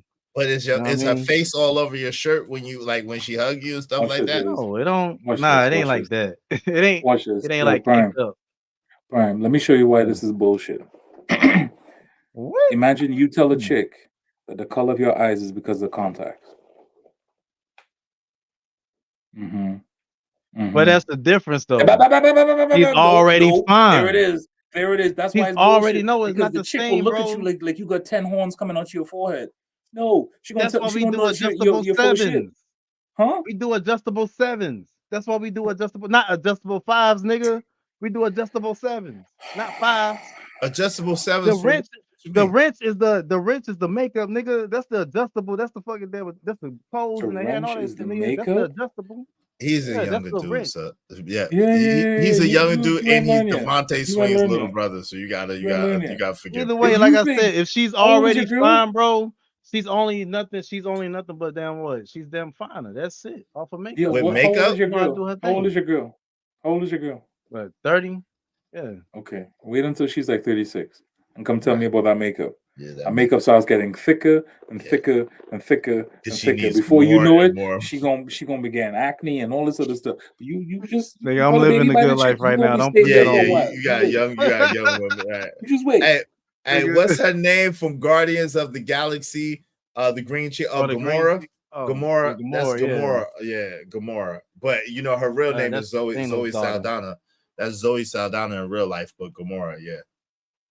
Yeah, be a green chick. You'd be messing with a green chick with all that makeup on. Hey, Emperor Coach at 303 said, "Yeah, I don't want a chick that's casket ready with all that makeup on." Bars, no God doubt. damn. Plain Jane the Baddie Yeah. said, "I wear makeup, Hey man, not that I I enjoy me need, a woman who know how to because contour. I want to. Men talk to me with or without. It is not an issue with them." Okay, well, cool. Well, hopefully you don't wear a whole Good bunch for of you, caked on. sweetheart. Exactly Good right. for you. Hopefully you don't wear a whole bunch of caked on foundation that gets on brothers. Yeah, I used to couldn't stand that. That's one thing I love about my girl. She is natural, and she look way better natural than she do with makeup on. I don't Dude, like I her bullshit. literally had a plain white tee, and this chick was I'm 6'2", this chick was like 5'2". She comes and gives me a hug. She was like, give me a big old hug, and face comes here. I'm walking around with With her face on your shirt. Damn, bro, really? What kind of man? Yo, that sounds like some cheap ass makeup. I'm not gonna lie, bro. Like now you're a Bro, some makeup cheap ass expert too, makeup. Prime. Come on, That's what I'm fam. saying, yo. You just wait. You just wait. My mom, my mom, bro. You wore makeup. Hey, A listen, wig, but all I that gotta shit, put bro. Prime on blast. Prime said when he get his money right, that Prime, you gotta stop saying that, man, because God don't like that. Prime said when he What? get his money right, he gonna get his girl a BBL.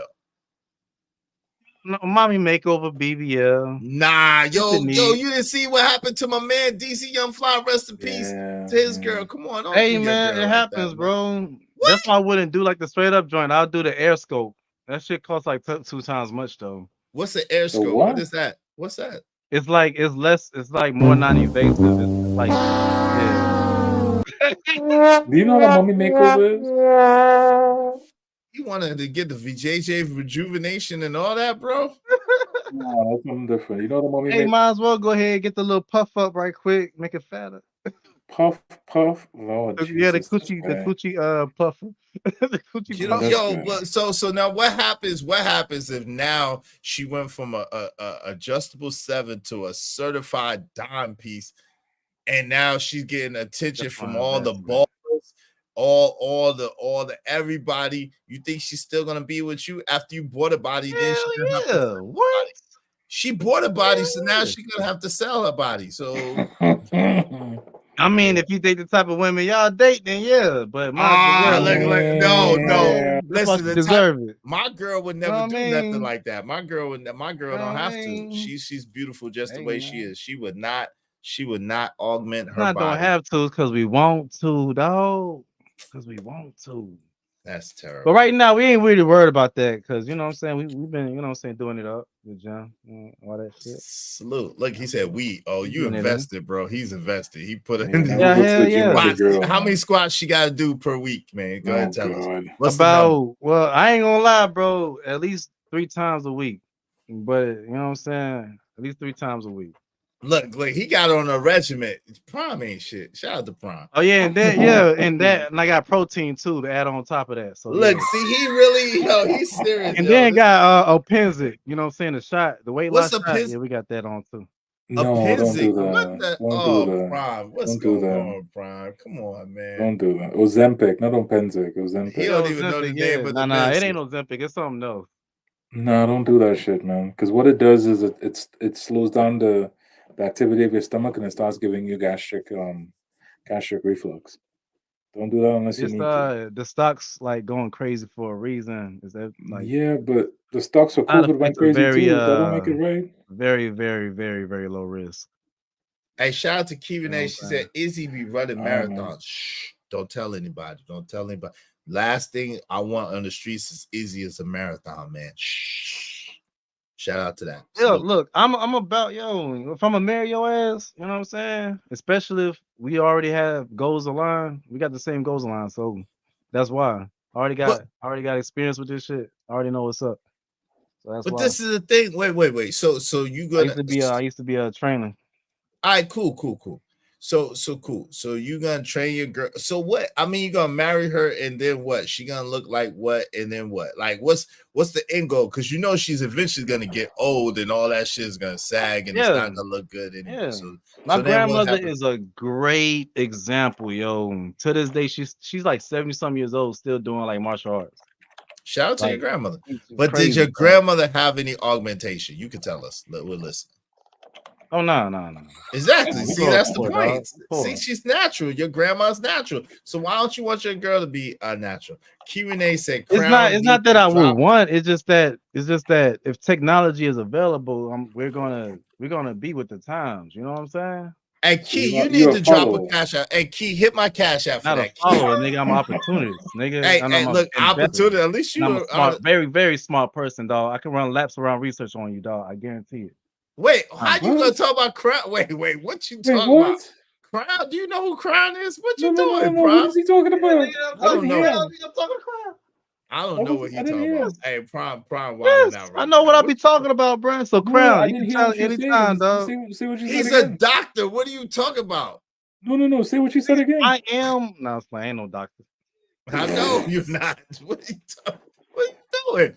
Anyway, get out of there, Prime. Please get out of there, Devontae, little brother. Hey, yo, Key Renee said Crown need to drop another cash app. He been chilling too long. No, Key, you need to hit my cash app for the Crown Heights disrespect. Crown Heights already dropped the cash app. How about you drop a cash app I and like how you celebrate? get paid on both of us as Hey, joking at each other. Hey, thank you. I joked at her. As I I gotta should drop be. a cash app. She joked at me. She gotta drop a Yeah, cash drop app. a cash out for the disrespect Yo. to my man Crown. Yo, And this dude then is straight up do Hitler, yo. it's for JD. Thank you.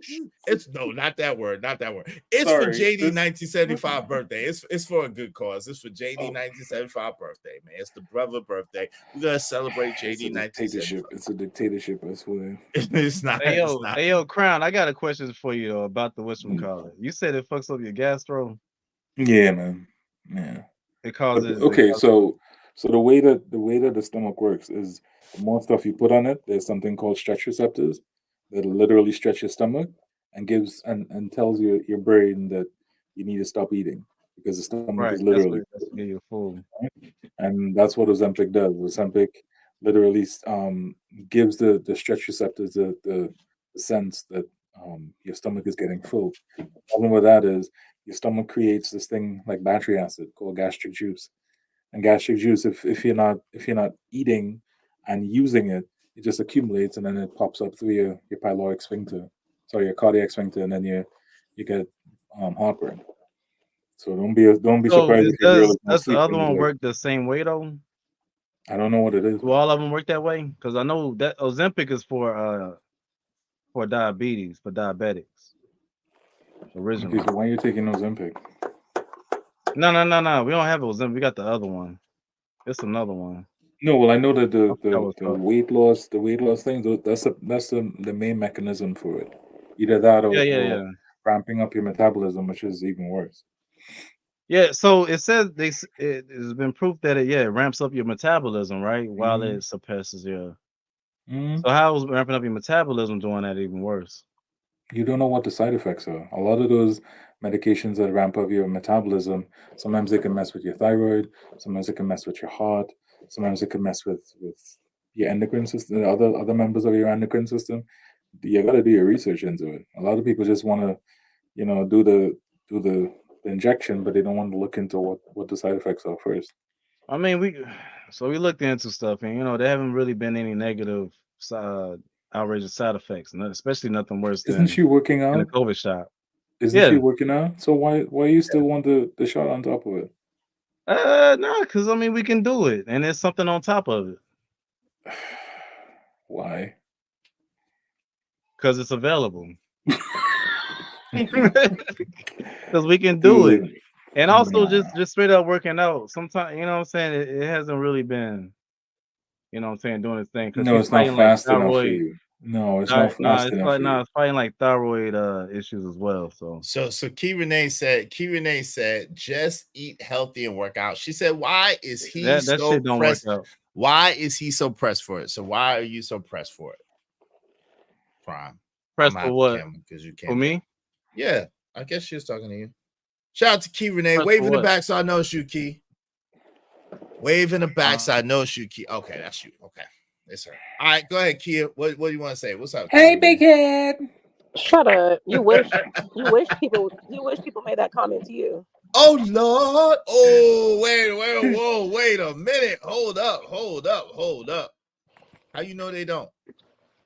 Cause you can tell he has a certain energy, and it doesn't give. I didn't even hear what she said. What did she say? She said you wish women said that to you. Why would I want a girl to say that to me? She's trying to talk. She's innuendo, brother. She's trying to talk about down low. You know what I'm saying? Hey, No. I refuse to accept that joke. So no. You don't have to accept it. Wait, you declined the joke? You declined it? You said decline. Like what what? are we doing here? You don't have to accept it. Like So listen, I want no parts. He don't want no problems. He's waving the white flag. okay, so don't. When I come in the room, don't be talking about no hey big head. That's Jack to us. Yo, you know she's self-conscious. You don't know that Crown. She's subconscious about her forehead. Why are you messing with that woman? Listen, okay, it's getting bigger as I mean more knowledge. It's getting bigger as you age. Yeah, this is just more knowledge, just more brains. Hey, Okay, Maya. through the grade My say, yeah, bad. you got to be very careful with that ish. Yeah, you got to be careful, man. I'm just trying to figure out why Prime is so. Listen, why are you so worried about Ozempic more than? It sounds like you want it more than her. I don't know what you're talking about. Like I've never heard a guy be like, check. Oh shit, hold on. I've never heard a guy talk about like, oh, I'm looking up this stuff for my girl to take for her to lose weight. Like what? I've never heard of that before. Oh, well, I guess nobody cares about you. I don't know. Yo, why you say that? Quiet savage. That's like somebody saying, "Oh, babe, like here, like if your man is losing hair, like, oh, I gotta look up some stuff." Like, yeah, I want my girl. She found if I'm losing hair, I don't even think I will, honestly, because genetics. But if that happens, definitely, she's gonna have that ready for me. I mean, okay, that was a bad example, but Wait, she loss. I can't go with that Myron pack up for you. She gonna get you that Myron. I feel like if she was to come home with a bunch, let's just say you was doing what it takes to grow your hair, putting some oils on it and everything, and then she come home with a whole Rogaine hair kit, you would be like, what you trying to say? No, that's not how it works. See, that's why like, I mean, me and my girl, like, trust me, we tuned in. Like, we really tuned in. But this ain't just me talking. This ain't just me talking. You the representative. Pull the ejector seat because just get out of there. I don't know what you're talking about, but she's talking from past trauma. Just get out of there. Okay, I got you, bro. It ain't no past trauma. It's just very alarming to hear somebody talk about say that they partner needs Ozempic. Like I've never heard that before. It's not. I never said anything about need. I said that we won't. But he's telling you all the repercussions, and definitely, if you're pushing past that, it's definitely more than a want; it's a need. The side effects that we've read before, and he actually you broke it down. I didn't get a breakdown like how you gave as far as like how the gastro system works with it. But I brought it up only because I trade stocks, right? And I saw that bitch was booming. Like it was going crazy. Don't give that to your girl. So I did the research on it and I seen why. And I saw the success rate of it.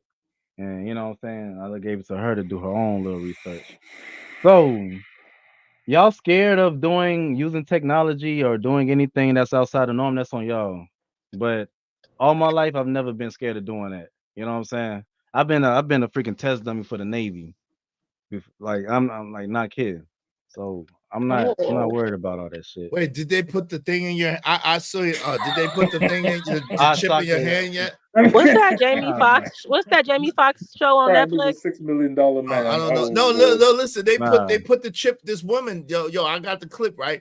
This woman, they did an Instagram joint, and his wife had got the chip, and she's like, "Oh, you don't believe me? Whoop!" And she paid for the food. He like, wait a minute. When did you do this?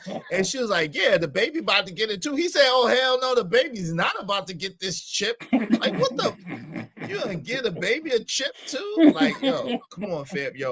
Like, I wouldn't do that. I wouldn't do that. You wouldn't get the chip? Nah, I do like contact lenses though. When they come out with the contact lenses where you can have your Elon phone. Musk gonna be like, do we need some volunteers? Whatchamacallit? Yep. So when you go, I'm so gonna get you the answer the chip. phone by touching your eye. So you answer the Nah, phone actually, by nah. It'll hitting your eye? be nah. It wouldn't be by touching your eye. It'll be by your no. It'll be linked to. I'm pretty sure by your neurotransmitters. Yo, and you Oh. really willing to do that? What? Yo, you might as well get the chip too. You gotta be neurotransmitters. What the? Prime, how many boosters you took? Oh Lord. Exactly. I don't take. Are you talking about boosters? Like boosters as far as like the flu shot or something? The jab. Oh no. I don't do those. Only So time why- I how you did, convenient? I did take the COVID only because I wanted to get on the cruise though. My Caribbean. Oh my God, bro! So you did functionality.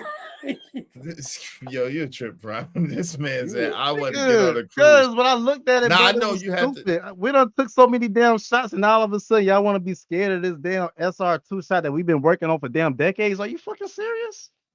So, That's not what I was talking about. But okay, all right. Yes, we've been working on the shot for decades, right? Yes. So then, what you mean? So then, that's what I'm saying. Like, what? Anyway, okay. I just needed one shot so I can do what I can do.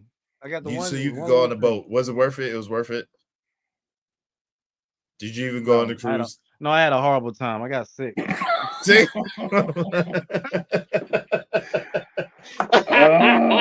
That's hilarious, yo. I hate to laugh at you, but that's hilarious, Prime. This shit ain't cool, bro. It's $2,000, bro. That's crazy, man. That is insane. Look at me. So y'all didn't get the shot? I got it because I had Not to one. I didn't. Huh? I did. Yeah, Nope, yeah. I didn't. I'm about I to say. refuse. That's against my religion. I'm not. You a doctor. I know you got to, bro. Yeah, he had to. He had to. I don't fault people that was saving other people's lives. I can't be mad at that. When you had to, you try to save people's lives. That's not. But I ain't trying to save nobody's life. So I'm good. Yeah. Nope. There's two things that's messed up about me. I need everything that I came here with because I don't know if I'm gonna need it in the afterlife. So I'm not giving up no organs. I'm not giving up nothing. I need that. Like I give people money, I give people clothes, I give That's people why shelter. you believe in karma, bro. I'm not giving nobody no organs because I might need them in the afterlife. I don't know.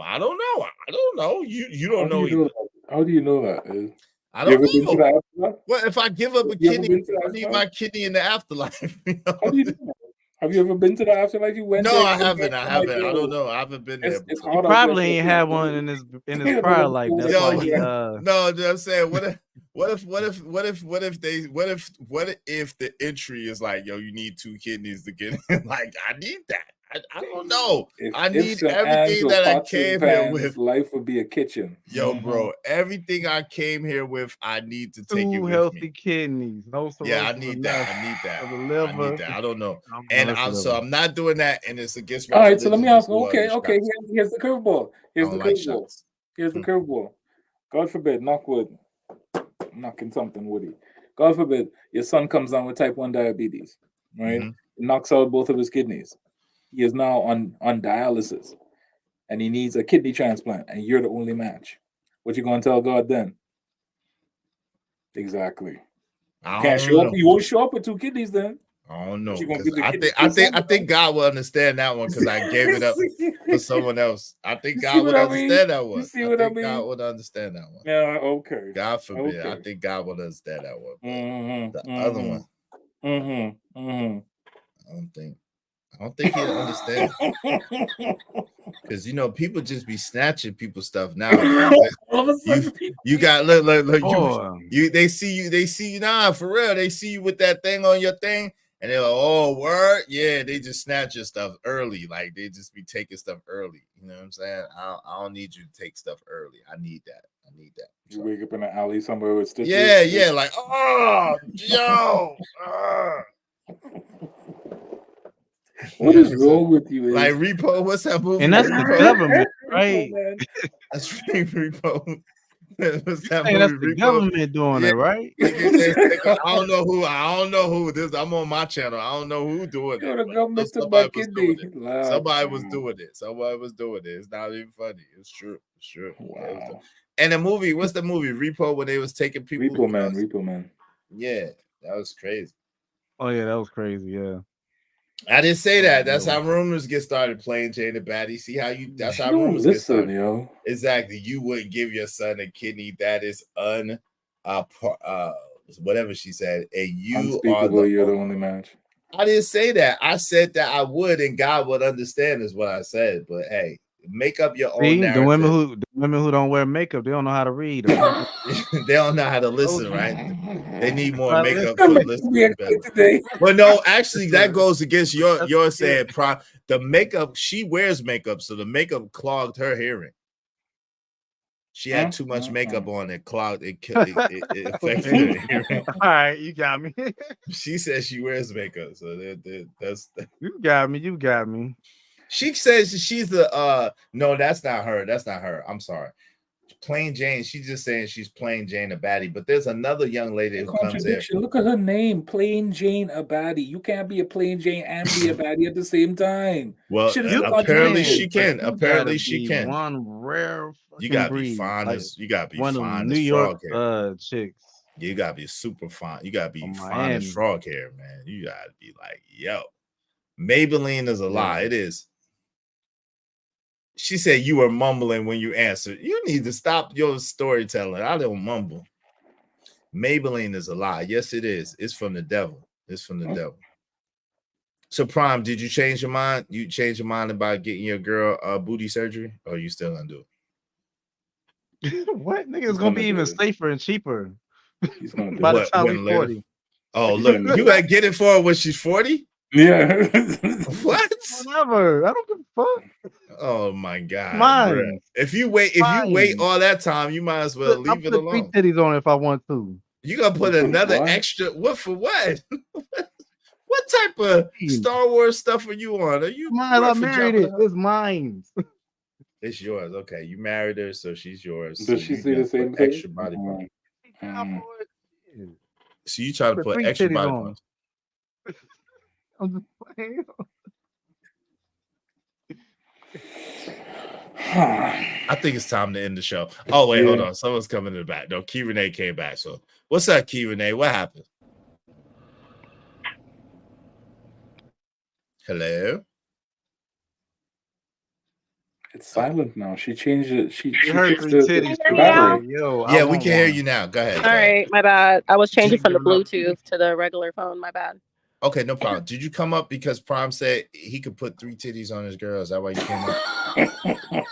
No, I didn't even hear that. I just literally got back online, like back on YouTube. Yeah, that's what he said. That's what he He said. said he can do what? He said he married her, so she's his, so he could put 3 titties on her if he liked. No. Let's go back to the smoke detector. There's no more beeping anymore. What's good? Oh, because I'm not at home. I'm not at home. I'm driving. Oh, Lord. I'm driving right now. Shut up. Why don't you come and change it? Go over and talk to crap. Come change her smoke detector, player. Nah, I'm good. You can't afford me. Okay, well, stop talking crap. I'm gonna keep talking trash because I can. What? I don't think y'all in the same state anyway. Y'all not in the same state. No, I'm in Vegas. I'm pretty sure he's somewhere. Oh, y'all are close. Y'all are close though. Y'all are close. Hey, that's a hop, skip, and I a ain't jump. nothing but a weekend away. Yeah. Y'all are real close, yo. Y'all are real close to each other though. Shout out to that. He ain't in Vegas, but he's close. I ain't gonna tell you how close, but he's close. He probably in California. If I can guess, he's probably in like San Diego, California area. You be trying to listen to the show, like you trying to listen. You be listening to the show, Key Renee. No, I put that on everything. I did not know that. I took a guess by the way that he acts. He's like a San Diego, Orange County type of dude. What does that mean? I don't think he's in I San don't Diego. even know what that means, but all right. It's because He's they not come even in off. San Diego. They come off like, you know, like I got it, like I'm better than everybody, and with the whole Kevin Samuels like I'm better than everybody. energy, you know, and flossing their dollars, like they can just pick people up and, This sounds real projection. California. This sounds real personal. Yeah, this sounds real personal projection. I hear racism. I hear racism. Long Beach, okay? I'm from Long Beach, California.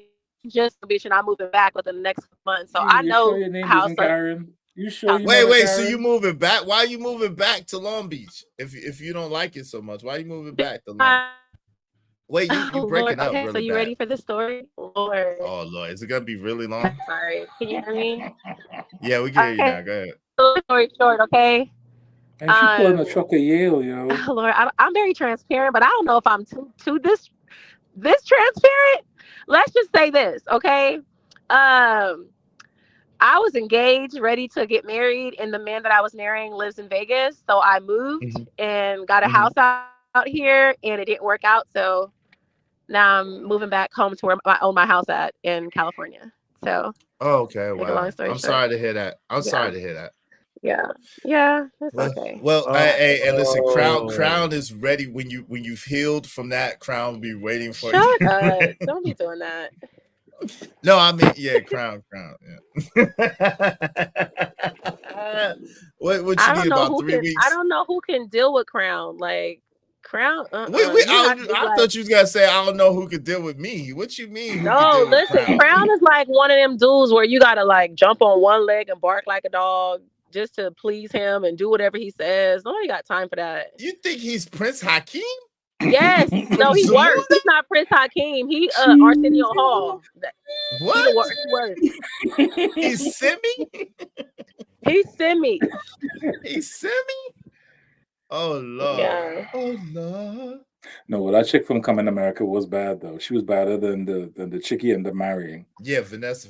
Yeah, the chick that was hopping on one leg was badder than the chick that he ended up marrying. See, and that's what Simi would have told him to do. Marry the That's funny. He did. That That's is funny. true though, too. That's true. Told you. Oh, that's hilarious. That is hilarious for real. Y'all are crazy. Y'all are crazy. So how long, if you don't mind us asking, how long have you been out of that circumstances situation? 6 months. Oh, y'all been broken off for 6 months? Yeah, we've been broken off 6 months. I still have clients out here in Vegas, so I'm out here, but I already did my transfer, so I'm going back to the LBC. Oh, shout out to Long Beach.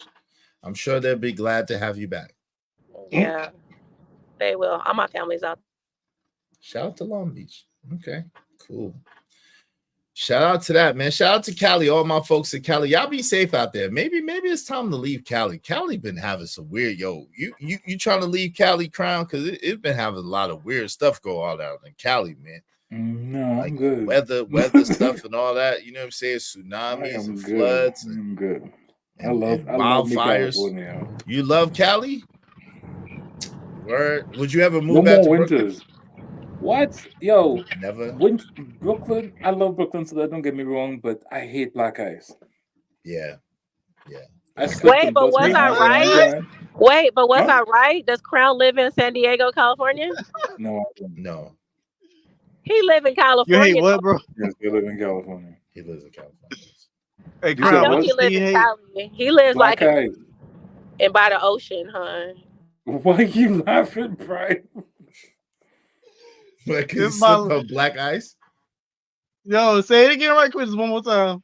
Shut up. I ain't saying that shit again. Because you laughing at because you slipped the black.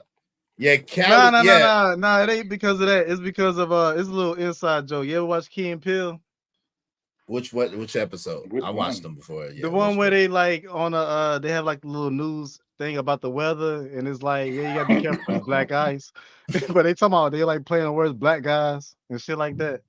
Like they being racist with the shit. Oh. Hey yo, Emperor said Cali is slowly but surely breaking away from the continent. Yeah, come on, we don't want y'all to break away from it. No, it's not. So Key, you would never move from Long Beach. You want to stay in Long Beach for life?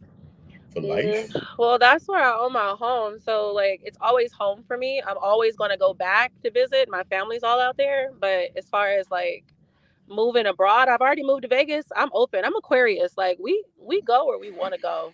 Yeah, she said I'm going back to Cali. Yeah, y'all are a little crazy. Name Biggie. Yeah, you January or February? February. Oh, the beginning of February. That's right. You like the 5th or the 4th or something like that, right? Yep, I'm the 5th. Yeah, the 5th. Okay, yeah, I remember that. Yep. I gave you a birthday shout out. I I remember that. You did, but you didn't give me no birthday cash app. Yeah, because you didn't let me know in time. You told me the day of. You don't get no birthday cash apps if you tell me the day Jesus of. Lord. First, I'm there's just two playing. things. I If would you have just tell me the donated day it back of to and you you don't anyway. donate, listen. If you tell me the day of and you don't donate that much, those are two reasons why you probably Well, wouldn't get a birthday dang, cash app. that's double reason why I didn't get it Yeah, then. yeah. See. But listen, I mean, if you give me 2 weeks notice, then and you come through the show, support the show, we definitely will celebrate I with you. have to add you in the mix because I be really like on a lot of different shows and always giving money. I feel like I don't do it enough with you and Corey. Corey, I donated a lot in the past, No, so I'm you kind don't of need to not do doing anything to him. Corey. But Corey got Corey. Corey is good. yeah, Yeah, just donate to Iz. Nah, I'm not gonna do that. Shout out to my man Corey. I'm not gonna do that because listen, now I ain't gonna front. If you was my friend or family member that came from here and went to there, I'd say, yo, make sure you get me first and then get Corey. But you actually you found out about my show from Corey. From Corey, So keep supporting Corey and then you get me when you can. Okay. yeah. So because No. that's only fair. I'm That's just only saying, right. there's some other people who I support give money to that already got hella subscribed. They probably don't even, they probably won't even Oh recognize. yeah, they it. don't need that. Yeah, they don't need Yeah. that. You gotta support Corey and me. We recognize you. We I ain't shout getting you out. Corey shit. Support Corey first and then me. Okay, I appreciate it. Okay. Yeah, but you're right. That's probably the reason why you didn't do the birthday thing. But it's okay. I would have just donated back to you. So That's cool. I mean, that's cool. No one else does, but it's all right. Hey, yo, shout out to Emperor Coach at 3 and 3 the Great. Give it a few more years. Cali gonna literally float away. Don't say that, bro. I got a lot of cool people that I like in Cali. Don't say that. Why bro. would he say that? Like, I don't know. he's a That It'll be a nice island though. terrible, man. Huh? He sound like nice It'll be a island. nice island. It's not gonna be a nice island because it's gonna gonna be go under the underwater. water. It's in the ocean, fam. It's gonna be Oh, damn. drowned in the ocean. Never mind. It's gonna be like Oh, Atlantis. shit. It's gonna start out as an island. It's gonna go and be gone. Like that ain't cool. or it could be like Catalina Island and just do its own thing. You don't know. You think so? Y'all do know it's happening though, right? It's breaking off. yo, they said It's literally. not breaking off. Oh my god, bro. Yeah, nigga, we knew that since we was kids. They've been saying that, just like they've been saying the Lord returning in the next 10 years. They've been talking about all that for a while. It's not Look, yo, Emperor said the same thing. He said because it's low key happening. Don't say I didn't warn you. Yo, Where is damn. Emperor again? Michigan? Yeah, he's in Detroit, man. Damn, son. He just said, you know what? All those East Coast people, they do be hating because they can't get to Cali and be out in Cali, so they just be trying to doom us. Wait. I'm an East Coast person. I don't doom Cali, but I ain't gonna front. I wouldn't want to. I ain't gonna lie. I wouldn't want to live in Cali. I want to visit. I've never been. I want to visit once, but I don't want to live in Cali. Nope. Yeah, but most of y'all are in red states. So Prime is in Cali, not Cali, NC. Iz is in Alabama. Key is in Nevada. I'm the only one in the blue state. Everybody You is in a just blue like, yo, we state? gotta leave. You in Cali then? Like I said, you in Cali. Yeah. He said that he's in Cali. He told you that. knew it. I You knew wasn't it. listening. He told you he's in Cali, but he's Okay, just so not let me in guess San the Diego. city. You either in San Diego, Santa Barbara, Anaheim. You somewhere south. I know you're not in the Bay. I know you're not up north. Wait, let me see. What's that say? I'm not telling you where I'm Is at. that a USC?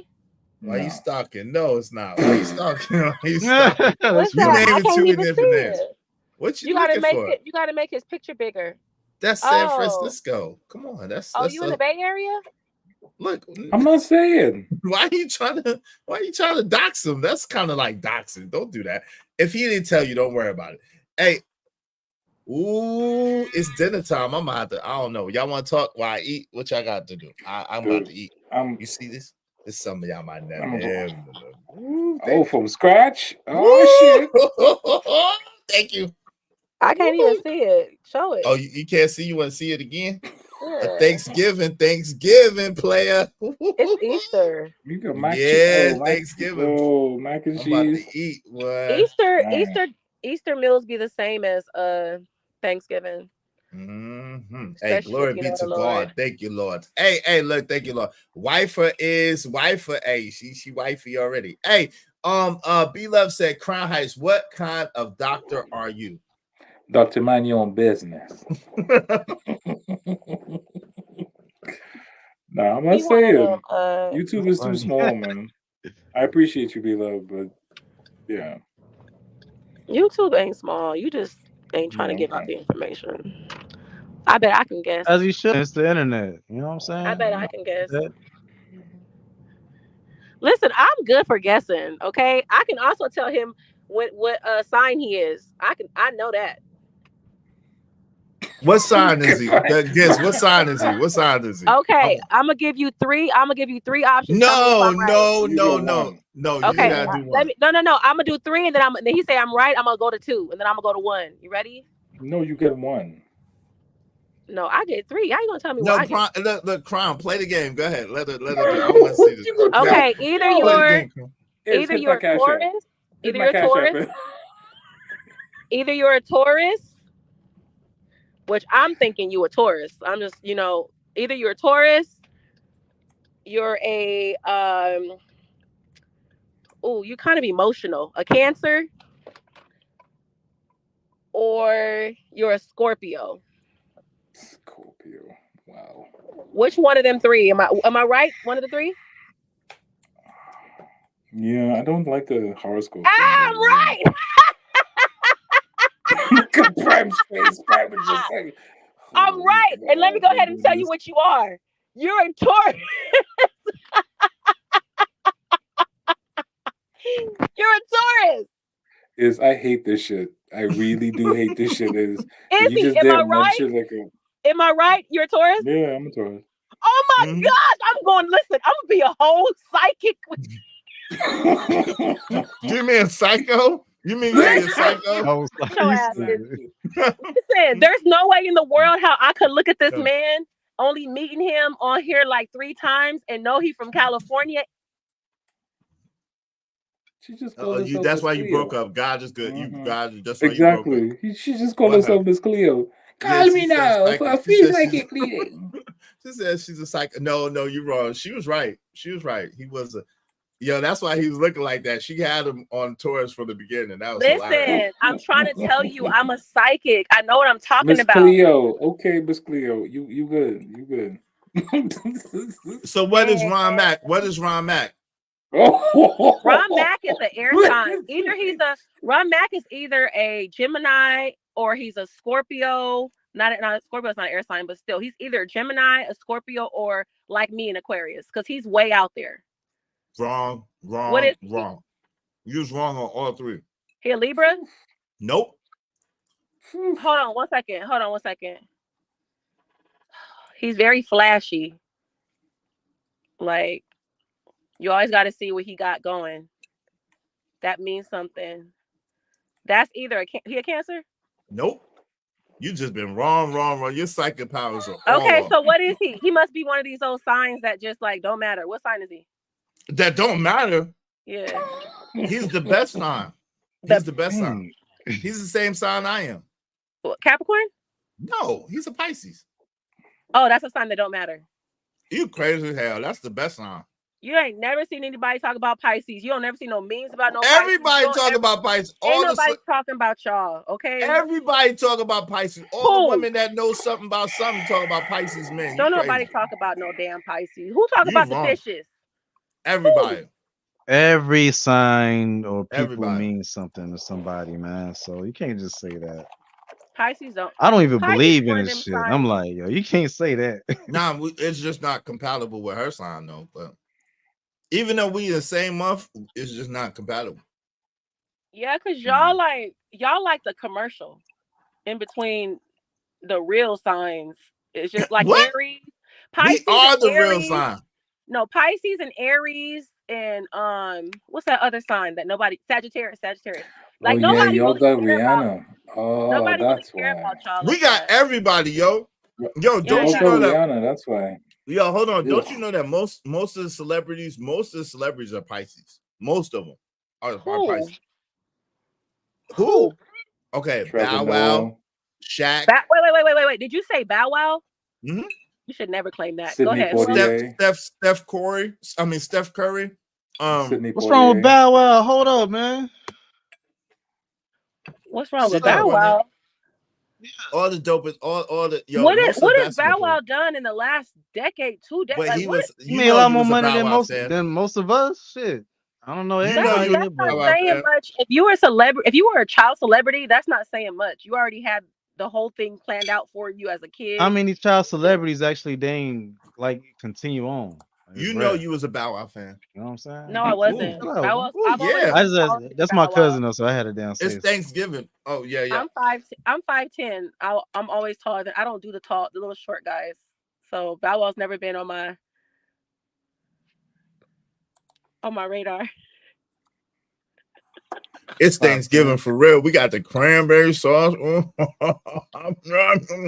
Easy, we can see your whole plate in your glasses. That's good. It's coming. You can just let me put my. I can't find mine. That shit been killing me. Cause she don't like. That's good. That's good. She don't like it. Y'all can see my whole plate in my glasses. Thank you, baby. No, I'm just playing.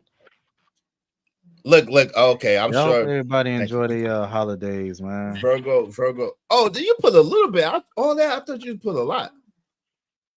I didn't even know I didn't even know you had a girl, bro. Shh. That's what's up. He has a living girlfriend. Oh yeah, okay. I never brag how real I keep it. That's the illest secret. I mean, it's kind of nice. Yo, Mr. Illis Secret, how about you get a you over napkin there- and clean the sound side like of your you mouth? How hiding. about that? Oh yeah, I'm gonna have to find it. I'm gonna find. Thank you. Huh? You call it a Anyway, secret. man, I call I'm it out. hiding. Like I don't guess hide- your she crown, don't- you probably like I keep it don't secret hide her. unless She you're don't married. like social media. I don't hide her. She just don't like social media. She don't Yo, like it. Iz, I'm out. Huh? You out of Yeah, here? bro. Yeah, I man. appreciate you, man. Thank you, bro. Peace. All right, I'll talk to you later. Bye, All right, Key. man. Bye, Prime. Peace, Bye. Crown. All right, yo. Be safe, man. Yo, I don't hide her. She just don't like social media. Like she's just not like that type of person. So I don't hide her at all. She's just really private. If I be talking like even right now, she probably mad at me because I'm talking about it too much. B Love said, "Is that hamburger helper?" Damn. This is turkey. What hamburger helper? Another angle, yo. I'm tired of it. Are you serious? This is a macaroni and cheese. This is a green bean casserole. This is turkey and some stuffing. What you talking about? And some potato salad. Are you kidding me? Hamburger helper. But yeah, Don't try to come after her like that. I'm finna get off because I'm about to take a nap. But it's been fun. Oh, you just mad. You just happy that you caught that crown. You caught crowns, but you was mad that you messed up on Ron Mac. You No, listen, I haven't really, thought about Ron Mac, but Crown's presence is more, to me, it's more stronger. So he was easier to pick up. I just be playing around with Ron Mac, but I picked them up. So anyways, give me my props. I can't believe I guessed that. Which one you got a crush on? Huh? Ron Mac. I don't got a crush on what? Okay. I got you. Yeah, I don't like none of them. She know what it is. That Pisces love, man. Pisces love got him going crazy. Not you thinking that. Yeah. It is. That's what happens. Hey, she said, not you thinking. Y'all know I'm kidding. Blah, ha, ha. I just have. Blah, ha, Yo, okay, be safe. I appreciate you. Have a good day. You too, bye. Have a good day. Happy Easter. Thank you. Happy Easter. Take it easy. Yo, Prime. What's your last Yo. words, my good brother? What you say, you? Because I'm about to eat and just enjoy myself. Hey What's man, up? just happy whatever you celebrating and stuff. Keep searching for the truth. You know what I mean? That's about it. Hey, Don't give salute up to on you, it. General. I appreciate you coming and kicking with us, man. I want you to do it just out of love, man. Do a little bit more research before you really put your girl through that, man. But it's all Before love, what? man. Before you put your lady through that, man. Come on, man.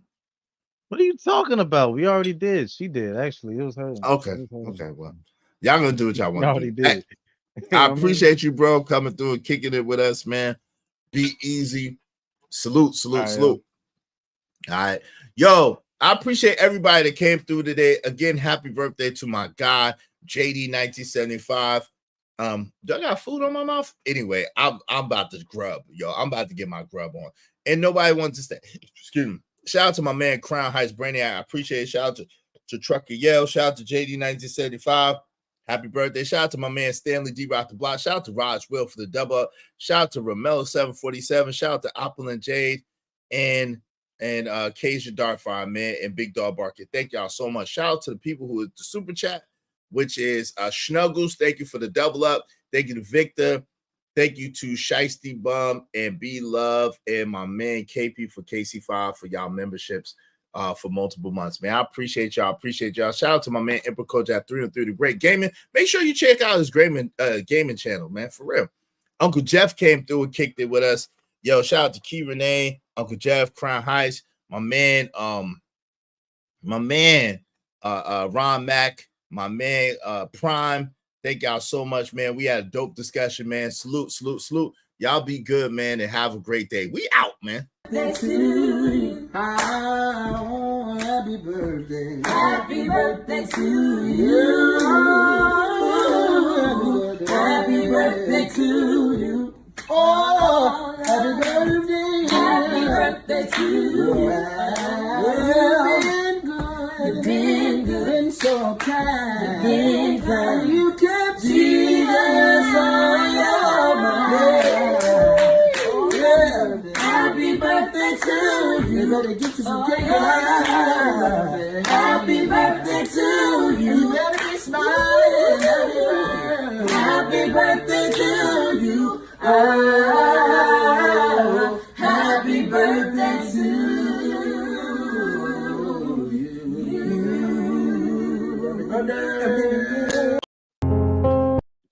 Yo, I'm out, cuz. These conditions are weighing heavy on my mind, man. I need a break from it. Got my bags packed, got my itinerary, I'm gone. I finally had a good dream till shots woke me out of my sleep. In case you're wondering exactly what provoked me to leave, that was the last straw, cause I ain't sleep well for years. Paranoid, heat hell for years. So I gotta move on from this poverty-stricken maze. Rats in a cage, killed for cheese that's strategically placed. Crack holes with dope fiends, keep polluting their veins. And my mind is telling me that I'm a part of the blame. How can I proudly wear a chain with shame attached to it? No, I can't take it off.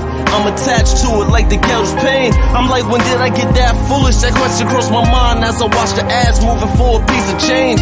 Till it's back to the block, my Glock rattling shook. Niggas, I crack them apart. I took vengeance till it blackened my heart. Knowing vengeance is yours, Lord, so please take me out of the dark. So baby, I'm gone, you know that I'ma always love my hood. And I'll never be gone for good, but I gotta leave here. It smothers me and I can't breathe here. Just need a little time with some clean air. So baby, I'm gone, you know that I'ma always love my hood. And I'll never be gone for good, but I gotta leave here. It smothers me and I can't breathe here. Just need a little time with some clean air. So baby, I think kids clip while on a little trip to the store. Who would think a trip for eggs would be a trip to the mall? Crawl on memorials are covering the bricks on the wall. This is common when you're living with conditions of poor. With poor liquor, let it spill on the floor. The more niggas we lost, I'm gone, niggas. You're never gonna see me no more. I love you dearly, but the hood is like a lost effort. Nobody cared before, drastic got your goal measures.